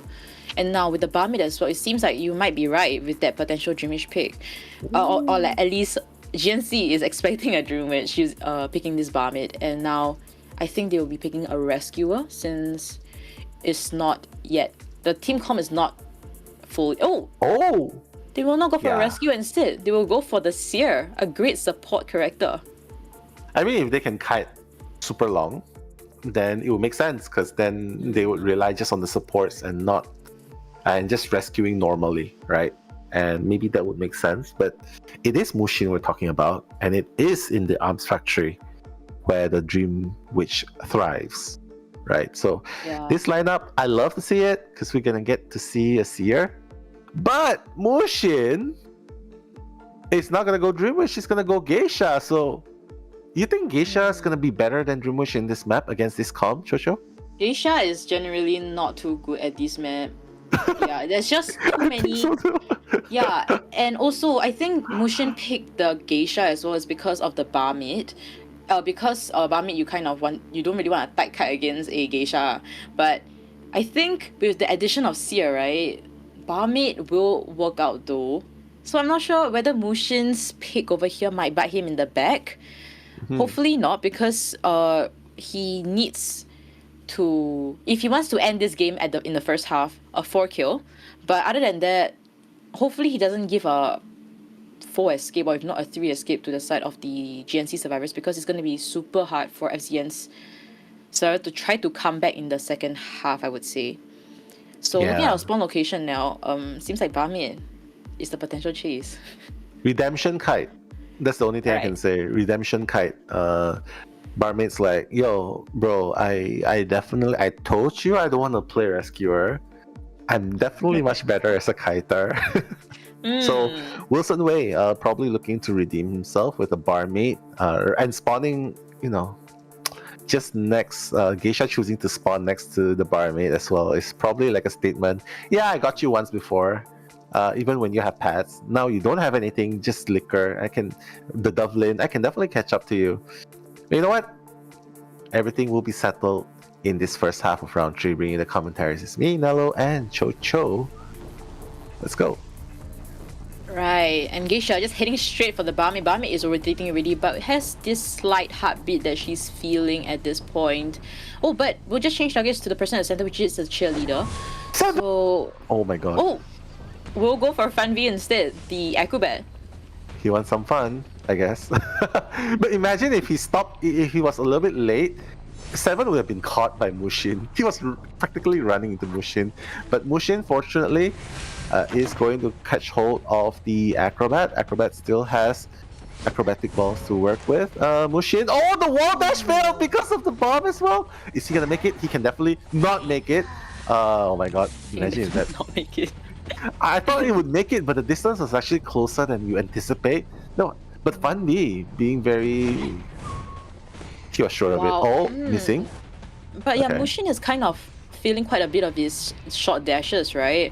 I mean, this is not usually what we see of Mushin's Geisha, but I think it could be slightly nervousness or slightly rusty in the Geisha. I'm not too sure, but Mushin missing it, and the bird support do come through. Yeah, nice cancel dash there. The Seer's like, yeah, just in case. Oh, beautiful dash! Oh, wait. Oh, an owl here would have been amazing. Yeah. But it's okay. Yinglo probably thought that Mushin wouldn't have failed that dash. But it all worked out in the end. Mushin's gonna get Acrobat down. But it's okay. Acrobat still has a red bomb to work with. And 3 ciphers are about to be done. And not to mention, everyone else is in full health. But the question now is, he needs rescuing. Who can make it? Cheerleader, I guess. Cheerleader is at the center. She can potentially go for this rotation and go for this rescue. I also see YL coming as well. So I think we over have rescue considering distance that the survivors are to the acrobat. Cypher progress slightly slower now since the only person decoding is Barmaid. And they gotta make sure that if they are actually wasting so much time over here, they better get the rescue done and done well. So we'll see how this works out. Yeah, I mean 7's already in the position. Have to be very careful not to get hit by the attack recovery. Wait, 7? A little bit of bump. Yo! What? A little bit ambitious there. I don't think we should overcome it like this. They're playing with fire over here, really. They're just really testing Mushin's ability to, patience actually, to not hit them and just be focused on Fun V. Fun V is on his last legs already. Cheerleader trying to give that speed boost for the acrobat, but will not work out ultimately. And 3rd and 4th cipher is kind of almost done. 5th cipher has just opened only. Yeah. And that's what happens when you try to bring 2 people to the rescue. Like, if you have a rescuer, that one rescuer would have been enough to make the rescue, right? It's a Geisha. But then again, they probably couldn't have foreseen it. Mushin, yo, YL! What a god, Mushin anticipating the fade back, a little bit of fade back. YL has to be really careful not to get dashed into. Probably doesn't have an owl anytime soon. Dashing through. Oh my god. this pallet boost fortunately giving him enough speed to run to the next window. YL still making it work. Chocho, yo. And we saw the D4. Oh, and this hit does register. It connects, and also we saw that the 4-kill win rate was at 62.2%, extremely high. So there is a chance that Mushin can potentially end this in BO3 first half. Last two ciphers, 85% as well as 54%. Wilson coming for this rescue. Yeah, Wilson Wei coming in, still has another double lane to work with. Obviously can go for a secondary rescue if he needs to. But then again, the last cipher is at the factory. It's at 85%. And without Titanner, I don't see how the Seer can leave this area safely, right? Because if you die here, Mushin is just going to keep camping this area. Yeah, and you know what will be more detrimental here? If the drop down hit registers or a terror shock, potentially. Oh, what patience! Wilson playing to perfection here, but no, he's gonna decide to chase the barmaid instead. Okay. Wow. It registers. And now Seer will be around this area trying to exalt one more bird. And now last cipher, 99%, cheerleader is ready to pop that cipher, but will just pop. Because they don't have 3. Oh, yeah. no. Where's the flywheel? Because the Seer doesn't have 3 and he doesn't have an owl, and yeah, and Geisha has a teleport. This is super possible for Mushin now because he can just instantly teleport. No, wait, no. Nah, he doesn't know. Oh my god, the instinct! Oh my god, the instinct! He knows. He knows they're not gonna risk it. He knows. Oh my goodness, Fusion taking game number 2, game number 3 by storm. This is the Mushin we know, man, from Fusion. The 4Ks back to back. I mean, congratulations to Fusion. Very well deserving after that performance in BO2, BO3, Chocho. Yeah, absolutely well played. He didn't give a single chance, even though he kind of missed his dashes here and there. With the Geisha, but he still manages to come back, plays it well, didn't do the drop down hit unfortunately, but he was so focused on objectives, the big objectives. He teleported to the cipher knowing that, okay, yeah, there's a chance that I might not be able to snowball here. I want things to keep going. I want to stop their cipher progress. Does the teleport, gets that down situation, and everything was to his favor. The persona talent wise, the survivors were kind of not having 3 for the last 2 survivors. So it was such a sticky and unfortunate situation, and it worked out perfectly for the side of Mushin, ultimately for FZN. So really, I gotta give my flowers to FZN. And do you think there's anything that we've kind of missed out in his place? I think the acrobat played really well in the beginning. It's like the canceling the wall dashes so many times. It's not easy, right? Because Mushin is very proficient with Geisha. So I think that in itself is already an achievement, a highlight for GNC. And congratulations to Fusion once again for being the finalist. You know, it's just one more game to determine who's going to be the first representative. But I also have to say, GNC also showed a lot of promise as well. Like Santi, beautiful gameplay.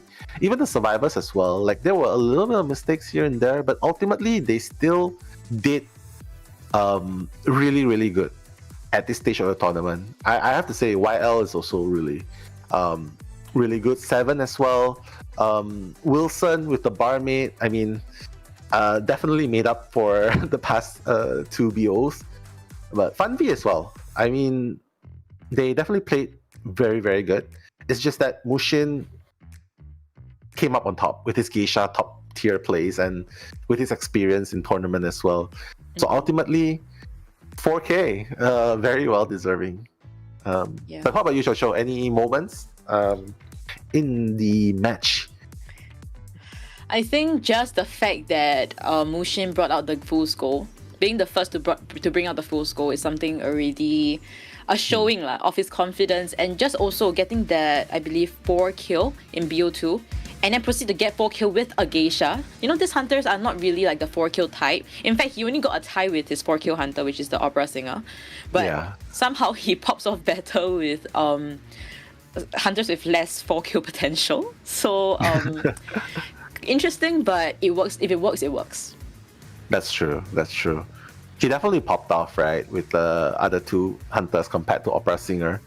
I think it just goes to show to the fact that a lot of people practice hard against opera singer, but when it comes to other hunters, maybe not as much, and it shows because not everyone can, not everyone knows or are familiar with Fool's Gold, and he capitalized on that. With Geisha, I have no comment because it's obviously a do or die situation, and 2 of them do not have borrowed time, so it's very risky. They played risky. They wanted to win it. They wanted to have an advantage, but now because of the 4K, Santi wouldn't even be able to try and make something happen in the second half, which is unfortunate. But I know that there are a lot of fans there still chanting, and Santi is a regular. We'll definitely see Santi again. Will definitely not be the last time we see in GNC. And hope that GNC sticks long enough to see the next event, and we'll probably see a lot of growth. Yeah, hopefully we'll see a lot of growth. I mean, so much support still for Santi, the hunter, from Team GNC, and so there's a lot of things that we're seeing here. Definitely not a one-sided victory. I mean, in BO1, GNC showed so much potential from the Survivor team. But unfortunately, when it comes to stamina wise, and also band pick wise, I think FCN still comes up on top. And consistency also, I think Mushin, when it comes to later rounds, he's definitely a lot more comfortable, a lot more confident with those picks that he's actually, I think he might have been training a lot more with his team. Exactly. But you know what this means, Shosho? We're finally going to see a repeat of that match between Omni and Fusion. Exactly. Right? I think in the last COA, right? It was that situation where Omni Fusion came off top, right? Yeah, and that's why Omni went to Japan and to represent. And without a doubt, we have to congratulate our MVP for this match, Mushin, with the geisha. Beautiful, beautiful stuff going on all the way till the end, back-to-back 4Ks. I think they're very, very well prepared going into the finals of choosing the first representative next up. Yeah, so right after this, guys, it's gonna be a matchup between FCN and Omni, our winners of our first 2 matches. But before that, we will be having the interview session that will happen very soon. But now I know we kind of know who our interviewee is already, but if you could actually choose one of them, who would it be? Oh, you're gonna sneeze. All right, sorry. I am gonna sneeze. I'm so sorry. I have no idea. I think, is there a reason why people sneeze? Is it?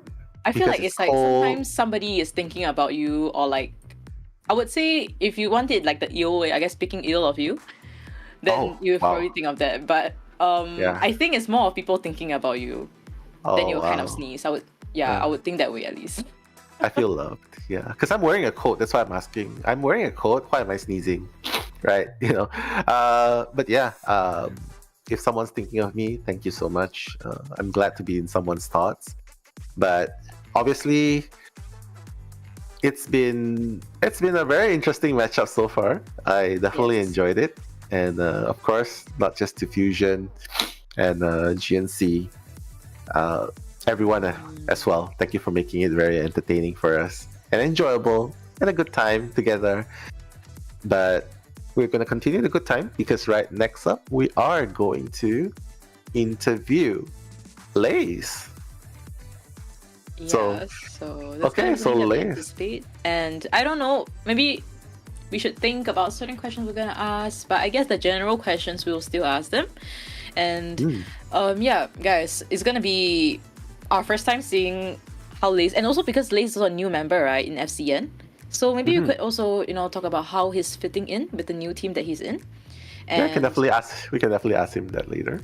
Yeah, and also maybe his thoughts on this matchup and also the later matchup that he will have against Omni. Yeah. And I think Omni has a longer resting period because right after this it will be between FCN and Omni already. So FCN has For a real. shorter break time. It really tests on their stamina then. For Omni they have a break, so we'll see whether the heated hands or having a rest in between would actually benefit which side. I guess we'll have to see. But right now we are heading into the interviews. I believe that the interviewee is ready. Are we ready with the interview? I guess we are not. So I guess we are. I mean, I don't know. I mean, I definitely want to ask him. Yeah, I definitely want to ask him the first question. Are you named after the chips brand? because Lay's, like, who doesn't know Lay's? Mr. Potatoes, Lay's. I mean, what are your favorite? While we're at it, what are your favorite chips brands? Any brand of chips you brand? like? Actually, I don't really eat potato chips, so I wouldn't. Really? But I think Calbee. You know Mr. Potato? Are we allowed to say the brand? Calbee. I guess we'll have to ask Lay's first, but hey, we are gonna head into the interview section right now and ask the man himself. Let's go. Hey, what up, Lay's? Hey, how's it going? How are you feeling? How are you feeling? First up, after the I'm feeling pretty well since we won, and yeah, I'm just happy that we won. I'm pretty nervous for the interview, but it's alright. It's alright. It's alright. Nervous, yeah. Yeah, calm down. And also, I think one question that we had just now was, you're kind of a new addition to Team FCN, so we wanted to ask, how are you fitting in to the team? Pretty well because our main language is Chinese, and I'm pretty good at Chinese. So yeah, during practice we mainly use Chinese. But I'm fitting pretty well in the team. I see. Is everyone in the team Chinese? Do they all use Chinese, or is there like? No, Polaris is not Chinese, but the rest are. I see. Okay, here's a fun question before we head for the serious stuff. Are you named after a potatoes chips brand? No, I was Lay's. I created my username when I was a kid. I don't really remember why, but I just named so. Probably the chips. I mean, it is a cool name. It is a cool name. We shall leave it at that. Thank you. So, how was it like in the team voice calls just now during the match? During this match, I wasn't in here because I wasn't playing, but the first you game, mean the round one? game. Yeah, it was round one. Well, we lost the round, so it was not like very happy, but we just we explained our mistake and we said what should have been done instead, and yeah, that's it. I mean, a great comeback from FZN, right, in BO2 and 3, and we just go ahead. Oh yeah, and also, are there any are you prepared to be up against Team Omni in your next matchup? Honestly, we were pretty focused on the first matchup, but we prepared for Omni. Yeah. I see. Right. Okay. And Ching H. I mean, we have yet to see Ching H. Is Ching H available to play in this tournament, you think? Or will it be Mushin, the only hunter available? I'm not sure. I don't think I can really say it, so I don't know. Yeah. Oh, yeah, that's a strategy. I'm sorry, yeah. And also, I mean, lastly, any other or any words that you have to say to your fans watching your first win in this COAVII NAEU qualifiers? To like anything I have to say, like to a Fusion fan, to your I would fans. say like to your fans, to my fans. I mean, thank you for blowing me, and I don't have much to say. Sorry. Oh, it's cool. But hey, man, good luck in your next game against Omni. Very Thank you very much. I'll give you the time to rest and prepare. So thank you for having us interview you. Thank you. Thank you. Good luck. Bye. See you. Bye.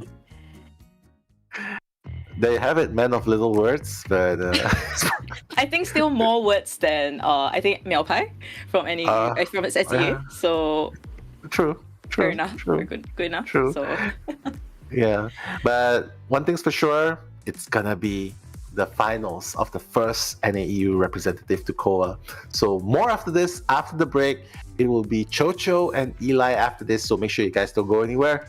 See you soon. Bye bye.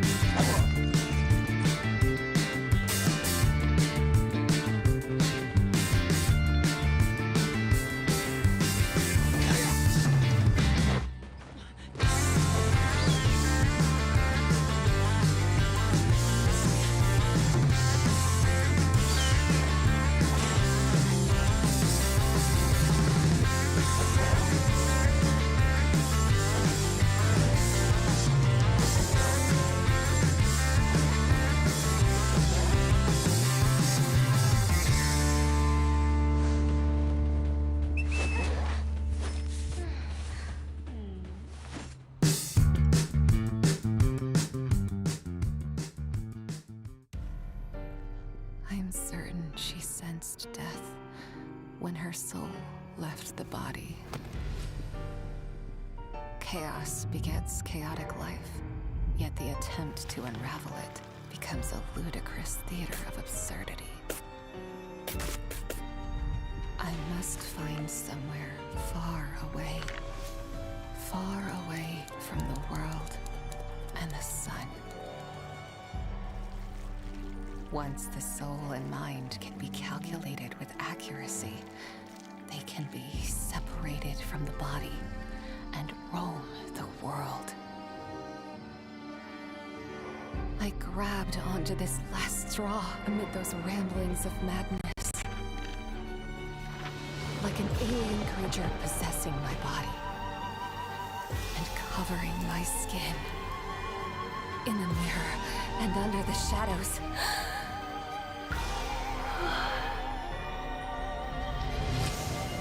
My body becomes its vessel.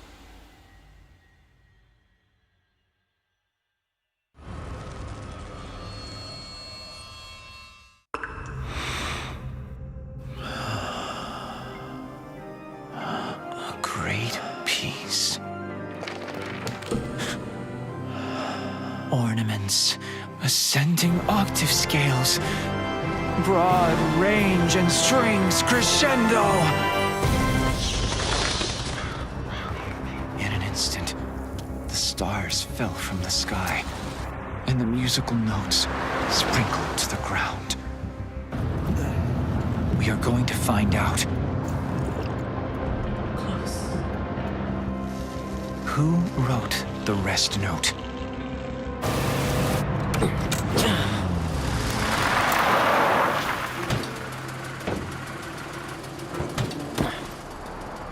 Here we are.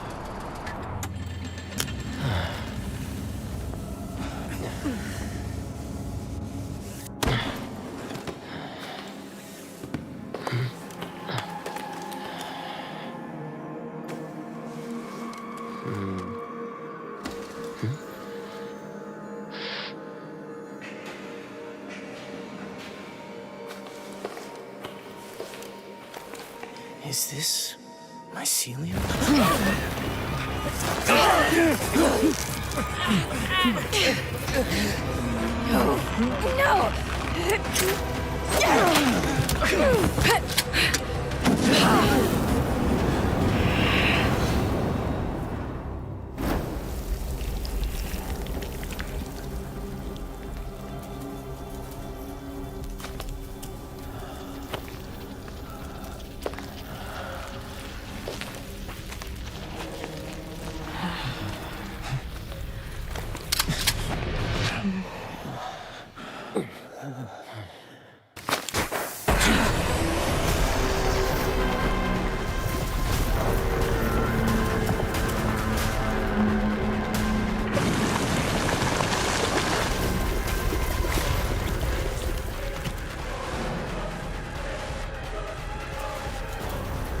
This is finally.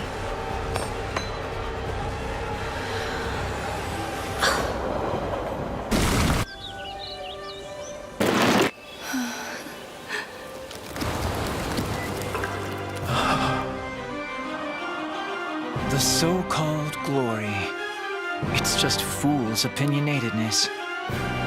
In the quest for the unknown, we may have a glimpse of the brave new world. The rest note is announcing the advent of the greatest masterpiece.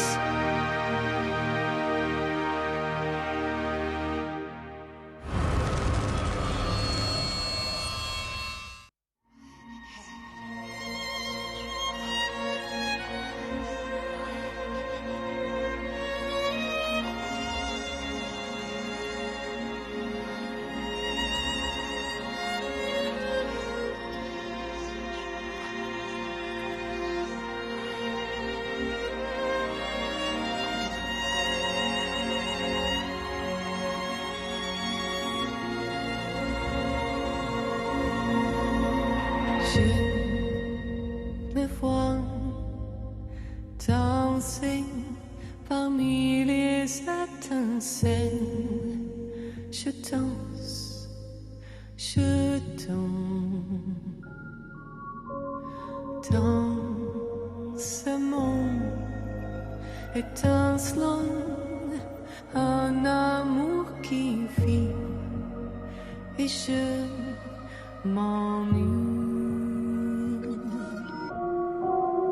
Mon cœur nostalgique pleure sous le poids de mes diamants.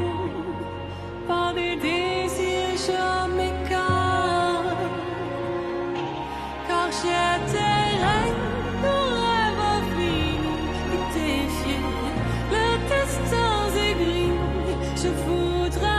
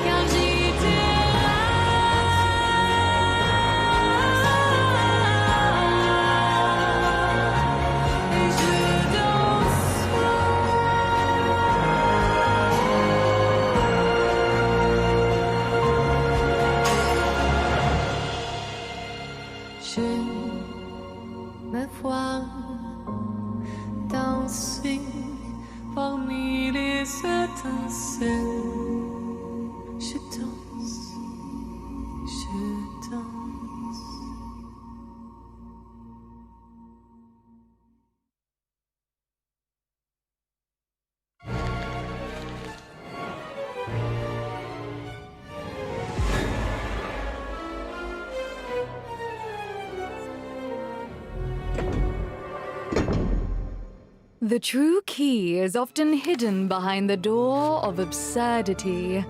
Tonight's story is about to begin. Do not forget, my dove. Never open the seventh door. Rare flowers, brilliant gems, and exotic secrets.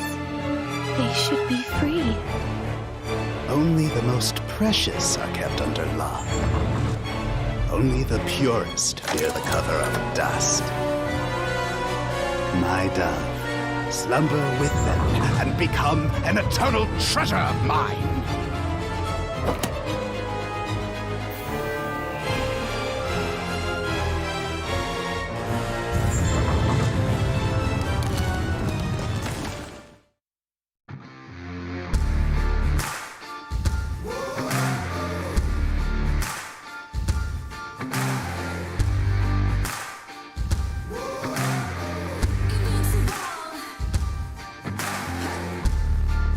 When you hit the uncharted place, gotta get out of your mind. Stomp it out every single time. Whoa, yeah, we're making history. This moment we're gonna own. Slam it down, exclamation point. Whoa, this is how we do.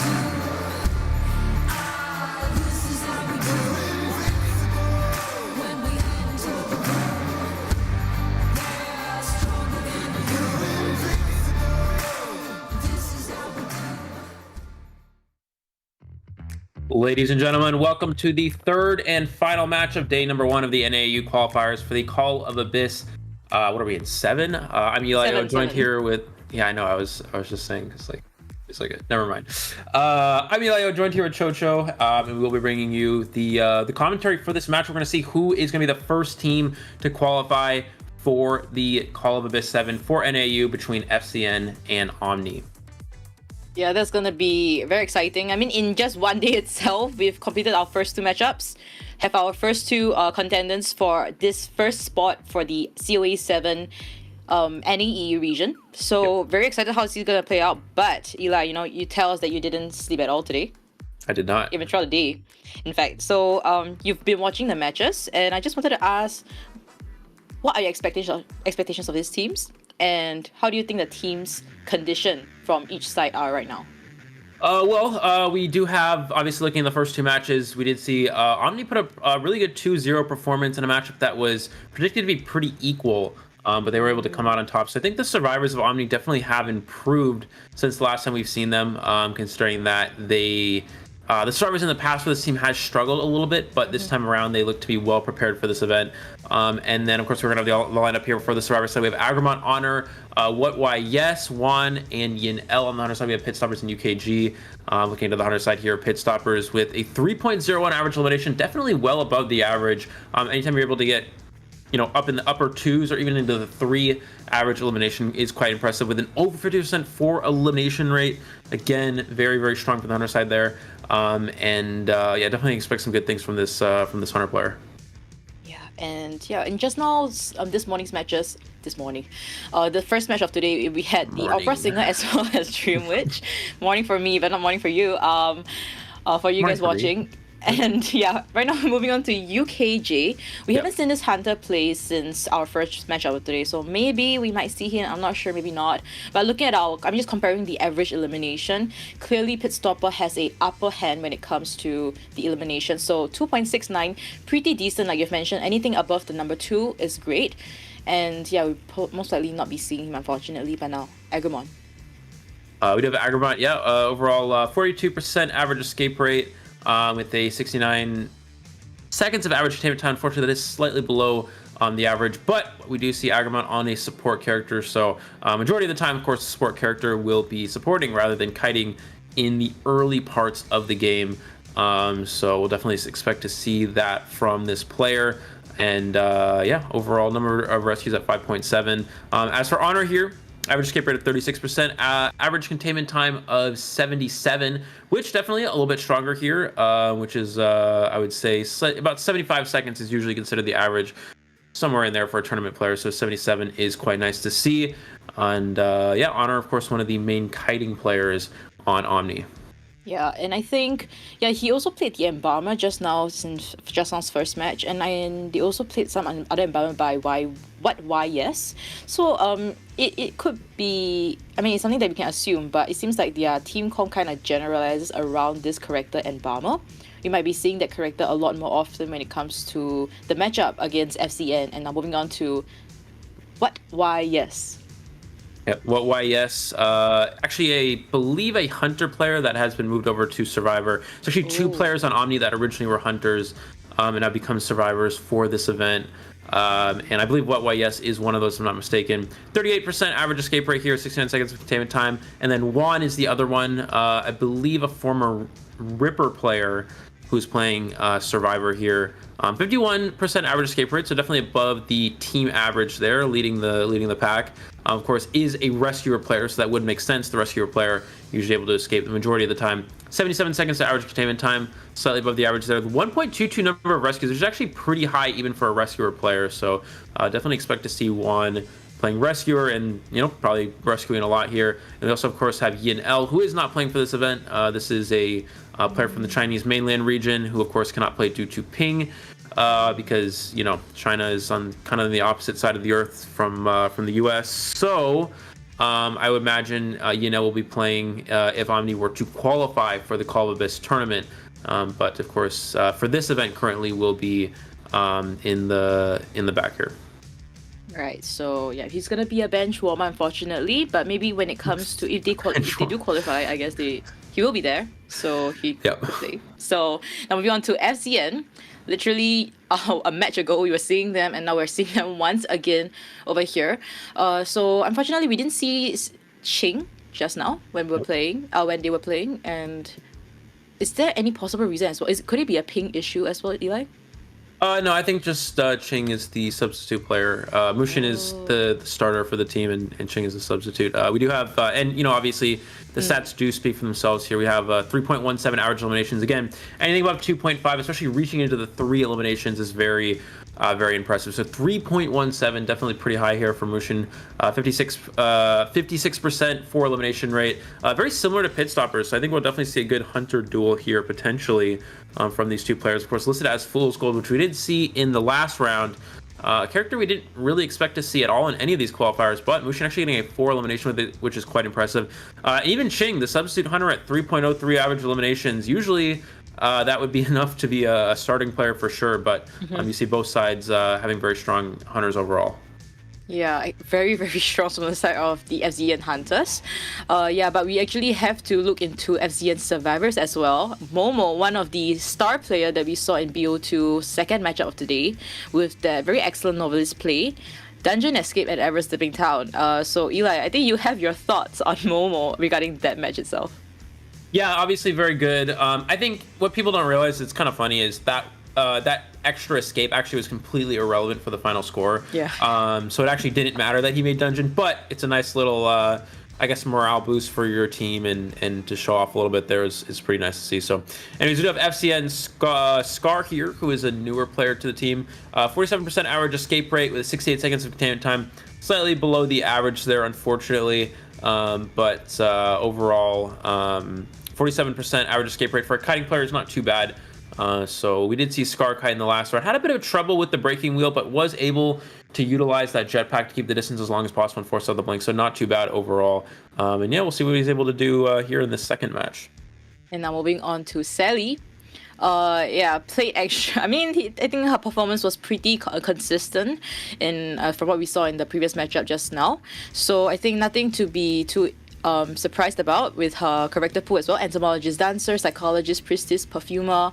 So very kiter / a little bit of support based. And I think she played the psychologist at Everest Dipping Town just now. Yeah, very well disciplined rescue as well as kite from her. And hopefully we'll be seeing more of her performance in the later round. Absolutely. We do have Polars, who actually is formerly the first survivor in NAU a few seasons back. So, of course, we will have very high expectations for him. 89 seconds of average containment time, actually well above the average. This is quite impressive to see. Anytime you get into the 80 seconds of containment time, very, very good. Also has that harassment potential, a prospector player. 41% average escape rate as well, which is, just pretty average overall. Containment time definitely speaking for itself there. Yeah, we definitely have high expectations from Polars here. And we also have Lays as well, a newer player to Team FCN, formerly on the Team Ace, and now playing for FCN as, I believe, the substitute survivor for this match. 76 seconds of average containment time and 51 average escape rate. Of course, this is pretty standard with 0.96 average number of rescues, pretty standard for a rescuer player. And of course, Lays is one of the rescuer players on this team. Yeah, so we'll see whether we'll be seeing Lays once again in BO1, or if not, it's probably gonna be Polars taking over the main line up in BO1. We'll see what FCN decides to choose ultimately when going up against Omni. So, we saw Omni with a 2-0 sweep in the first matchup, whereas FCN had the BO3 first half before they ended things against GNC. So, we're talking about the condition of both teams right now. You've mentioned how Omni Survivors is showing a lot more consistency, a lot stronger compared to their team composition that they had in the last IVT. So, do you think FCN can take this win against Omni? Because it seems to be like a redemption matchup compared to last year. Yeah, definitely. This is we've seen these two teams. This is now the third time they're meeting each other in tournaments. We saw the NAU qualifiers last year, in which Omega was able to defeat FCN, and then we saw in IVT, which was FCN was able to defeat Omega now, and of course Omega has changed their name to Omni here, and now we do have Omni versus FCN again, and this is the match that matters, right? The qualifier match, who gets to go to COA. And looks like we're going to see that FCN did have map selection. Omni, interestingly enough, banning Red Church again. This is the second time we've seen them do that, which is a bit curious considering that maybe Pitstoppers might want to play Opera Singer, but I think he might actually be favoring the Dream Witch in round number 1. That's why we see the Church ban here. It looks like FCN's actually going to go with Moonlit River Park. I think the reasoning for this is that you can make it difficult for Dream Witch, right? Moonlit River Park is a very big map. Can be a bit challenging for Pitstoppers Dream Witch here, and I think that might be the main objective here with this map selection. Yeah, and I think just now Omni played against Python, played at the Moonlit River Park and got a 7-2 lead. I think Pitstoppers got a 4 kill at Moonlit River Park. So it's quite curious to see why FCN decided to pick a map that might potentially favor Pitstoppers. But we shall see how this might potentially play out. Maybe FCN do have certain strategies or gameplays that we have not known just yet. Yeah, it's definitely possible. And yeah, we're just waiting for the match to get started. I believe it was FCN on the Hunter side, right? Which means that Omni actually chose to go Survivor first, which is actually very interesting considering that in a Hunter's battle, you usually want to start with the side that will likely have the most success. And in a Hunter's duel, I feel like leading with the Hunter side could be a bit more advantageous, but Omni must definitely have something up their sleeve here. We'll see what they're able to start things out with, and if they're able to jump ahead early on that Survivor side. And yeah, so while we wait for the match, Chocho, how many hours of sleep? Do I have? Yeah. Well, like 4. Oh, that's not bad. You got a couple I really tried to sleep early in my time zone at like 10 p.m. But yeah, I can't do that. So. Yeah. Well, you got a couple cycles in. That's not bad. I got 0, so that's. But that was nice. That on your side is by choice. I was too excited. For this event. For those of you who don't know, NAU is like this is like my server. Right? This is where the server that I'm from. Been playing on here for a long time. I love NAU. I was literally up all night because I was trying to sleep, but I was too excited for this event. I literally sent them a picture in our group chat of me at 7-Eleven at 3 a.m. buying caffeine because I couldn't actually sleep. So, anyways, getting into the match here, looks like we are going to have the Antiquarian and the Acrobat ban first, which is pretty interesting considering that, I mean, Acrobat, usually not a character you ban right away, although it is Moonlit River Park. It is a very strong character for this map, so definitely could make sense here. Looks like we're gonna have Gardner and Embalmer. The Gardner, of course, here to counter that that Opera Singer, which is a hunter that's very commonly used, especially in the first round. And we also have the Embalmer. So Omni really just trying to go for this this tie strategy, at least get 2 survivors at the exit gate here. Also, big map like Moonlit, pretty advantageous for something like Embalmer. Obviously, you can set up 2-story coffin, you can set up first stop coffin and take coaster across the map to get away from the coffin. So there's a lot of options here. The Cheerleader as well, a bit interesting for the early rounds. We usually see characters such as novelist or lawyer getting prioritized early on, but it looks like they're opting for the Cheerleader once again, as they did in their first match. Yeah, and we'll see how Mushin responds, possibly with a rescuer ban, and Omni should respond back with once again a rescuer as well. You know, today, right, we've been seeing quite a bit of team comms without that rescuer role, Eli. So what do you think is possibly going on with the current meta?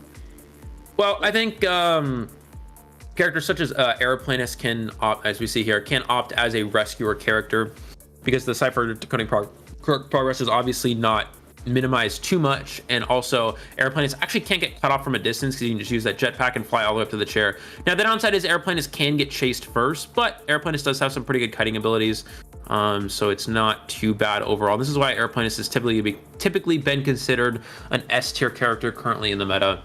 Yeah, with the Mercenary ban as well, I would have liked to see Mercenary from Omni just because it is a large map and having that Mercenary to get across the map is pretty advantageous, but Aeroplane is a very strong replacement, so I definitely like this as well.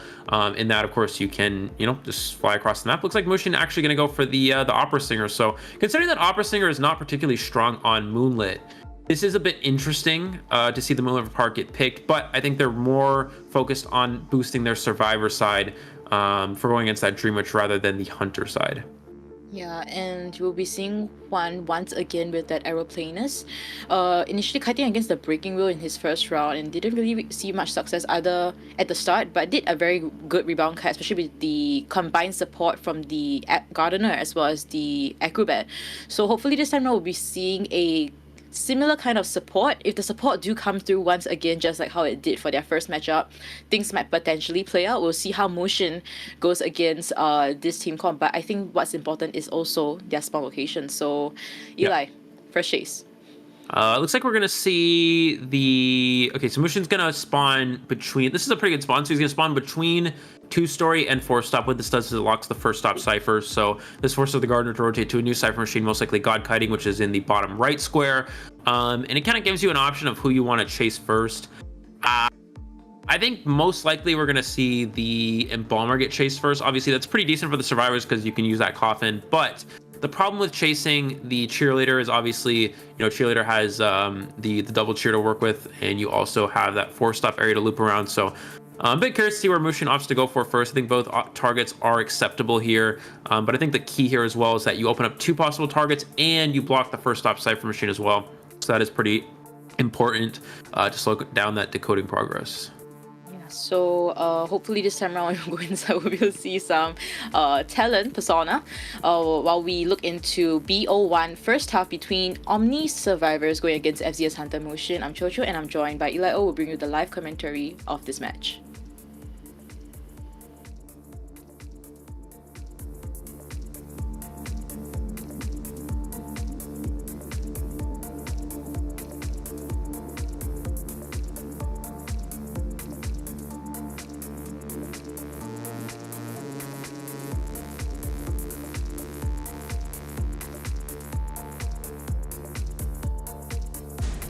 All right, here we go. Looks like he's actually going to go 4-stop first. He's actually going to commit to Cheerleader, leaving the Embalmer open to freely decode here. And of course, we are going to see the Gardener forced to rotate to a new cipher machine because of that locked cipher.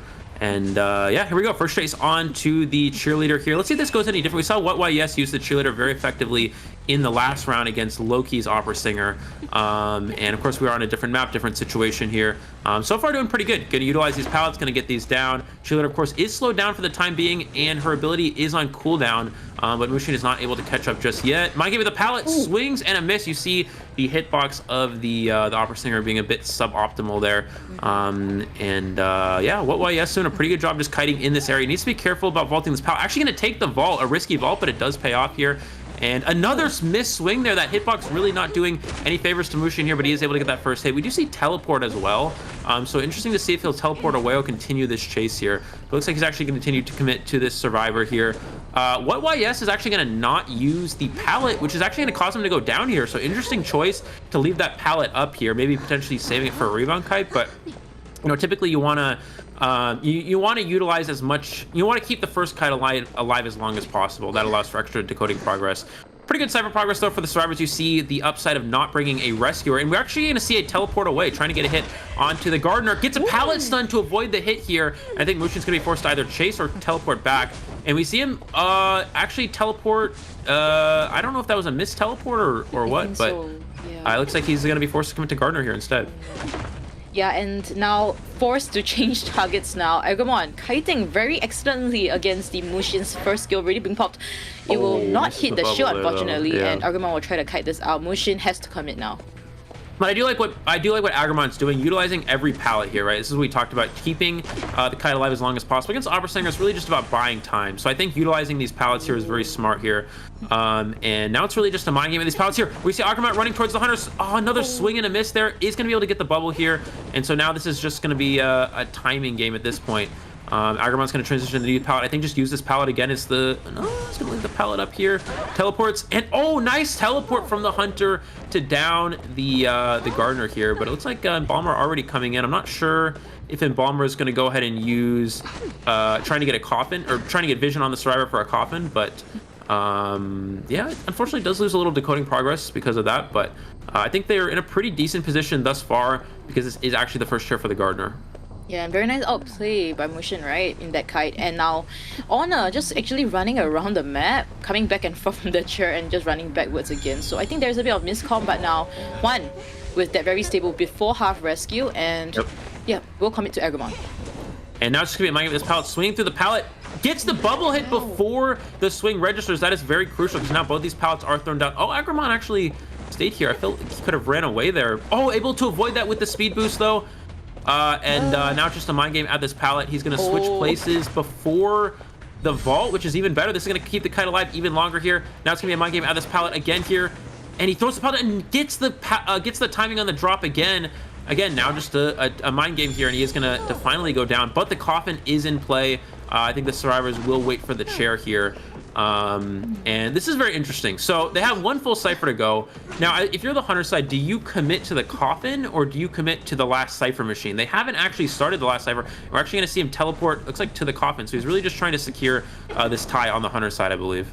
Yeah, and they're gonna leave the decoding to aeroplanes in fact, and the other two should be coming for this body block situation they're gonna go for we're seeing. Yeah, already. double body block. Interesting. Sorry, continue. Alright, so yeah, trying to come for the body block, and now three of them just running around the area blocking, but ultimately still unable to spot out where the gardener is. A bit lost, but the hit does register onto Honor. Right now, all of them are half health. Mushin seems like he'll commit to the Embalmer. Yeah, looks like he's gonna down Embalmer here. Just gonna go for the chair. He doesn't want to give.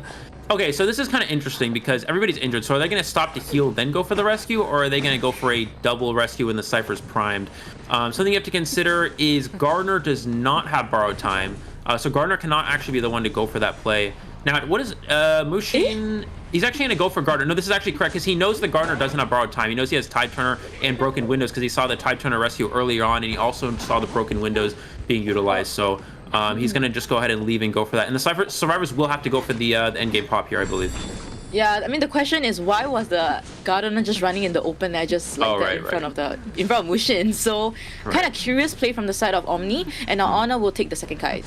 Yeah. Potentially. Potentially. Looks like he's gonna try to find where the survivors are. Just gonna set up his coffin on the dungeon here.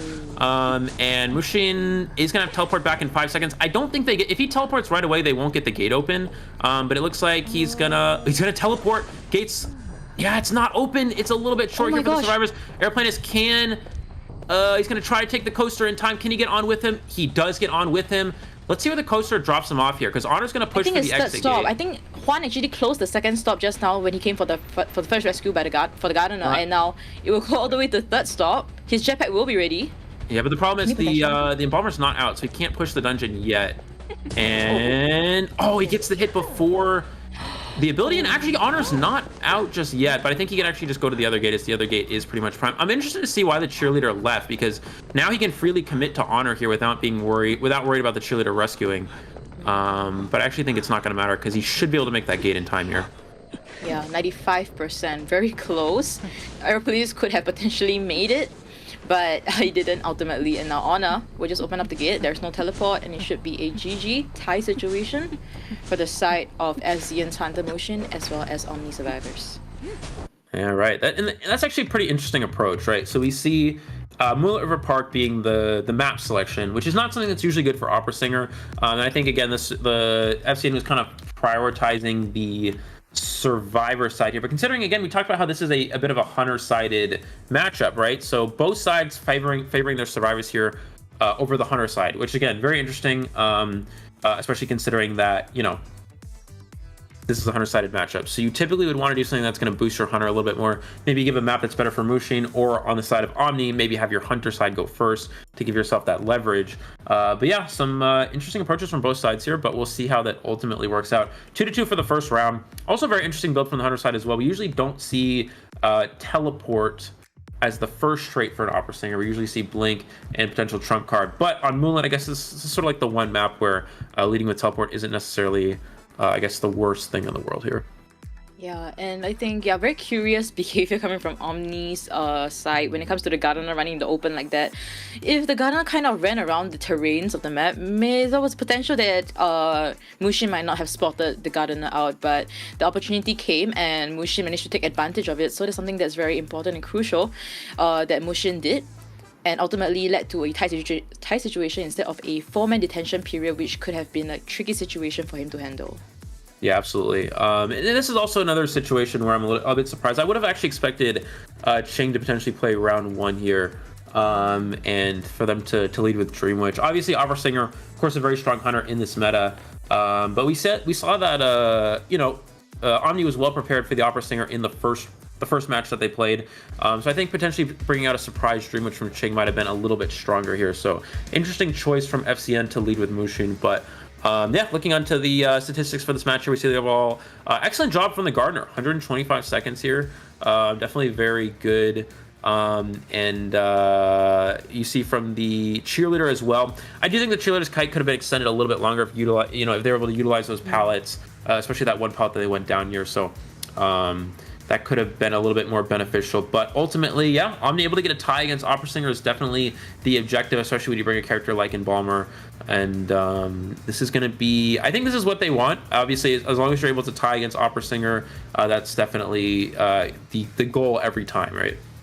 Yeah, and also like the rebound kite from the Gardener around the behind double story area was actually pretty good. I mean, very patient. Yep. I mean, I think Mushin's kind of failed a number of swings, and Gardener kind of like faked wanting to vault and kind of forced Mushin to teleport back as well. So mind game wise, Agrom actually did an amazing job. And yeah, his performance today, his condition seems to be very good, and I'm hoping to see a lot more plays from him, because I think today I've only been seeing him kind of play the Gardener as his main role. Now that the Gardener is globally banned out, what are some potential plays that we can see from him? Well, I guess in the past we've seen Agramont play characters like Psychologist. Yeah. We also see listed as Toy Merchant, but Toy Merchant is not too common in the current meta, so yeah, definitely hard to say, especially, yeah, now that you mentioned Gardener is globally banned. Also, Gardener's not going to be as strong moving into later rounds. We typically see Gardener for round 1 for that Opera Singer. As you saw in that situation, you know, you're able to get that bubble and force extra hits against Opera Singer, it can be pretty effective. So in that case, it was pretty good for the survivor side, right? So that was very important. But yeah, looking into the second half of this round, it's now very important for FCN survivors. They did pick this map to put pit stoppers at a disadvantage, I believe, just based off of the fact that it is moonlit. And I'm actually very curious to see what approach pit stoppers goes with, because we saw him play the Opera Singer in the last match, right? Or the last match that they played. Well, yeah, but he played Opera Singer in the second round in the first match, which is a character that we weren't sure Pit Stoppers was going to play, considering that he had a difficult time with the Opera Singer back in IVT. But it looks like this time around is a character that he is bringing to the table here. So it now comes down to the question, what does FCN expect? Did they expect a Dream Witch here, or did they expect the Opera Singer in round number 1? And I think also this map is not great for either hunter. I think Opera Singer is not as strong on Moonlit compared to maps where it's easier to dash around, and also neither is Dream Witch. So yeah, I'm curious to see what he goes with. I think it'll probably depend on the team comp. So we just have to wait and see how this might potentially play out. FZN survivors, you know, we mentioned something, you said something about Lays, might not be in the main lineup this time round. So with the addition of Polars, actually I'm not sure if you remember, but there was this one time I was spectating for one of SZN's trainings, and I saw Polars play the Acrobat and played it pretty good. Is there a reason why Polars is only dedicated to play the rescuer role and not kiter roles? I'm not really sure, to be honest. I mean, I personally believe that Polars is a good kiter. He's someone that I've played with in the past. Of course, I can't reach into the minds of the teams, but I definitely do believe that that is, yeah, I mean, Polars obviously has been, we talked about this before, has been the first survivor in the server at some point, so he definitely has skills in both the rescuing and the kiting fields. So I guess it's definitely possible that we'll see either character from him. We also see Prospector as well, so definitely has the support abilities as well. So definitely a versatile player, I would say. Yeah, and I think just now the most impressive play from the side of FZN Survival was definitely Momo's Novelist. Yeah, with this revamped version of the Novelist, it's definitely showing, it's giving a new showing, and also Momo did a very good job showing to us as well how the Novelist can be played out against even very strong hunters like the Opera Singer, 4K hunter that people always play in BO1. So hopefully we'll see more of those things happening and Momo playing them. I think one thing we really miss also is Momo's Better. It's been quite some time since the last IVT, so fingers crossed, hopefully in this one, right before they qualify, if they do qualify, we might be seeing it. And now FZN responding with the Lawyer as well as the Acrobat as their first two picks. Yeah, and also we see Priestess banned, which is really interesting. Priestess is not really a character we see getting banned in the first round anymore, just due to the fact that it's not very good against Opera Singer, because Opera Singer, as soon as you go through the portal, you just dash and catch for the survivor right away. And also, Opera Singer's cooldown does not reset when you take the portal. You can continue to dash right afterwards. So with the Priestess ban, this might be a potential Dream Witch because of this. So this is something the survivors want to definitely would want to consider. I'm curious if they ban something like Psychologist. I kind of would like to see that, just because Psychologist is not only effective against Dream Witch, also is not bad against Opera Singer as well. And considering that Pit Stoppers is also Antiquarian, that's also fine. And so for the survivor side, do you go Mercenary right away here, or do you opt for the Psychologist instead? Looks like they're gonna go Mercenary first. And yeah, he's not banning the Psychologist just yet. FZN could potentially pick that as well. I guess that's still fine, right? There isn't any support characters that we're seeing here. It's mainly just kiting, decoding, a rescuer picked already. So, is there any potential reason why SZN has decided to just focus mainly on these kiting roles instead of picking a potential harasser that could work out here? Well, it is round one, right? So there's not much that can really harass an Opera Singer, unfortunately. Supporting against Opera Singer is very difficult. Also considering that you might have to deal with the Dream Witch, supporting against Dream Witch is obviously doable, but at this point with Priestess ban, with Embalmer ban, with Antiquarian ban, the only possible support character that would be effective against Dream Witch is Barmaid or Seer, but Barmaid, obviously, as we know, is very weak against Opera Singer, and then Seer is just not quite as good currently in the meta. So looks like we're gonna see the Gardener in preparation of the Opera. I'm kind of interested to see why we see the Gardener, just because I feel like Dream Witch is a pretty strong, now a very strong character to pick here. From the side of Pit Stoppers, now that you have, Lawyer chase target, you have Gardener chase target. I definitely think something like a, well, I guess Psychologist is banned, so I guess it wouldn't matter. So yeah, I guess it's fine at this point. There's not many options besides this, so they're really just gearing up for this Opera Singer. And I guess if Dream Witch comes out, then that's something they're gonna have to deal with. And it looks like, yeah, it's gonna be Dream Witch. I think Dream Witch is definitely the correct pick here. Again, Gardener a good chase target, Lawyer a good chase target. So I think this is pretty optimal for the hunter side, if anything. So we have to see where Lawyer and Gardener spawn. It seems like Acrobat might potentially be spawning at the 4th stop, Mercenary at the bridge area. So, Pit Stoppers potentially going for Lawyer. Sorry, I had to yawn there. Yeah, it's just very excited. So yeah. Yeah, I think Lawyer is definitely best chase target here. So we saw in the last round, we saw Mushin opt to go for the 4-stop chase, but I think in this case you don't want to chase a 4-stop Acrobat. Also, Dreamwitch doesn't want to chase Acrobat. Also, Lawyer is a decoder, so going for Lawyer first is definitely the most optimal play. So I'm interested to see the rotations, right? Because you're going to see that Gardener's Cypher Machine is blocked, so the Gardener will be forced to go to the God Kiting Cypher. So if the Lawyer opts to kite there, he might run into the Gardener decoding, so you have to be careful of that. But yeah, we'll see what happens. Of course, we are going to have the second half of the first round of Omni versus FCN in the first qualifier finals match. I'm Elio, joined with Chocho, and we will be bringing you the live commentary for this COA qualifier matchup.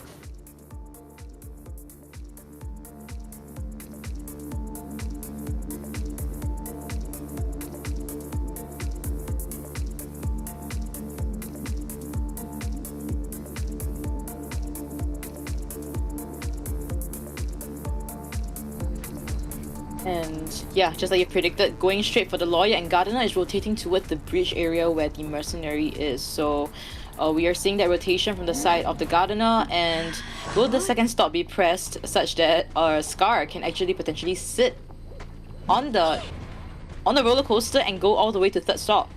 Yeah, it's going to be a leech hit right away here. So as the Lawyer, you need to wait for the spawn to get here before you take Coaster. And he's going to take Coaster right away. Now the question is, can Pit Stoppers get here before? It looks like the stop sign was hit, and he's actually going to be able to take it all the way across the map here. Of course, as a Dreamwitch player, you can catch up pretty quick. So, you know, obviously, that's the power of Dreamwitch. You have that speed to work with.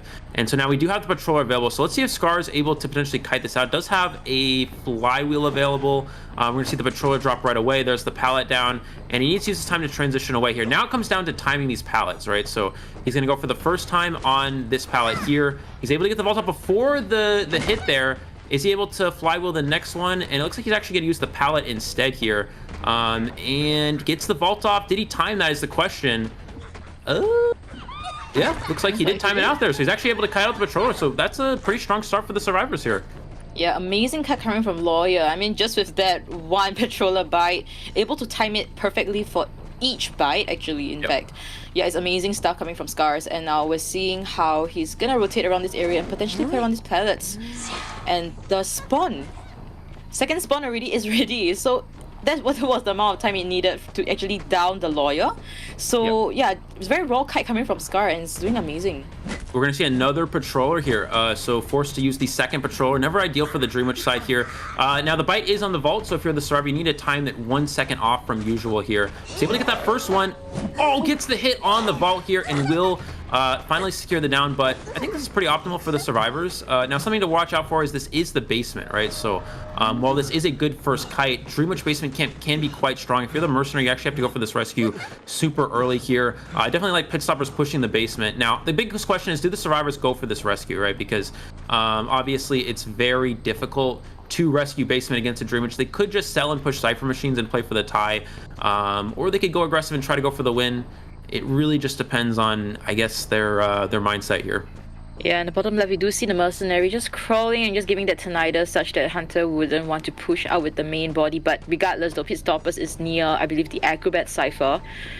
Will give that mark once again. And Mercenary seems like he kind of got that hint that, because, I mean, the mark is no longer gone at the basement. So, yeah, Mercenary, will he go for this rescue, though? Yeah, it looks like 2 followers are here, so Mercenary does now have a safe rescue option. We're going to see a Patroller from the Leech follower here is able to Patroller onto the Mercenary. I don't think this is going to matter. This might just be a mind game situation here. This does force the survivors to start a new Cypher Machine, and is going to hit onto the Mercenary there, and we're going to see the rescue take place. Does Mercenary opt to body block, or is he just going to leave? He's just going to leave here. This does force the Hunter to bring the spawn follower over to pick him up, or re-leech the Lawyer. So looks like he's actually gonna go for leech onto the Mercenary instead here, I believe. Yeah, or no, Mercenary's Acrobat actually able to get away. So and the Acrobat just removed his leech, so he can safely decode that 61% Cypher. Yep. You know, Pit Stoppers doesn't want to waste his mark on this Lawyer already, so we'll just leave. And that's smart. And now I agree with Acrobat trying to push that last cipher. Yeah, that's smart not to waste your leecher, because if you waste your leecher, now you lose your endgame control. The survivors do manage to pop for the endgame here. You lose your endgame control, right? Having that extra leech in play, because now he wouldn't be able to leech the Acrobat, but in this case, he is able to do so. Now the question is, if you're the Acrobat, do you push this cipher to the pop here? Cipher's 99. It looks like they're just going to go straight for the endgame. FCN really going for this. Pitstoppers is not going to leech. He's actually going to hold his leech a little bit longer, and he's going to switch to teleport. So he's really trying to play a bit aggressive. Now, you do run the risk of getting kited because you don't have Blink or Patroller to work with, but of course, you are able to have better Cypher pressure at this point, or better map pressure at this point. Looks like Polar's is going to go to the other Exegate with the Acrobat, and it's really just going to be a commit onto this Gardener at this point. Yeah, it seems to be leaning towards a tie situation. I will see how Sally kites this out. Will she be able to generate a shield successfully and rotate over to the other side of the map? But yeah, just will be dodging that hit due to that missed time from side of Pitstoppers, and Dungeon seems to be quite far from here. Yeah, she's going to try to get that bubble, it looks like. And is going to secure the down there, yeah, onto the Gardener. Dreamwitch can teleport, but Exegate is already open here, of course, and this is going to be, looks like a tied game, so it looks like we're going to have a 4-4 for the first round here between these two teams. We talked about how this is sort of a rematch between these two teams, right? We saw Omega, or OM take the first victory, FCN take the second victory, and now a tied 4-4 in the first round of this next matchup between these two teams. So already things are heating up and getting pretty interesting. Yeah, so this definitely confirms that BO3 that we will be seeing. And I think one thing to note as well is that because this is FZN's map selection, getting a tie situation is not something ideal for them. However, it's ideal for Omni. Omni will be having the map selection in BO2. So yeah, situation is getting heated, very tough. Things are getting sticky, and we'll see how FZN responds in BO2. Maybe they might potentially rebound back. We're not too sure. But considering Pitstoppers' character pool, and we might be seeing him once again, any map that FZN should potentially ban out when it comes to BO2? You know, it's really hard to say. We've seen OM do this thing where they go Sacred Heart Hospital in the second round, which, I don't know, that's an interesting approach just because it's like, it boosts your Survivor side, but it also makes your Hunter side weaker. And this is why we don't see Sacred get chosen that much in tournament. So we might just see FCN. I would imagine they'll try to ban Sacred. And so that'll probably be the approach, is just ban Sacred and let the other team choose their map. They could also ban Arms Factory, that's another option, but at that point, if you ban Arms Factory, then FCN is just going to ban Dreamwitch. And then Pitstoppers has Opera Singer, but Opera Singer on Arms is not too strong overall, so it's kind of interesting to think about. But we do see the 2-2 for this round, of course, and a 4-4 overall in this first round. Yeah, and yeah, I mean, he got a tie situation. As a Dreamwitch, it was a basement chair. Do you think Pitstoppers could potentially play out the basement play a little bit differently, such that he could have gotten a better advantage at that point in time? It's hard to say. I think he did. I think he played it pretty well, because you want to make sure Acrobat can't prime the Cypher, because if you camp the basement with both followers, Mercenary can go for a save. Even if he gets double hit, the Cypher machines will be probably primed. Acrobat could probably prime that Cypher machine. So that's something you have to consider, right? So I think that going for the pressure onto the Acrobat Cypher was correct, because again, if you don't pressure that Cypher, it's going to be most likely a win for the Survivor side. So I think that was definitely the correct play. Now, I will say, I do think Pitstoppers was saved by the basement there. If basement spawns in 2-story, that's a very easy rescue for the Mercenary, and the Cypher machines would most likely be primed by the time the second rescue occurred, right? Because Mercenary is not unable to go for the first rescue because two followers are camping the basement with Patroller. So I think the basement was definitely very, very crucial there.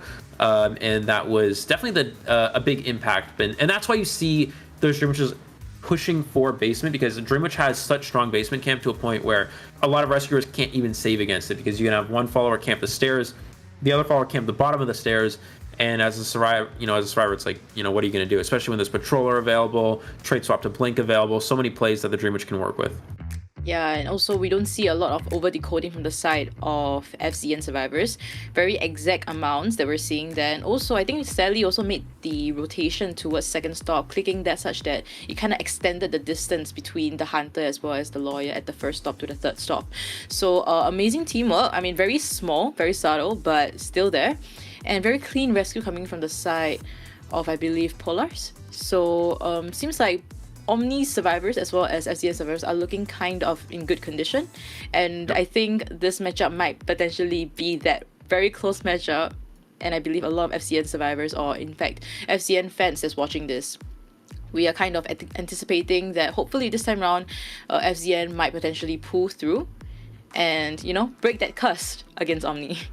And what's interesting is we considered this to be a hunter-sided matchup, but both sides survivors are actually playing very well, right? So that's sort of doing well against these hunters. You know, look at these hunter statistics. They both have average eliminations of over 3 with high 4 kill rates, and it's like, okay, this is probably going to be hunter-sided, but both survivor sides almost able to win on both sides. We saw the OM survivors almost able to get the Cypher Prime before the last down, fell just a little bit short at the end. FCN survivors had a 3 Cypher kite in the first kite, so it was definitely enough for a win, but fell a little bit short because of the basement. So definitely both sides survivors are looking very good here.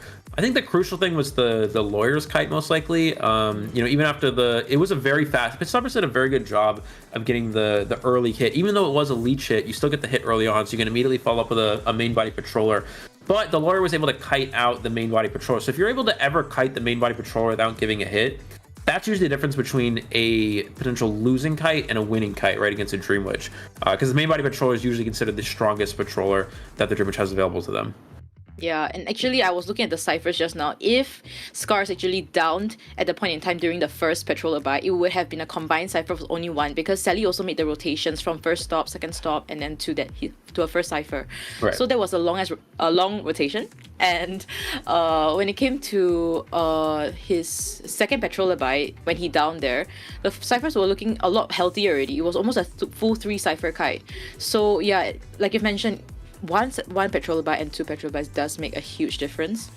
And yeah, I think if Mushin actually played his opera singer, like he managed to teleport back after he teleported to the Gardener cipher, maybe it might have changed how the match would have played out a little bit more. Yeah, I think that was actually a misclick. So the point that she's talking about is when so Mushin dropped a shadow on the, what was it? The cheerleader's chair on the first down, dropped a shadow on the cheerleader's chair, then teleported to the gardener. And I think he tried to teleport back to the shadow that's at the cheerleader's chair, but accidentally teleported to the one close to the gardener. So then he was forced to chase the gardener instead.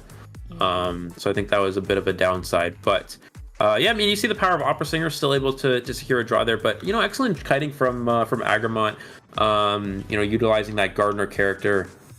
You know, we saw in the Call of Abyss tournament, Agrabot definitely has improved since then, right? We've seen some really good kites. Played well in the first matchup today. Played well in this match as well thus far. So this is definitely something that Omni is looking to continue with. Yeah, definitely the additions of certain members. But why yes, one was actually made a huge difference in their survivor lineup and also the way they are playing right now. The kiting rotations actually from FCN survivors and as well as Omni survivors are looking very good. I think really the only mistake that you've mentioned just now also about Why Yes was his idea of not wanting to play around the palette. He just got out of it instead of just placing it down. So yeah, I think a little bit of things here and there do matter. And now looking at our map selection. Chinatown is interesting. This is a very curious decision from Omni. I would have considered that I would have thought they might go for an Ever Sleeping Town just because Ever Sleeping is good for Opera and the Dream Witch, right? So that way you can pick whatever hunter that the survivors of FCN opt to ban. It puts Pitstoppers in a pretty good position. But instead they're going to go for the Chinatown, which, you know, not bad for Dream Witch, not bad for Opera, but I feel like Ever Sleeping definitely a bit stronger for both those characters. So a bit of a interesting decision, but they definitely have something planned here. It could be also that Pitstoppers has some hunter that we don't actually expect as well.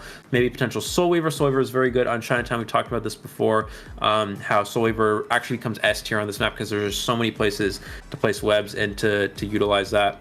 And also Breaking Will as well is a pretty good character here too. So definitely some good options for Pitstoppers to play.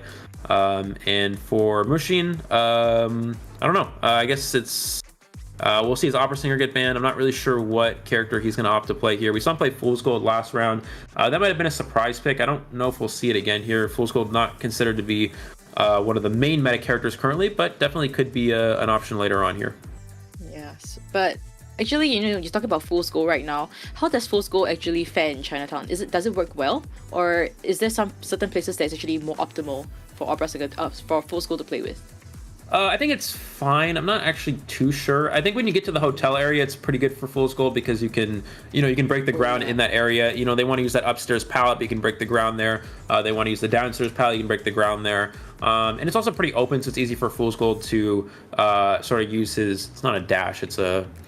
How do you describe that? What is that? You literally did this. Where you throw the pickaxe and then you dash to it. Oh yeah. The attraction. Is it a dash? No, it's not. That's not what it is.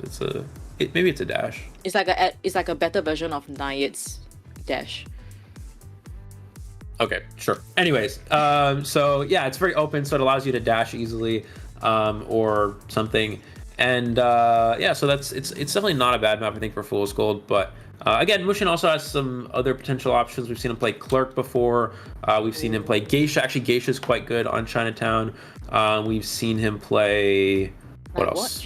Night Watch, also pretty good here. So I think this map is definitely good for both hunter sides, I would say. Yeah, and hopefully FZN as well as Omni will show us an amazing performance at the Chinatown map, and this is OM's map selection, so hopefully they do get the advantage that they need in this round. Yeah, they definitely do have to, right? Because in BO3 it will be FZN's map selection. They probably it will be kind of tough to get the advantage in your opponent's map selection. So heading into our ban pick phase now, we have Omni Survivors going against FZN's Hunter Mushin in BO2. Yeah, and it's very important for Omni to try to jump ahead here, because if they fall in this round, FCN gets to choose map with no map ban. So yeah, it's very important that Omni is able to put up a good performance in this round. Maybe try to take this round. This is going to be the situation where they really want to jump ahead. So looks like we're going to see the Antiquarian and Priestess ban from Mushin. Of course, the Priestess ban is optimal now that we're in round 2 and Opera Singer is no longer going to be available. We see Gardener and Embalmer as the global bans. So Omni will not have that Embalmer option anymore. Looks like Opera Singer, of course, as mentioned, is going to be banned here from the Survivor side. Now, again, what does Omni actually expect to play against here? When you're going against Mushin, it's tough because he has so many options, right? You have Fool's Gold, you even have Wax Artist, you have Night Watch, you have Clerk, you have so many things to consider. You have Geisha to consider. Toy Merchant is interesting just because Toy Merchant is actually quite weak to Geisha, right? But it is quite good on Chinatown, so it's a bit of a trade-off here. We're also gonna have the Acrobat as well. Pretty versatile kiter overall. So with these two compound picks, we have to see what Mushin bans out for his third pick. I think it's really hard to see what goes around Mushin's head, right? I mean, he can ban certain characters, but on the side of Omni, they have to cover all grounds, whichever hunter Mushin picks ultimately. And now with this Psychologist banned out, a Cheerleader in response, I think potential-wise, they definitely do have it. Well, they're gonna leave Rescuer for last. I think again, right? This is a lot. They did this last one as well. Correct. So does Mushin ban Aeroplanist or Mercenary is the question. Obviously you're gonna ban one of those two. But which one are you? Oh, it's gonna ban Aeroplanist. So he's actually gonna give Mercenary here. Obviously Mercenary is a stable Rescuer, but Mercenary does have slower decoding, so it gives you a little bit more time to work with as the Hunter. So a lot of kiting potential, a lot of, if placed correctly, the toy, I mean. Of course, the support can come through, but we'll see how Mushin responds to this team comp. But Eli, could a Geisha potentially work out here? Oh, it's actually gonna go Fool's Gold. Actually, during this match, Coach, I'm gonna ask you to rate the catapult placements. Oh, yeah. If we do see it though. Since you're the expert. Yeah. Alright. So with this Fool's Gold being picked over here, I mean, even if you fly, Fool's Gold can just get closer to you regardless. And with this spawn location that we're seeing here, Cheerleader potential first chase? I mean, yeah, I think it would. Obviously, spawning in a cheerleader. Interesting spawn from the Survivors. We usually see the L spawn be a bit more common. If you spawn in this area, I feel like it's pretty easy to block off the building. I guess it would be in the two-story area as well. But the problem here, if you spawn here, you can't rotate to the Toy Merchant's catapult at the corner building, right at the hotel area. So if you're the cheerleader, you can immediately rotate around to the top right square and then go down to the hotel where the catapults will be set up. But if you spawn in this restaurant area, you're unable to do so. So interesting spawn from Omni, but we'll see how it does work out here. Looks like what YS will be most likely having the first kite for the, I think, third time today. So let's see what he's able to do against Mushin on the Hunter side of FCN. This is the first half of the second round of Omni versus FCN. I'm Eli O, joined here with Chocho. We will bring the live commentary for this Call of Best 7 qualifier matchup.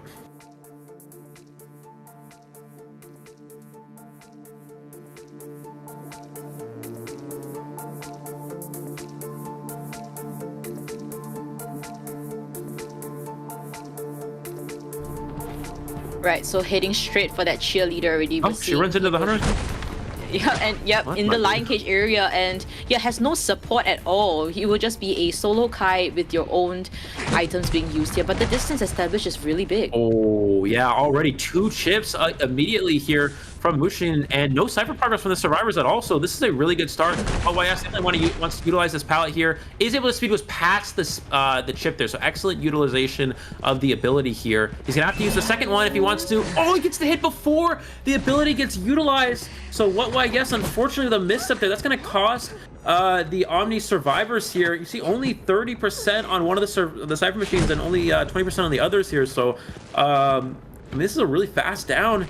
I think what YS tried to counter rotate the Hunter, but accidentally it didn't work out. He actually ended up running into the Hunter, and that sort of cost him that early kite. Yeah, and like the moment cheerleader was down, the ciphers added together was only 50%. So 50% out of the 500% that you have to decode is extremely detrimental for the side of survivors. Yep. One, trying to give that year mark. I don't think they're trying to go for this rescue anymore. But Eli, your thoughts on the choice of just selling the cheerleader now? Good math, Chocho. That was good, quick math. Looks like we're gonna see the Mercenary pressure this rescue. I think you don't really want to save this, because if Mercenary, as Mercenary, you don't want to get free presents. You also don't want to accidentally get stuffed, right? That's pretty much worst case scenario. Mushin's gonna look around. You can see 2 Stifers moving. Looks like he's gonna push for the save here. Okay, if you're the survivor, you have to be careful. He does have Blink to work with. He's gonna... Nope, we're gonna see the chip instead here. They're gonna get the rescue off and gets the hit onto the Mercenary. So beautiful rescue here from the survivor side. We see what YS immediately utilizing the ability. Mushin does have Blink to work with, but he's just gonna go ahead and walk around this area here. And what YS unfortunately is on cooldown for his what is that? The cheer ability. So he's not going to be able to use that here. And yeah, but he's just going to try to stay alive as long as possible. Still is flywheel, so he could flywheel this next chip. Has to be very careful. Going to drop down here. Of course, acknowledging that Mushin cannot use the chip there. There's the chip flywheeling that, and he's able to stay alive even longer. So what YS definitely doing a good rebound kite here. He's going to use that speed boost as well. And yeah, just going to keep the kite going a little bit longer. Yeah, I mean, the rebound kite right now is a lot longer than his first initial kite, but I think he will see the down over here, and the Cyphers are looking a lot more healthier. They took the time to heal up Mercenary as well. Yep. What should be the focus point from now onwards, Eli? Well, the rescue from the Mercenary was crucial. The fact that Mercenary was able to get the rescue off with only 1 hit is very good. It means he took no chips, did not feed any extra presents, and also the rebound kite from the survivor was also very optimal. Now, the question is, Mushin have trump card, right? So he still has a straight to work with, which gives him a lot of options if he has trump card. If not, he's stuck with just utilizing the blink here. It looks like he is going to find his next target with it, which is going to be the acrobat at this point. Cyphers are a little bit behind here, of course, because the first kite was a bit short, but they have managed to make up some time at this point. Yeah, and on trying to kite out Mushin's full skull, one quarter hit and full Mushin will be second skilled, but we just take that hit. I think that might have been a slight misstep from Honor here. He could have definitely used that flywheel. Mushin's gonna go ahead and blink through the wall here. This forces Honor to transition to this pallet. And Mushin is at full presence at this point, so Honor needs to be very careful. He needs to utilize his flywheel properly here. He's going to use the flywheel early and actually gets the down. Mushin was able to bait it out by pulling back the pickaxe because, of course, the animation is quite similar, so you have to be very careful as the survivor there. They are going to pop 2 ciphers, and they have progress. Or no, they're not going to pop 2 ciphers. They're going to pop 1 cipher, but they have progress on 2 others here. And they have 50% on the last one. But unfortunately, with no tide turner and the ciphers being very far spread out, it's going to be quite difficult for the survivors to actually get these done. Looks like Mercenary is going to be able to pop and then potentially go for the rescue. This next rescue is going to be the game-changing rescue. If Mercenary gets this off without getting double hit, survivors could potentially tie. If he gets double hit, I think it's going to be very difficult for them. Oh, by just heading straight for that hit, I think he can get another quarter health onto Juan. We'll see if that happens. Oh, but there's no, the double situation hit. does happen. Honor does establish that distance, but now with the red bomb, it will kind of slow things down. It's gonna slow things down a little bit. Honor can get to this window, and I guess the good news is Honor could potentially rebound kite, as he does have the mud bomb to work with here. Let's see how he utilizes. This is very important for him. He's going to utilize it here. And now he's going to use this to transition away. So Honor doing a pretty good job here, actually not giving any chips and also not giving any free hits in the process. But he's kind of running in the open a little bit. Can he get his red bomb back in time? Looks like Mushin's going to go for a charge attack. Misses the charge attack, which means Honor does have the red bomb to work with here. But he's actually just going to run to the corner here, which actually may be enough here as the Cypher Machine is 80% at this point. And the Mercenary can get back up here as well. Yeah, I guess Mercenary will be coming for this rescue again. Has already expanded self-heal, so we'll see whether Mushin does capitalize on that fact and try to get more kills in this round. So, seems like he didn't spot out the Tinnitus of the Mercenary coming through from the side. He will now. Yep. See how he plays it out. He's just going to hit the Mercenary here. Mercenary is going to be able to make the rescue in time. They're going to actually just go immediately for the Cypher pop. It looks like he's going to target the Acrobat at this point. And this red bomb is actually really important because it allows Honor to continue to kite in this area, and it also stops the cooldown of the trait here. Again, we're not sure if Mushin has trump card or not. We're gonna see the chip there. There's the flywheel, but he misses the flywheel. He's able to secure the down onto the Acrobat. Now the question is, can Mushin chair and teleport here? Again, we don't know if he actually has trump card or not. That's gonna be important. Oh, the survivor leaves the exit gate. The survivor leaves the exit gate, so this gives Mushin some time to potentially go for an extra kill here. Interesting choice here from Agramont. But it seems like Mushin does not have trump card. He's looking though. He's looking at the other side of the gate. Can he put? Yeah, it seems like he does not have trump card, and he has to manually walk all the way there. Juan still trying to push for that gate, but we'll now rotate out of that area. He makes it. Yeah, I don't think he makes it here. Looks like he's just going to go to the exit gate here. We do have one more elbow pad from this Mercenary, so I think the wall is going to break here. But he's going to blink over the broken wall, and he does secure the down anyway, so I think maybe he forgot that the wall was going to break there. I'm not really sure, but yeah, I mean, it did allow him to secure the down, so that's very important. Agramont will be able to make it out of the exit gate here, I believe, at this point. So this is going to be a single survivor escape. So this is actually very optimal for Omni, considering that the first down was very, very fast. So the fact that they're still able to get one out the gate is very crucial for themselves here. But yeah, still a 3 elimination on the Hunter side for FCN is definitely quite strong. This is the round again that Omni really wants to win, because it is their map selection, and they don't want to go into the last round being down against FCN, especially with FCN being able to pick map with no map bans. So this is definitely, I think, optimal for FCN in the long run, but considering the start for Omni, the fact they're able to get one out the exit gate is definitely a good thing. Yeah, definitely a good thing. I mean, with that total up 50% Cypher progress from the side of survivors, and they still managed to escape, I think that's really a good job. I think we really have to give our credits to Honor as well, like pulling such a long rebound kite right after the rescue. So yeah, very good job, well done. And yeah, managed to actually kite out all the way such that the Toy Merchant Cypher popped, Mercenary used up self-heal, and still managed to kite it out even longer afterwards during the end game. So amazing stuff coming from the side of the Omni survivors. But I think one thing that was kind of a little bit sad is that we didn't really see a lot the effectiveness of Toy Merchant in that play. Yeah, we didn't see any catapults, no support, but I believe the catapults were placed, it's just that it wasn't used, and yeah, it kind of felt like it didn't exist in the match. Yeah. I'm not really sure, but do you think at the position where if Agramont continued to push the exit gate, do you think they would have made that in time, or as in if Toy Merchant plays a catapult? No, I'm saying if the Toy Merchant continued to open the exit gate instead of leaving the gate. When the Acrobat got down at the end game, would they have made the gate open in time or not? I'm not really sure. I honestly don't think so. The Cypher was, the gate was at 50%. It takes about like 18 seconds to open a gate, if I remember correctly. So he needs another maybe 7 to 8 seconds to open up the rest of the gates. So I don't think, considering the speed that Mushin was going at that point in time, I don't think so. All right, let's look back at the gate here. It looks like it was 23%, but the survivor wasn't on share yet. It would have been pretty close for sure, but yeah. So definitely Agramont going for, I'm not really sure, but you also have to consider the game plan as well, right? So if you leave the gate, right, where are you going to go? You're going to go to the other exit gate, but the Mercenary isn't going to have that gate open in time, right? Yeah. So It could be that Agramont was thinking that the hunter was going to teleport right away. Of course, we know Mushin, or actually we didn't know. We figured out that Mushin did not have teleport. Yeah, interesting turn of events. Could have gone either way, I think. I don't mind that play from the toy merchant because, again, you don't really know what's going to happen at that point. Yeah, so... And we do see Agramont with 323% decoding progress. More than half the ciphers have been decoded by her, and yeah, I mean, Agramont did a good job focusing on that instead of over supporting or going out of his way to actually place a catapult, which might have hindered the cipher progress, which might have stopped cipher progress, and they might not be able to pop the ciphers as well. So good job, well done. I think one escape, like you mentioned from the start, they still managed to get one escape. That's still a good thing. And for the side of FZN survivors now, going up against OM's Hunter Pit Stoppers. What do you think they will be banning out in the second half? Yeah, it's definitely interesting.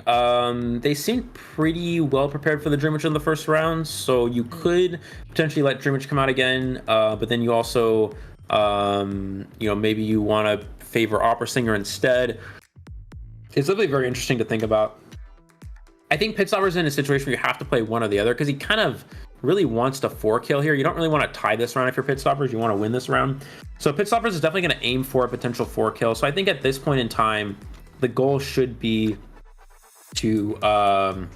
it's honestly really tough because, you have two options. You can ban Opera and just counter-comp Dream Witch really hard, right? You can play characters like Barmaid, Acrobat, Psychologist, or Acrobat is, I guess, globally banned. You can play characters like Psychologist and Barmaid and Embalmer, things like that, to make your Dream Witch matchup better, and just ban the Opera Singer. Or you could take Opera Singer instead of Dream Witch, considering the Opera Singer after the nerf, it's a little bit more challenging for Opera Singer to 4-kill, so you could take that into consideration as well and try to counter the Opera. But of course, Opera Singer, as we know, is such a strong hunter in the current meta, so it may be more advantageous just to counter Dream Witch. And it looked like the survivors of FCN were pretty prepared to play against Dream Witch, especially on with a team comp that wasn't really built to counter Dream Witch. It was built to counter Opera Singer. It was actually not too... It wasn't even that strong of a team comp to play against a Dream Witch.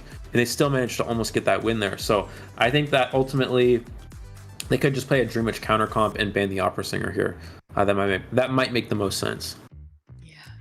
So we'll see whether FCN would react that same way. And yeah, right now things are looking pretty, I would say, still pretty even out, even though Mushin did get that 3-kill in this first half. We'll see how Pit Stoppers will perform coming in the later rounds. But just comparing the character pools wise, right? Mushin has a huge character pool, whereas compared to Pit Stoppers seems to be slightly lacking in certain characters. So when it comes to the long run, right, BO3 or BO3 overtime, do you think FCN might have a better chance of winning? It's hard to say. I think Pit Stoppers also has a pretty good hunter pool as well, but I think he does prioritize certain hunters over others. Like we've seen him prioritize, I'd imagine, learning Opera Singer over the off season, and also obviously characters like Dream Witch. So whereas Mushin obviously has this versatility with a lot of other hunters. So I'm not really sure. I think in reality, both hunters have pretty good hunter pools here. So I think in the long run, it'll be a pretty even matchup.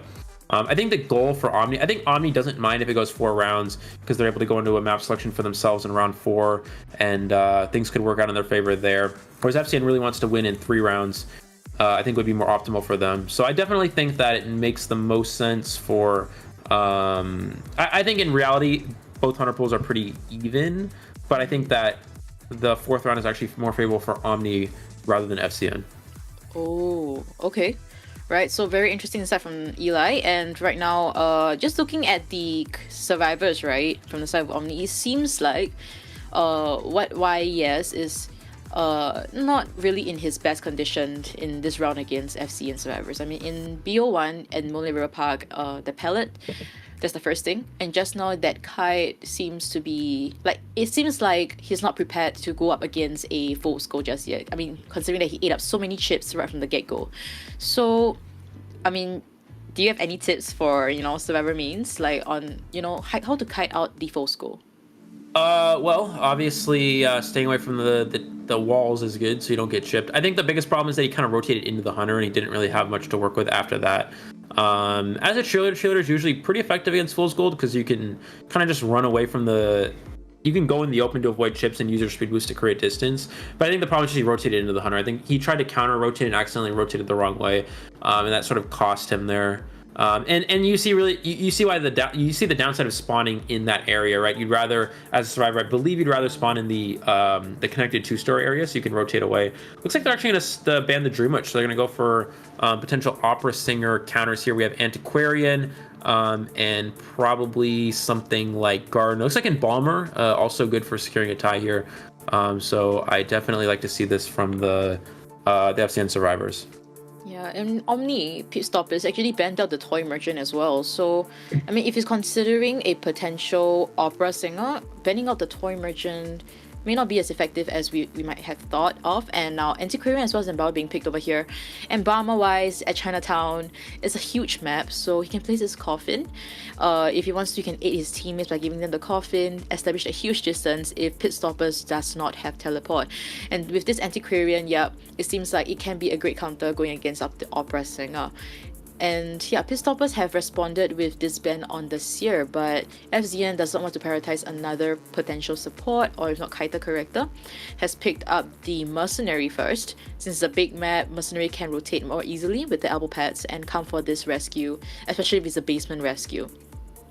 Now, Pit Stoppers, he will be banning out the Patient, and we'll see whether FCN responds with a Kaita role such as a Acrobat. But they will be picking once again a Novelist in BO2, Chinatown.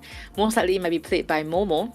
If we recall just now in our earlier matches of today's second matchup, Momo played the Novelist at Ever Slipping Town, went up against the Breaking Wheel and did an amazing job, established that distance and got that dungeon escape very fortunately.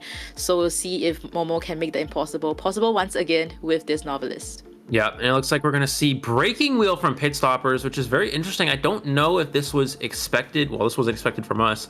I don't know if the survivors expected this as well. I think this comp is definitely built to counter the opera singer, right? You have characters like Novelist and Aquarium very good against opera. Embalmer is very good for ties. But we see the Breaking Wheel here from Pit Stoppers, which obviously is a little bit interesting. We see FCN going with the same spawn. Now, I think against a Breaking Wheel, this is better because you want to give yourself the restaurant windows to work with. There's not any windows over at the connected 2-story. So against a Breaking Wheel, the spawns are, of course, going to be a little bit different. But it looks like we're going to see Breaking Wheel does spawn into the Embalmer here. I think Embalmer most likely will have Flywheel and Broken Windows, so no borrowed time. So at least we'll have Flywheel to deal with the Breaking Wheel's abilities potentially. But yeah, here we go. This is very interesting. Pit Stopper's really going to go all out here. Going to try to go for this 4-kill. Definitely a good hunter to play against this comp. There's not really any direct Breaking Wheel counters here. This is more of a comp built for Opera Singer, but of course Breaking Wheel, a do or die hunter, right? It's a high risk, high reward hunter, but in this case, as Omni, you got to be risky. And for FCN survivors, they're really just looking for a tie here. So here we go. We have the second half of the second round. This is Omni Hunter side versus the FCN survivors of the COAVII 7 NAEU qualifiers. I'm Elio, joined here with Chocho. We will be bringing you the live commentary for this match.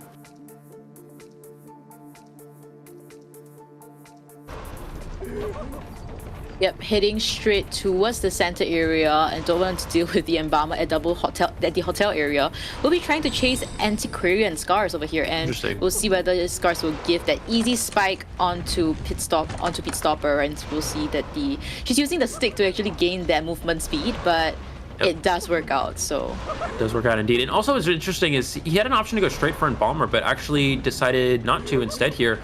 And so far, Scar doing a pretty good job avoiding this this wheel here. Pit Stopper's having a hard time getting this first. Oh, he misses it again. Okay, he is able to get the first one down there. That's very important. Looks like Pit Stoppers has Trump Card and Insolence, so he actually does not have the detention, right? So he's going to go for a very aggressive build here at this point. And now if you're Scar, you got to be a bit careful. You want to use your stick, but Pit Stopper's missing the trap there is very important. Does have Blink to work with. Is Scar going to be able to use the stick here? Goes for the drop. He's going to try to go for a blink here. Can Scar potentially avoid this blink? Goes for the trap again. Able to avoid this at all. Goes for the blink and does connect at the edge of the hitbox there. And is able to secure the down. So excellent job from Pit Stoppers to get this down fast enough, right? It looked like it was going to be a bit of a hard time for him if he's able to use that stick. I think Scar was potentially playing around the excitement, right? He didn't want to go for the stick too early. It looks like we're going to see Mercenary come in early here for the rescue. Yeah, looks like Mercenary's coming in early for the save. Double chip there. He wants to not get double hit. Elbow pad away. Nice job from the Mercenary not to get doubled down, but unfortunately for FCN Survivors, it is going to be an early save here. Yeah, and Polars will be cornered here. Can he get that spike onto him? It seems like he will, and Polars is running towards the same direction as Scar. So, yeah, they're kind of running on top of each other, but Pit Stoppers will still focus on Scar, and the Embalmer Coffin does will be used in an instant. Will be utilized here. Yeah, they were able to get the face of the Antiquarian, it looks like, so they are able to use this coffin here, and Survivors will just use this time to push Cypher Machines. But FCN is a bit behind on decoding progress at this point. So yeah, this is very this is gonna be a bit difficult for them. And Momo's able to flywheel the wheel form, so he's not going to pick up a spike there. I actually think that's the correct play. You don't want to give any free spikes at any point here. And Scar at this point is just going to try to stay alive as long as possible. Able to avoid this chip here. Able to avoid it again. Pit Stoppers needs to use his extended spikes. I'm not really sure what he's waiting for at that. We are going to see the extended spikes and utilize. He cancels the full presence there. That's actually really important. Gets the trap. Is this going to be long enough?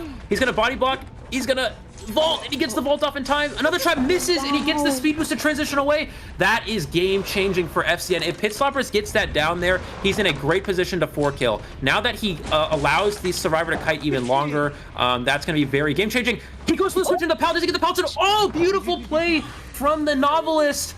And Momo, you know, he's carrying them once again, it looks like. Carrying them once again. But the Survivors definitely, they're all putting their effort into this. Now Scar trying to kite it out once again. The spike burst will happen soon. He missed the snap. It happens, but he missed.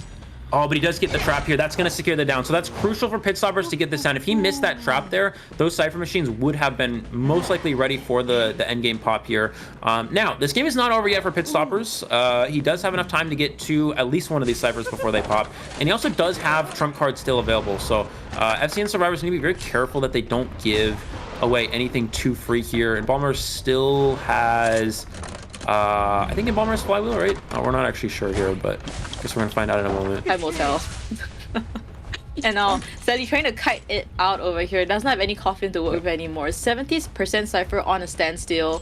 It seems like they will be pushing it now by Novelist, and Mercenary will be coming for the rescue. Yeah, so Pit Stoppers can do two things. He can share, or he can just go to the Cypher. Looks like he's going to go for the Cypher instead. And it's actually not going to be ready. Momo's going to leave this a little bit early here.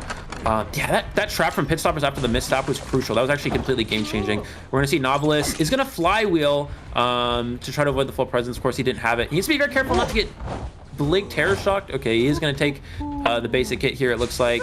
I'm not sure. Does he commit to Novelist or does he go back? Looks like he's going to go back to the Survivors to potentially prevent them from healing at this point.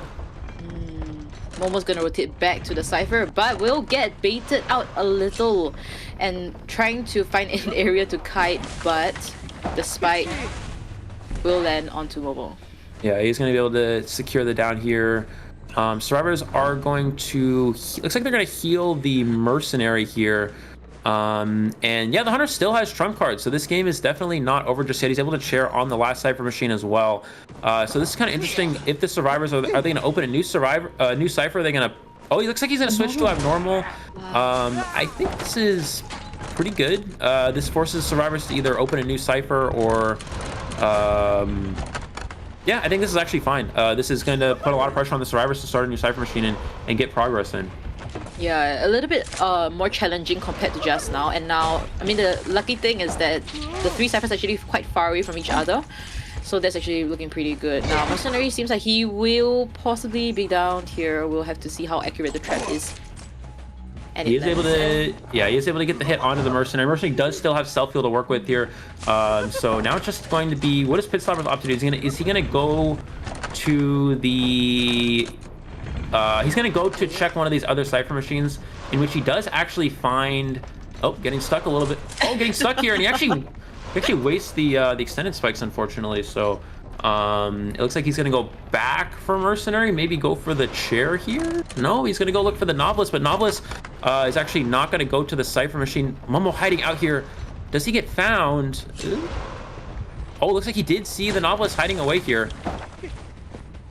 Oh, he's going to switch to cancel the full presence, and he actually does not get the trap. So, yeah, looks like he's able to stay alive a little bit longer here. is going to flywheel, but the trap does miss. Back into wheel form here, and it looks like he's going to go back to the Cypher machine that the Embalmer is at. Sally will try to kite it out over here, but Belief doesn't have a flywheel to work He's going with. to use the... Oh, pass.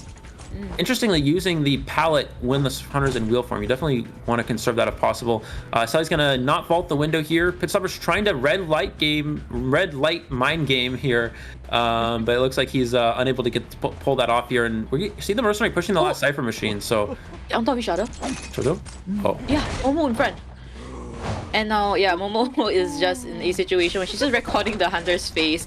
Polars will rotate out away from that Cypher. Drop down, speed at 0. Yep. Pitstoppers will speed up all the way to the other side of the Cypher, but Polars is already far gone. So Momo will have a chance to heal up Sally instead. Yeah, it's really...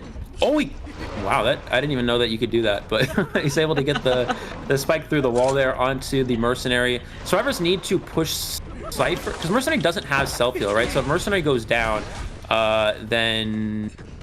No, looks like he's gonna go for the chair actually. So Survivors are gonna stop to heal here. They have 2 Cyphers with a lot of progress, but Pitstoppers does, I think, know where they are here. Looks like they're gonna heal Embalmer, and then yeah, what do? Do you go to this other Cypher, or I'm not sure what the game plan is here. Yeah, kind of in a stuck situation. Pitstopper actually didn't manage to see Sally coming down from the stairs, but Will now with that blood trace behind. Novelist is trying to rotate to the chair, I believe. Yeah, looks like Novelist is going to pressure the rescue. Sally needs to... Oh, is unable to avoid his spikes there. Does she have flywheel? Does not have flywheel to work with, so he's able to secure the down. Sally does have self-heal here, but he's going to go ahead and change onto the Novelist. And I don't think Novelist can actually make this rescue in time, so this definitely is a possibility for a 4-kill here.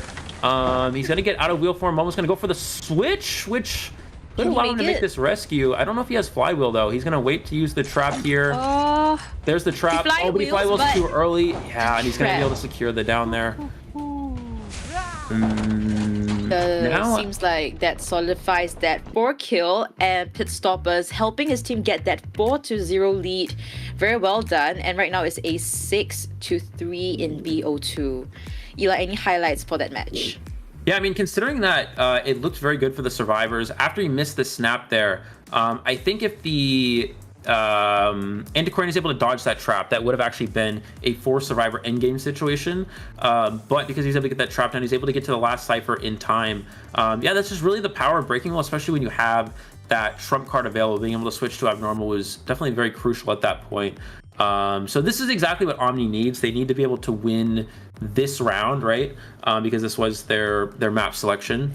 So this is very important for them. So excellent job from Pitstoppers, because again, the situation looked pretty difficult for him. First kite was pretty good for the Survivors, and also they had a position where they almost had a 4-survivor endgame, but they were able to, he was able to get the down, he was able to get the Abnormal play off, because you can't Abnormal unless you have some sort of pressure, right? So whether that's a down Survivor, somebody on the chair, something like that. If you just have a bunch of injured Survivors up running around, you Abnormal, doesn't really do much, because they can just open a new Survivor, heal up at that point. So the fact that he was able to get it down and then Abnormal was definitely very crucial there. And so that was, I think, the most important play at that point. Yeah, it's just very interesting. I mean, the Cyphers were actually quite spread out, the last 3 Cyphers, so thought that there was a potential chance for the Survivors to potentially just open a new Cypher, but yeah, Pitstoppers did a very good job using the Breaking Wheel to put pressure on both sides of Cypher, even though they were extremely far away from each other. So great job, well done on the side of Pitstoppers, of Team Omni. And also, yeah, Pitstoppers actually have been missing quite a number of his traps, just premature throwing of it, but ultimately it still worked out for him. It was a 4-kill, 5-0 lead, and we gotta give our flowers to him. And first I have FZN, they definitely have to break a leg in BO3. But looking at our match stats first. Oh yeah, sorry. Yeah, that is gonna be yeah, you see 128 seconds from the Antiquarian, which is definitely quite strong.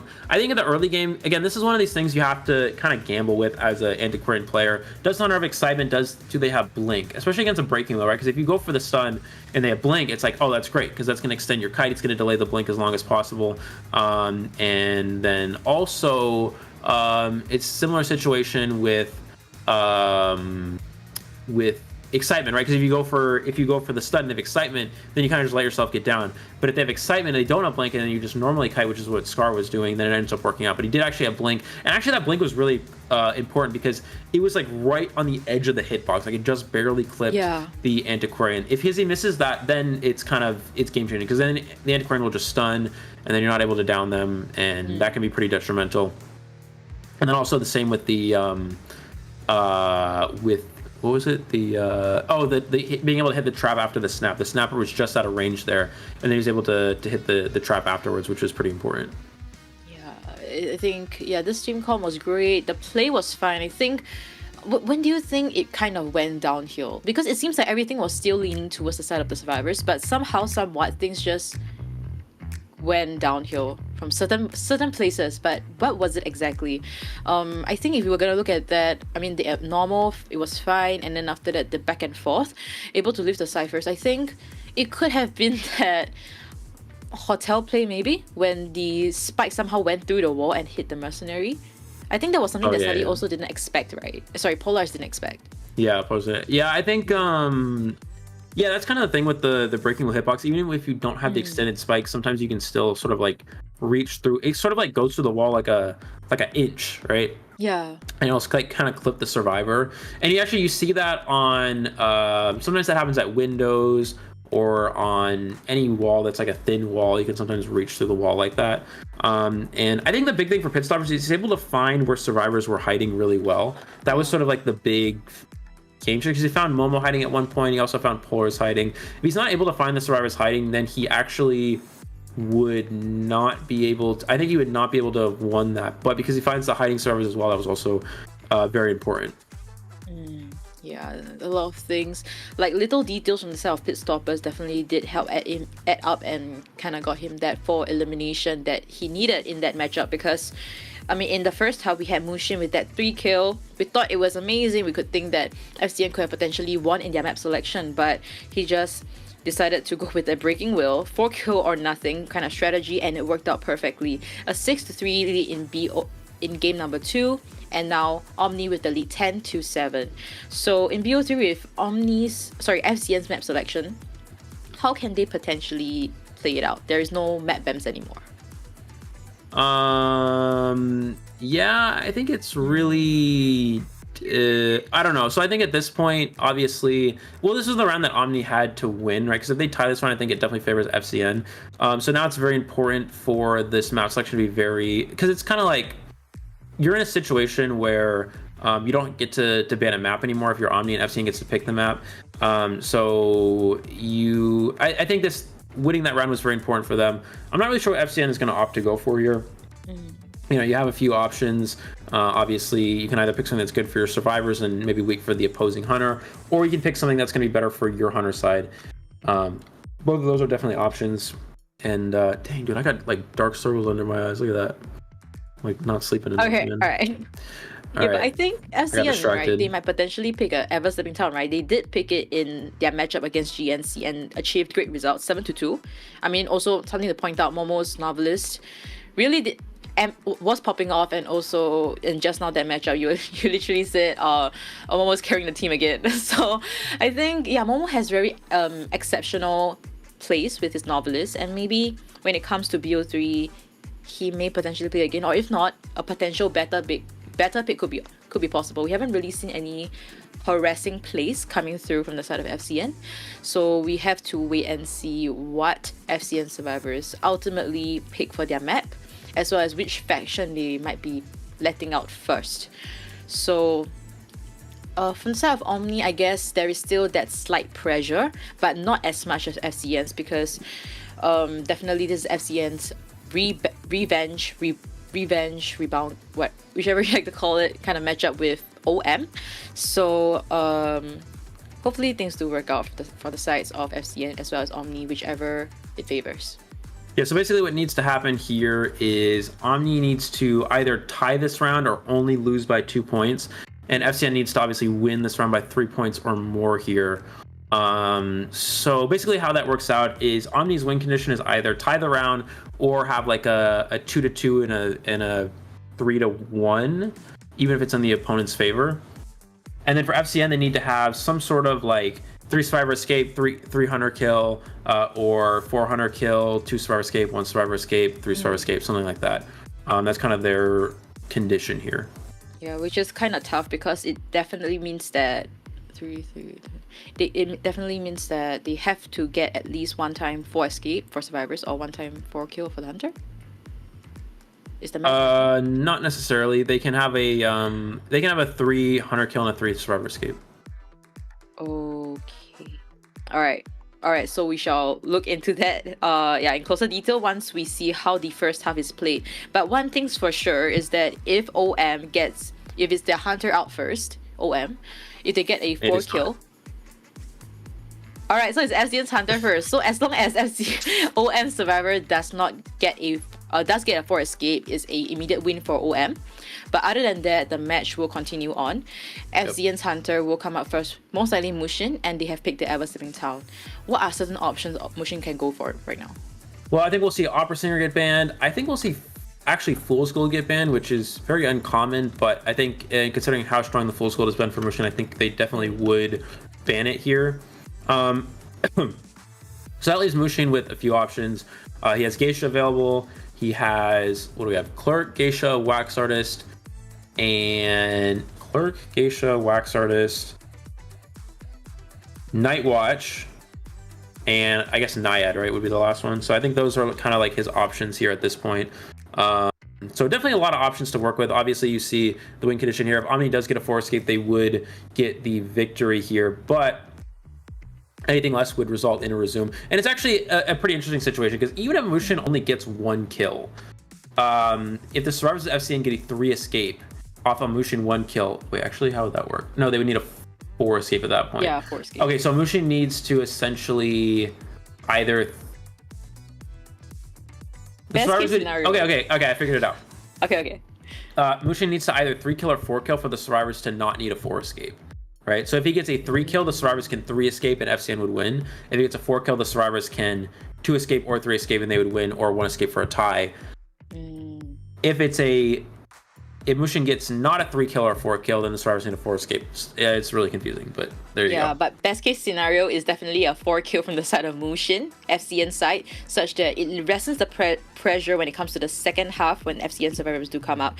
Now, looking at this Ever Sleeping Town, Mushin has a lot more options, I would say, and Omni survivors have to really cover all grounds and hopefully make use of each and every character. We will see the global bans once the ban pick phase is ready. But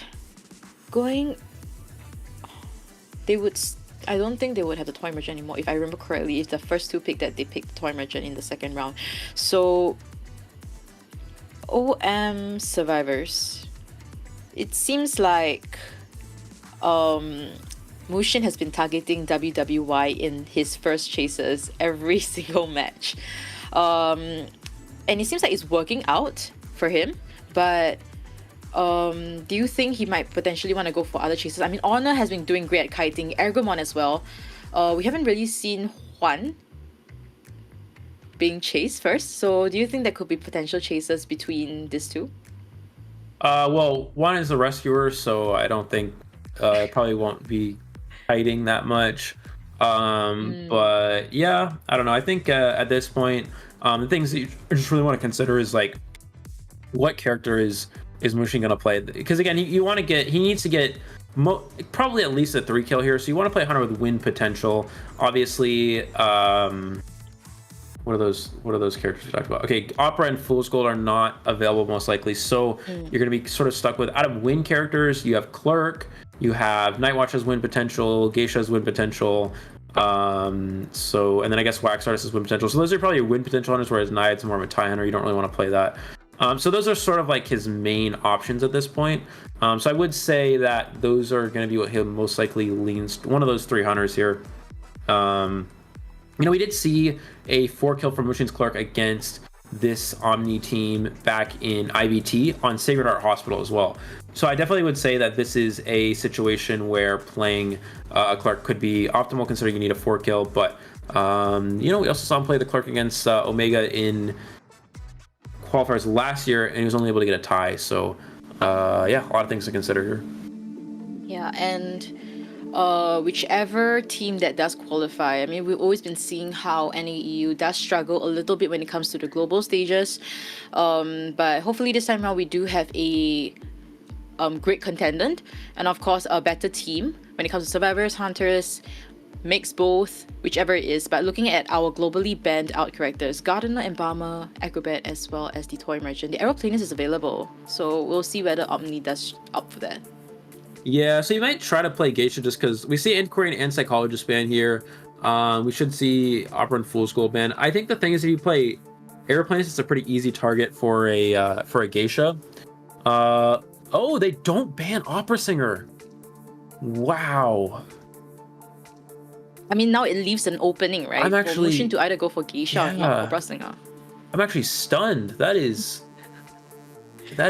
crazy. Yeah, I mean that is yeah. So I mean, I guess they did tie the Opera Singer in the first round, right? So I guess that's maybe the mindset is like, okay, well maybe we can just get a tie against the Opera Singer here. But the Clerk ban, I guess like they're worried about Clerk because they had a hard time with it last time they played against Mushin. But I feel like you could just counter comp Clerk, right? And just yeah. I guess the traumatic experience is greater than the Opera Singer that Mushin has given today. I mean, Mushin has been tying for all his matches for the Opera Singer but it's today. a So round 3 Opera. yeah, On Ever round Sitting 3 Town, Opera. one of the best maps for Opera. We shall see whether it works out in favor of Omni, or if not, Mushin will just take it away, showing us that, yeah, you should be fearing my Opera Singer instead of thinking that you're trying to get a tie with mine. Now, with the Painter as well as the Mercenary being picked over here, as well as the Female Dancer being picked here, Mushin actually bans out the Aeroplanist instead. So, how does this team come with this tree currently fare, and which one do you think they should possibly opt for in their 4th pick? All right, well, everybody knows my opinion on Painter is not very positive, so I've never considered Painter to be a strong character, unfortunately. But I guess in theory it's viable against an Opera Singer. If the Opera Singer does look at the painting, it can buy time. Again, just like buying time and delaying the down is very important, so having a Painter could be pretty strong. Dancer is interesting. We see Magician as well. Dancer is interesting just because like Dancer against Opera is sort of challenging because Opera is so fast to a point where the boxes actually are not as relevant as it would be against another type of hunter. But yeah, I almost feel like playing this comp against Clerk is just better than Opera. I mean, this comp would be pretty good against Clerk. Magician's good against Clerk because when you use the illusion, it turns off the recording. You also have Dancer's very good against Clerk because of slow boxes. Even Painter could be good against Clerk. Of course, Mushin's going to instantly select Opera Singer here. So yeah, interesting to see how this plays. I'm actually very curious to see Omni's strategy here. I definitely commend them for taking this unique approach, but this is definitely very risky, I would say. Yeah, I mean, we'll see whether it bites in the back with this team, with this bans that they had against Mushin. I mean, it seems like this team does well. I mean, they did cover all grounds. I mean, even if Mushin does go for a Geisha, this is great as well. So, but Mushin ultimately picking the Opera Singer. We have to see how the spawn location looks. But in today's matchup, we did see a Female Dancer spawn at center. Do you think Omni is going to opt for the same kind of strategy here? Nope. Ooh. Actually, they're gonna spawn middle 2-story. It's gonna be the Mercenary at the center here. And why? Yes, again for the 50th time today is gonna be kiting first. So, and you know, it's also interesting to see that we do have the same spawn that they went for the same spawn where they go for like the zigzag, the Tetris shape thing.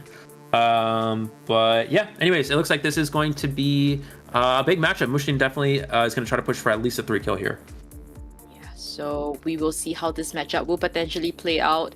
Potentially final half, in fact, but we shall see how this turns out. FZN's Hunter versus Omni Survivors in round 3, first half. We'll bring you the live commentary is Chocho as well as Eli O.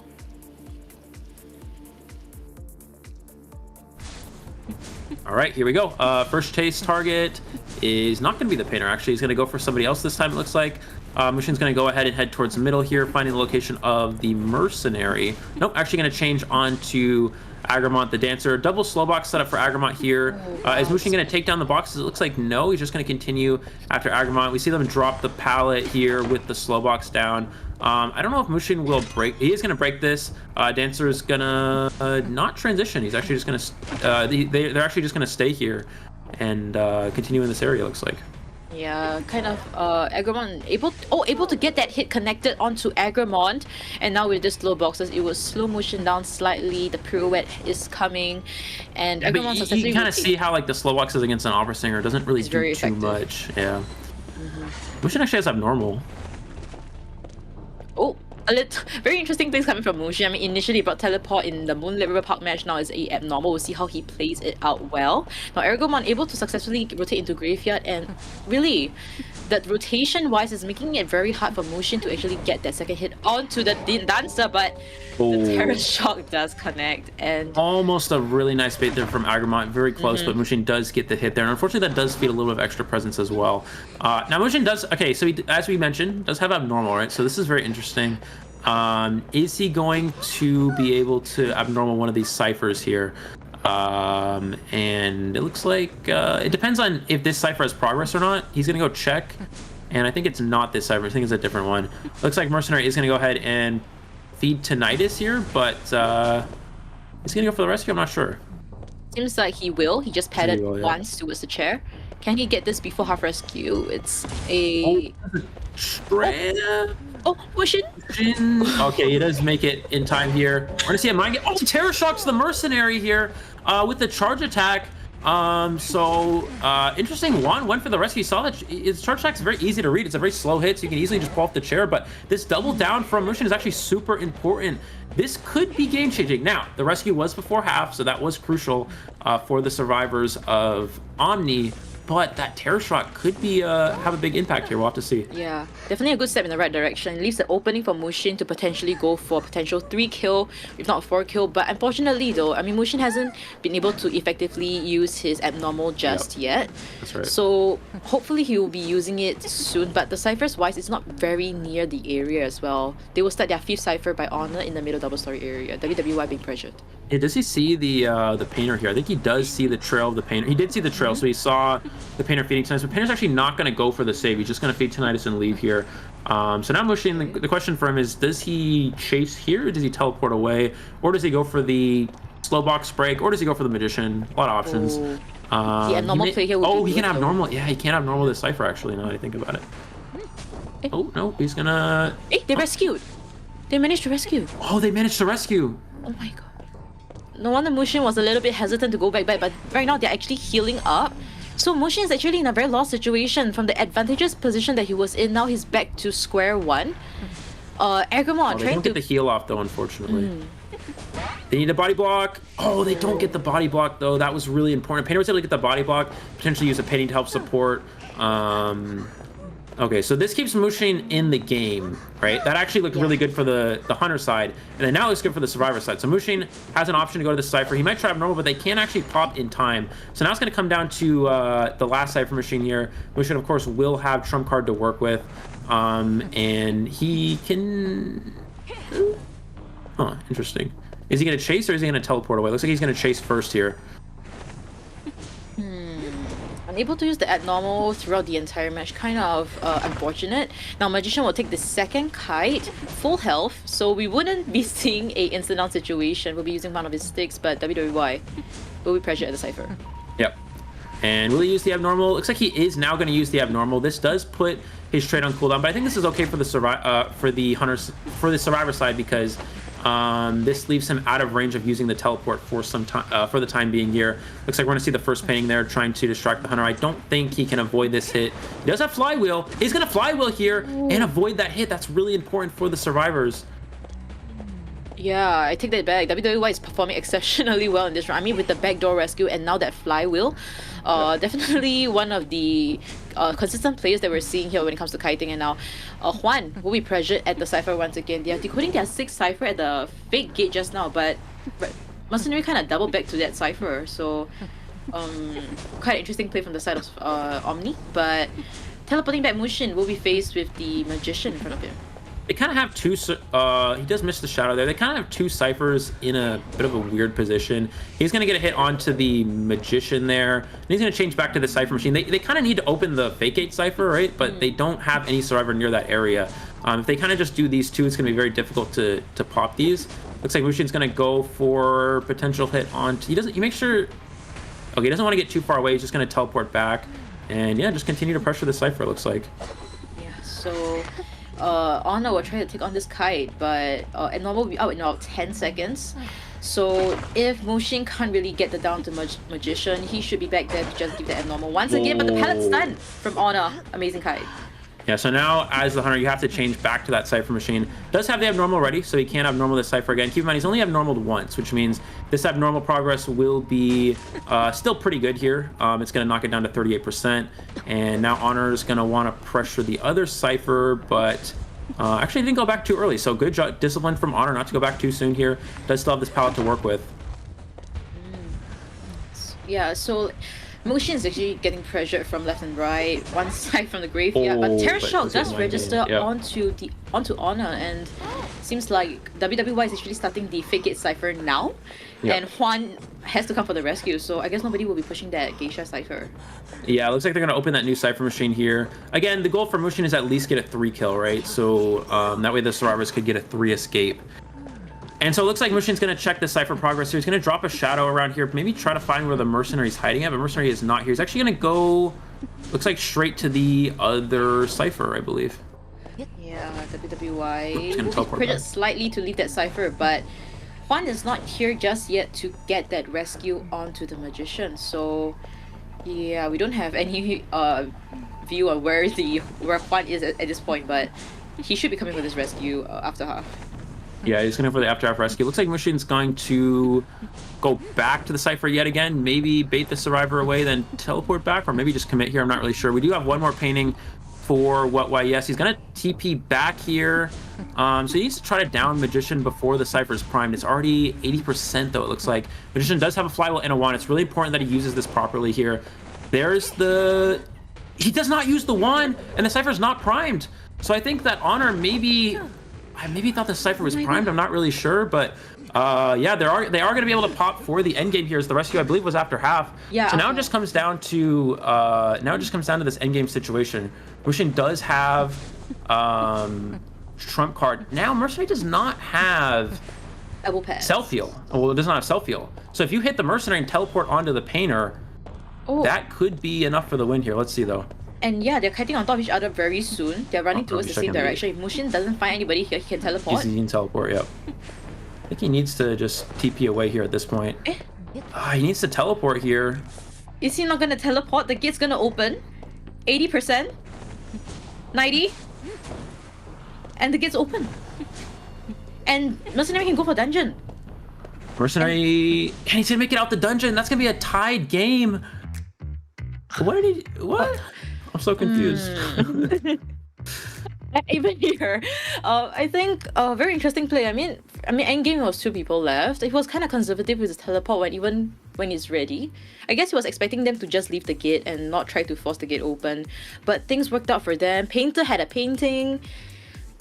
It worked.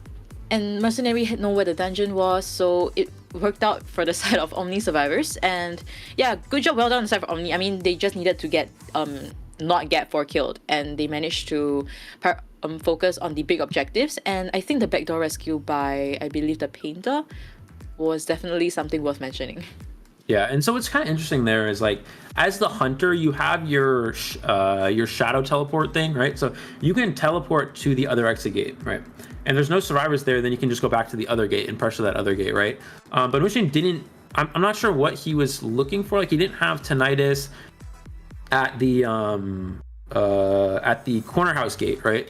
So you, as soon as you don't get Tinnitus, you can teleport to the other gate, and then you have your Shadow Clone to go back between the gates.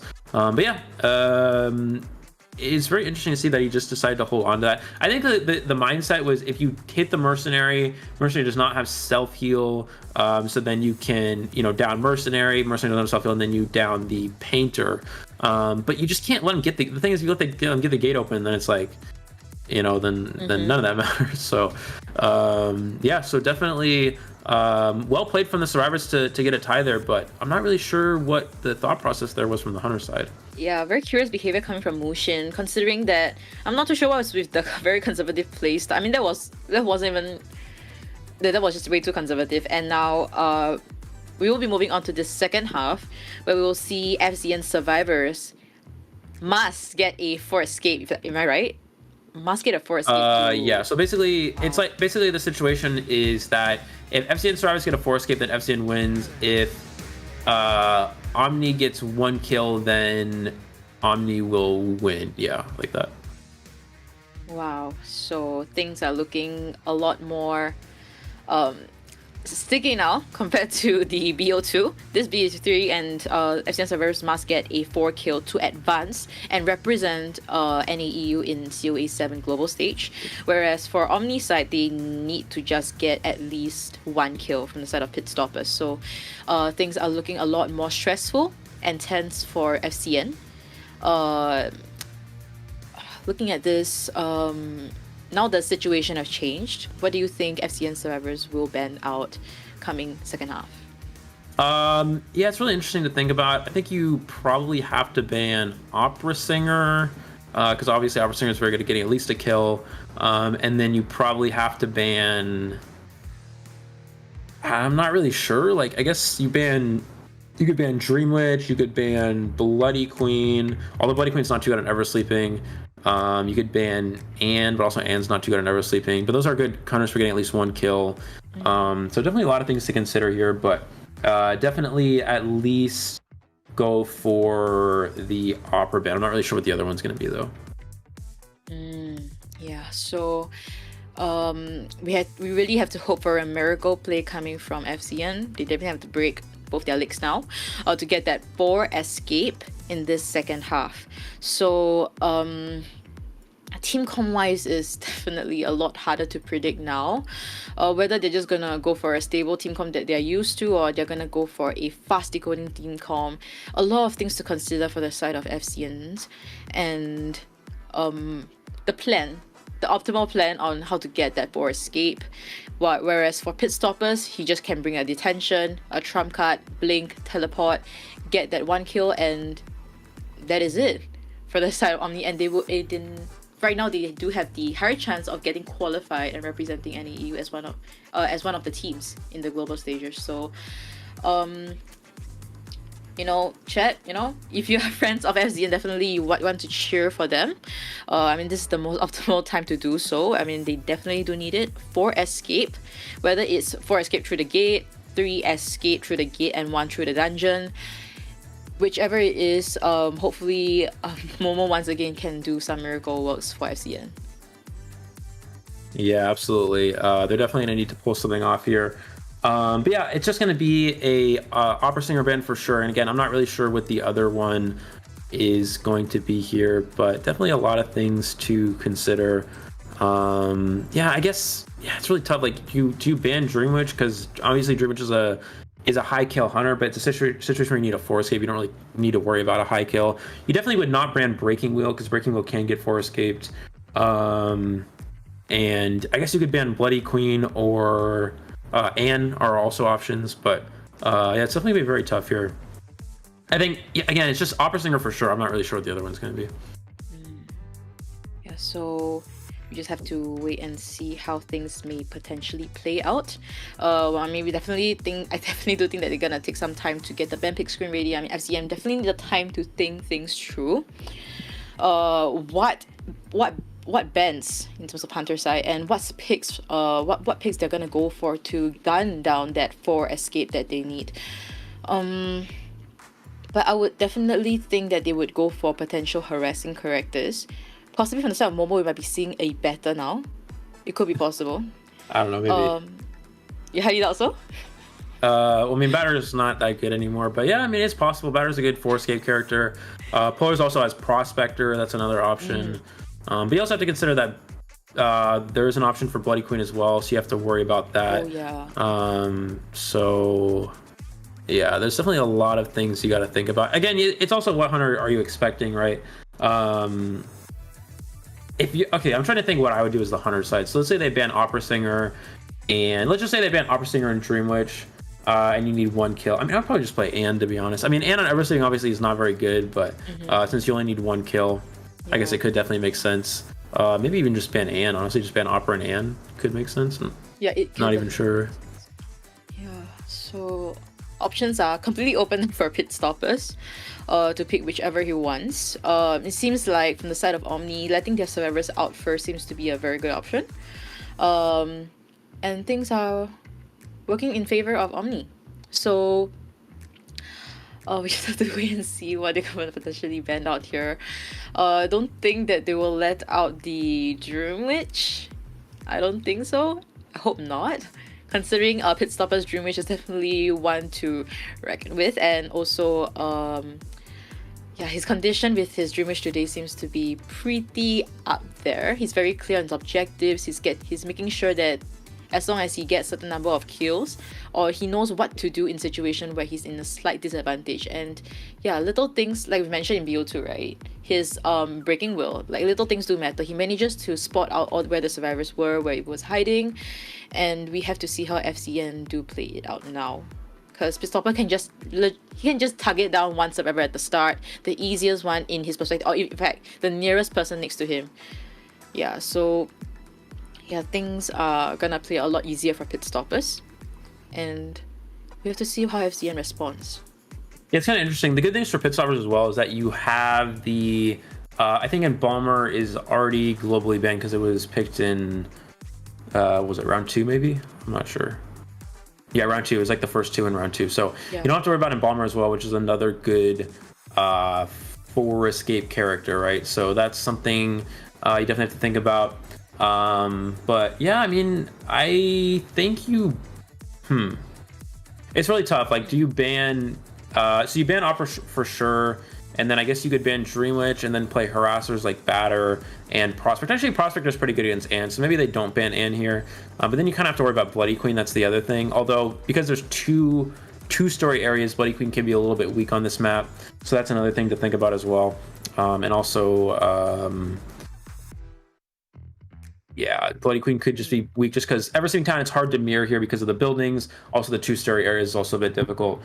So they could actually just ban Dream Witch and the Opera Singer and just play things like Prospect or Battle. You also can't play Clerk against that if you're Pit Stoppers. So you might kind of be stuck with picking either a BQ or an Anne, which obviously Anne is not very good against Prospector. And then I guess BQ would probably make the most sense at that point. But then also BQ is not too good at Ever Sleeping. So in a normal situation, I feel like Pit Stopper's options are quite limited, but since he only needs 1 kill, he definitely has a lot of room to work with. Yeah, and you know, picking even if FCN decides to go for a fast decoding team comp, the thing about fast decoders is that they do have weaknesses, which is they don't really sustain very well in kiting. So we have to see how they work out. Maybe they might pick even Lawyer's already globally banned out, so they can't pick that anymore. Priestess and Seer being banned out first. We have to see what FCN survivors ban in terms of their hunter side. They do have 3 to ban out. Sorry, 2 to ban out. So they have to make this 2 count. Dream Witch and Opera Singer seems to be a normal option for survivors to ban out, but going against Pit Stoppers, but considering that they need 4 escape, could they potentially let out one of it? Yeah, I think looks like we're gonna see Anne and Game. Sorry, is that Game People? Yeah. That's a Game People. I understand Anne. I don't know about like the thing is like he's just gonna play Opera Singer. Like I understand banning Gamekeeper as one of the bans is acceptable because Gamekeeper has sort of seen a little bit of play recently. It's hard to get a 4 escape against a Gamekeeper because he does have good chase. Yeah. But when you only need 1 kill, I feel like Pit Stoppers wouldn't take a risk on a new character like Gamekeeper, and also giving Opera Singer is so easy to just get 1 kill anyways. So I feel like you have to ban Anne and Opera Singer here, but it looks like that's not going to be the case. Yeah, very interesting choice coming from the side of FCN survivors. But then again, they did buff the Gamekeeper like a little bit, so maybe I'm not sure, but it's very. But FCN, I think they're definitely taking this seriously. I mean, Cheerleader as well as Prospector being picked over here. Polars can, like you mentioned, play the Prospector, so we can hopefully see an amazing play coming from FCN. Now the Novelist being banned out here, definitely targeting Momo's character pool here. Yep. And FCN responding with the Airplanes pick. I wonder if he's going to ban something like Batter last year. That could actually be a pretty decent ban, considering that they have to get... Batter's a good character for potentially getting a 4 escape. Let's see what he goes for the last ban. Because again, looking at this, it looks like we have, well, I'm not really sure actually. Looks like he's actually just going to ban Psychologist here. So interested to see what FCN will finish off with here. You could go with the Rescuer, but you already have the Aeroplanist. So maybe that's not necessary, but you could go the Mercenary. Mercenary is a good endgame escape character. Can also give items as well. And no, it looks like it's just gonna be Patient instead. Also not bad. All these characters have good endgame kiting potential if they have items available to themselves. So definitely don't mind this team comp. Yeah, definitely a very smart selection from the side of FCN. Just that if the first chase is the Aeroplanist or the Patient, then the items might not last all the way to endgame. They're not rechargeable like the ones that Cheerleader and Prospector has. So Pitstopper will be responding back with this Dream Witch pick over here. I can already see how Prospector will struggle, but Eli, I need your thoughts on this matchup. Yeah, I'm not sure about Dream Witch. I would have liked to see a hunter that's good at securing at least one kill. Obviously, I don't think BQ is good here because both the Airplanist and the Patient can kite against the BQ. But I don't really like... but I think Arbor Singer could have been a little better. Yeah, Dream Witch is tough because Dream Witch, again, is a high kill hunter and is very, very, very strong, right? But the problem with Dream Witch is also it's a lot easier to get 4 escape against a Dream Witch in comparison to an Opera Singer, right? I guess it could be that Pitstoppers did have a very difficult time with the Opera Singer back in IBT, where FCN did get a 4 escape against him then, so maybe he doesn't want to run that risk and instead is going to opt for the Dream Witch instead, it looks like. So this is going to be an intense matchup. I need to remind you guys, ladies and gentlemen, that FCN Survivors has to get that 4 elimination to qualify, whereas Omni Pitstoppers just need a one kill. So for escape from the side of Survivors to get that qualifying opportunity. So now this will be between Omni's Hunter versus FCN Survivors. Round 3, second half, last half already between these two teams, and I'm Chocho, and I'm joined by Eli O, bringing the live commentary of this match.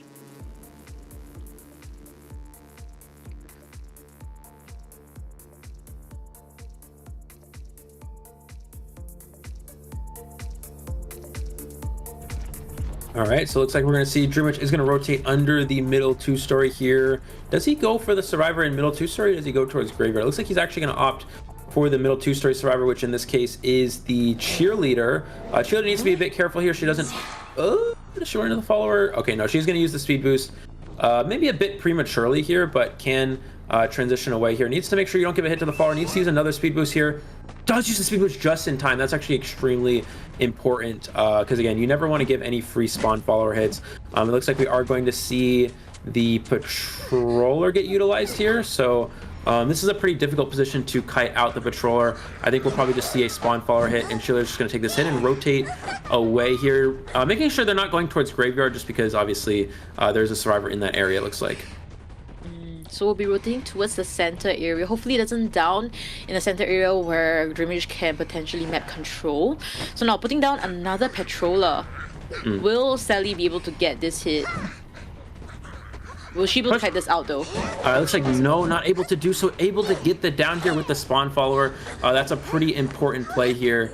And I wonder if Cheerleader had Flywheel or not. I'm not actually sure about that, but it looks like he's able to share over at the Geisha Gate area.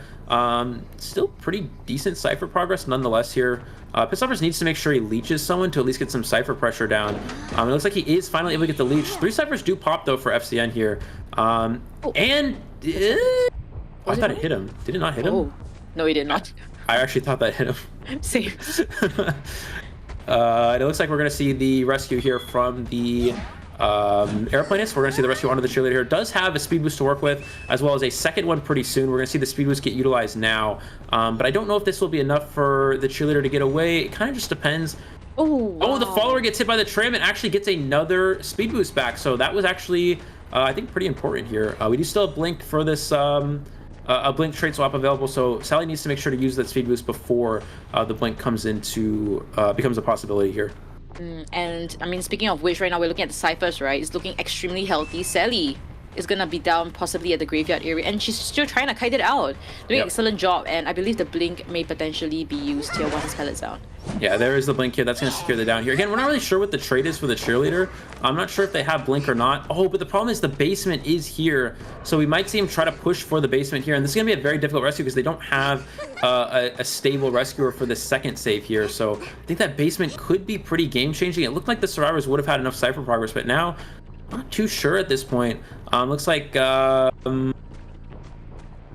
if you're the hunter, I think you just kind of camp out this basement as best as possible. I wonder if Patient has Tide Turner. That's gonna be very interesting to see. I hope so. If he does, though, it might potentially change how this game might play out. Yep. Last Cypher is at 70% already. He's so Momo, blinks. You have to be I careful. don't think he can make it. Oh, he gets the hook here, but I don't think he's gonna make it in time here. It's gonna be a little bit short of this rescue, and that is going to be one survivor elimination, which means that Omni is going to secure the victory here. And it looks like Momo is gonna be placed on the market. Of course, just gonna play things out. But yeah, able to get that one kill. Last Cypher machine is primed at this point. Yeah, looks like we're gonna see the chair in the basement here. Maybe they might just pop. It looks like Prospector is gonna try for a rescue here at this point. Yeah, really unfortunate situation that we're seeing here. Unable to get that rescue as well. Basement chair to Polas, unable to get the attraction stunned up really well, and we'll be heading down. We'll see whether it's gonna be a double down situation, but seems like it will be, and the rescue does happen. But there's another spawn upstairs, so and the down happens. Yeah, it does. The down does happen. It looks like that was so what happens? The patient used. So I guess the patient had fly. I guess they both had flywheel. The only person with Tide Turner was the airplanist. Looks like he's going to get a leech onto Polaris here. Polaris does not have flywheel to work with, but does still have one magnet. And the question is, does Polaris leech have blink? I guess it would because he hasn't. Oh no, it does. It's okay. So it's on 50-second cooldown. Trying to go for a mind game here. Does not have blink to work with. It is on cooldown here, and actually just going to drop the patient here. We're going to see Polaris is going to get trapped in this back area. What can he do here? Only has one magnet. A magnet in a dream. Magnet in a dream, indeed. And yeah, Polas will see that down from his from his spawn. And Aeroplanius actually opened up the gate, but will be rotating towards the center area, trying to potentially help out. Question mark. So, Patient expanded self heal, and we'll be playing around this area without any items. Yeah, it looks like we're gonna see. You need to make sure you chair the Prospector without struggling free here. Does manage to get the chair here. So at this point, the airplane is going to want to pressure the rescue. Detention is almost out, so they can actually wait detention and then rescue the Prospector. Or you can wait for Momo to get hit and then rescue when the survivor gets hit here. There's the blink that's secured the down, but I think airplanes are just going to want to wait until detention runs out at this point. So Scar is just standing upstairs. 20 seconds before detention's over. Can pit stoppers get this hit before detention ends? 15 seconds left, but it seems like Scars will just hit for the gate, exit gate. Patient does not have self-heal anymore, and it's AGG situation. Pit stopper securing a 3-kill using his Dreamish, and congratulations to Omni for qualifying for COAVII NAEU global stages and representing the NAEU region. And Eli, any words here? Yeah, excellent job from Omni here. They're able to secure themselves a spot for the second year in a row to qualify for this Call of Abyss event. So definitely putting up some good performance. And we've actually seen a lot of improvement because last year we did see the survivor side from Omni, or from Omega rather, struggle a little bit here, but we've seen some changes to the lineup as well as some overall improvements from the players in general. Players such as Agramont have improved a lot over this time. As well as pit stoppers. We didn't see pit stoppers last year. We saw pit stoppers not on Omega last year, but yeah, we've seen obviously this year Agramont. We've seen a lot of improvement there, and overall just improvement from the survivor side in general. So this is definitely something that's very exciting to see for the NAU region. Yeah, so yeah, I mean, amazing job, well done. Definitely a lot more different. I would say the addition of certain members into the survivor lineup was something that was made the team composition and the way they play a lot more stable. Yeah, very excited to see how this time around this Omni, OM, would potentially play out differently in the COA global stages, going against the China teams, SEA teams, Hong Kong teams, Japan teams, Korea teams, all of these teams. I'm excited to see how they might potentially play out and whether there might be certain different outcomes as compared to the other times NAU represented. Yeah, absolutely. So now at this point, I think so now we have one team that has qualified for this Call of Abyss event. And obviously, as we know, NAU does have two, which is great. Obviously, NAU is one of those regions that has sort of been building up over time and becoming stronger and stronger. So it's very, very crucial that we see two strong teams make it in here. And of course, Omni being one already. We will have another one tomorrow. But looking at the overall match statistics for this game, we do have the first kite from the cheerleader. Was actually not too bad. They're able to actually pop 3 cyber machines, and that's actually the upside of not bringing a rescuer. But the biggest problem is, I think, the basement at the end. If there wasn't a basement play, I think it would have been okay for the survivors. They could have made the rescue, and the cyber machine would have been prime. They would have at least made it to the end game situation. But because of that basement spawn, again, was a really optimal position for pit stoppers. And you know, is able to. We see the basement Dream Witch camp being very, very strong in the long run. So pit stoppers, everything was to his favor and it worked out ultimately. So definitely have to give our flowers to pit stoppers. But Eli, any potential MVPs that we might have in Team OM? Sorry, what? Any MVP? Oh, MVP. I was like, what? I didn't hear that thing you said. I was like, any something OM. I was like, okay. Yeah, definitely. I think would be probably pit stoppers here. I think we could also say Agramont and What YES also played pretty well. Probably Agramont was the strongest on the survivor side, but definitely probably would be pit stoppers just because of that Hunter gameplay. Obviously, we saw only a tie in the first round, but then we saw 4 elimination and a 3 elimination here as well. So I think in terms of deduction, at least it would go to the Hunter side there. So these players will be definitely be there at the offline stages, COE Quip stages. So we will be able to see how all of them look like, including the newer players as well. Yep. So that's something that I think they are also very excited and anticipating as well. So right after this, we'll be having a interview with one of the winning teams, which is Team OM, and I think we are all very curious to see who it will be ultimately, but of course we need some time for them to get ready, be prepared for that interview. And yeah, I think it's definitely a good job well done from the side of OM. They definitely did practice very hard for this, definitely well earned. And as for the side of FCN, really unfortunately they didn't really qualify once again. Once again, it's always against OM and things just don't work out very well. So fans of FCN, this is definitely not the end for them. We will definitely see them once again in IVT, which is after COA, but not too soon at the same time, maybe in a few months. So definitely something that you guys want to anticipate very soon. But moving on to our MVP, just like Eli, you predicted, it is Pit Stopper with this Dream Witch. Average score of around 9.7k, 0 celebrations unfortunately, but eliminations at average 3. Absolutely. Yeah, we saw the tie in the first round, and then the 4 elimination and the 3 elimination. Obviously very, very strong here, and able to keep those statistics up as well. We saw him have around, I think it was about an average of 3 eliminations per game. So definitely able to continue with that is very important for pit stoppers as well. And I'm actually interested to see how he's able to play in COAVII, because we saw last year he was on Team B for you, but wasn't able to play during any of those call matches. But this year it looks like this will be a good opportunity for him to, you know, go out and show what he's got against these global teams. Yeah, definitely. And also to just gain experience going against this foreign overseas teams, especially also against professional players. Definitely you can see how you may stand and fare against them. I think it's a very good gauge, very good experience for them. So we'll see how it might ultimately turn out. And during this period from now till the COA global stages, they definitely will be still training for it. But we're gonna put on pause on that, and we'll head on to our interview section for Team OM.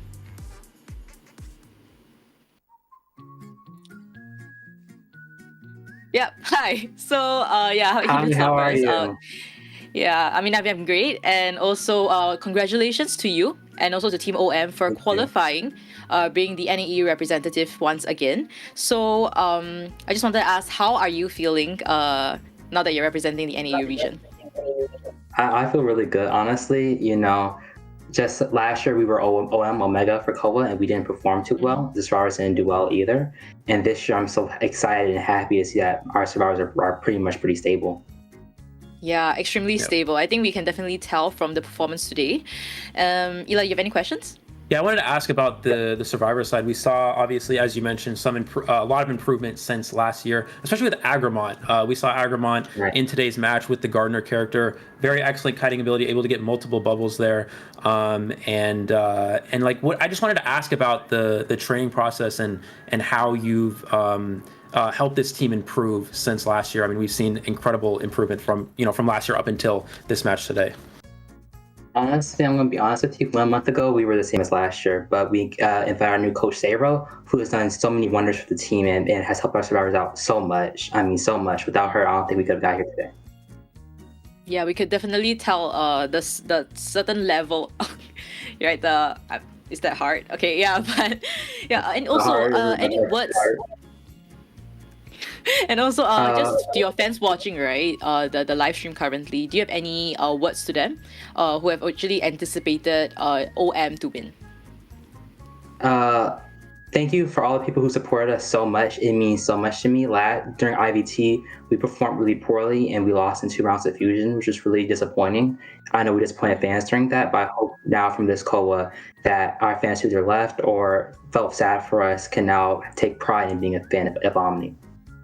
All right, very well said. And also, lastly, which player are you most excited to meet in the offline COA group stages? I met Zeta last year, so I'm kind of good on that. Honestly, this year I'm kind of excited to meet Zom. Because like I'm a Bonbon player, so I like throughout this whole tournament I wanted to play Bonbon so much, but I didn't feel that's why I needed to do to win. So I'm excited to meet him and pick his brain for Bonbon tips. All right, so that will be it for our interview. Thank you for accepting it, and congratulations once again to Team OM. Thank you. All right, there you have it. That is Pitstoppers, the MVP from Team OM and the first team to qualify for the NAU region here. We saw incredible gameplay from them both rounds. Very dominant performance against Python in the first round, and they were able to come out victorious in a very close match here against FCN. And yeah, very excited to see what OM can do. Again, as Pitstoppers mentioned, we saw last year a little bit of a struggle from the Survivor side, but this year, even just in the last month, as he mentioned, so much improvement from the Survivor side. And we're really looking forward to see what they're able to do for the NAU region. NAU has slowly become stronger and stronger over the years, right? All these regions, Southeast Asia, ultimately it was Japan, then Southeast Asia. Now it's NAU's sort of time to come out and potentially show what they've got here. So OM definitely the first team in position to potentially do that. Yeah, so with that being said, this is today's results. We've been having ups and downs, long games, short games, but ultimately we do have OM qualifying ultimately after today's results. And whereas for tomorrow, it's going to be a lot more interesting because we have even more well-known teams coming up, which will be up on our screens for now. We do see the bracket. OM qualifying have advanced. As for tomorrow's matchup, we do have B4U versus Sync Ravens in match number 4, first match of tomorrow, as well as we have CH4 versus Q and Y, and the winner of both teams will then play against each other, and that final team will advance representing the NAU region in the COA global stages. Absolutely. And actually tomorrow's matches I'm really looking forward to as well. I know I stayed up all night for these ones, but I definitely will probably stay up most of the night for those ones as well. I'll try to get some sleep. I haven't slept tonight. I'm probably not gonna be able to sleep today because my sleep schedule is really bad. I will. It is already 11:30 the next day, and I've been up all night. Wow, this is crazy, man.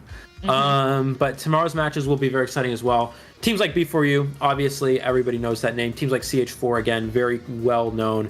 And this is another matchup. So it's sort of like FCN and OM is like one of the matchups everybody looks forward to, and then the B4U CH4 matchup is the one everyone looks forward to. It's always destined it's always set up like this. It's destined to be where it's OM versus FCN in the finals, for one qualifier and B for you versus H4 in the other one. It's like every time, dude. I don't know. It's always the same pattern, and yeah, it's always like a redemption match each and every time we see these teams battling out just for that spot. So things always get very interesting. And yeah, hopefully we'll see even more interesting plays from FCN in IVT as well as from other NAU teams. So we will be signing off now. Any last words, Eli?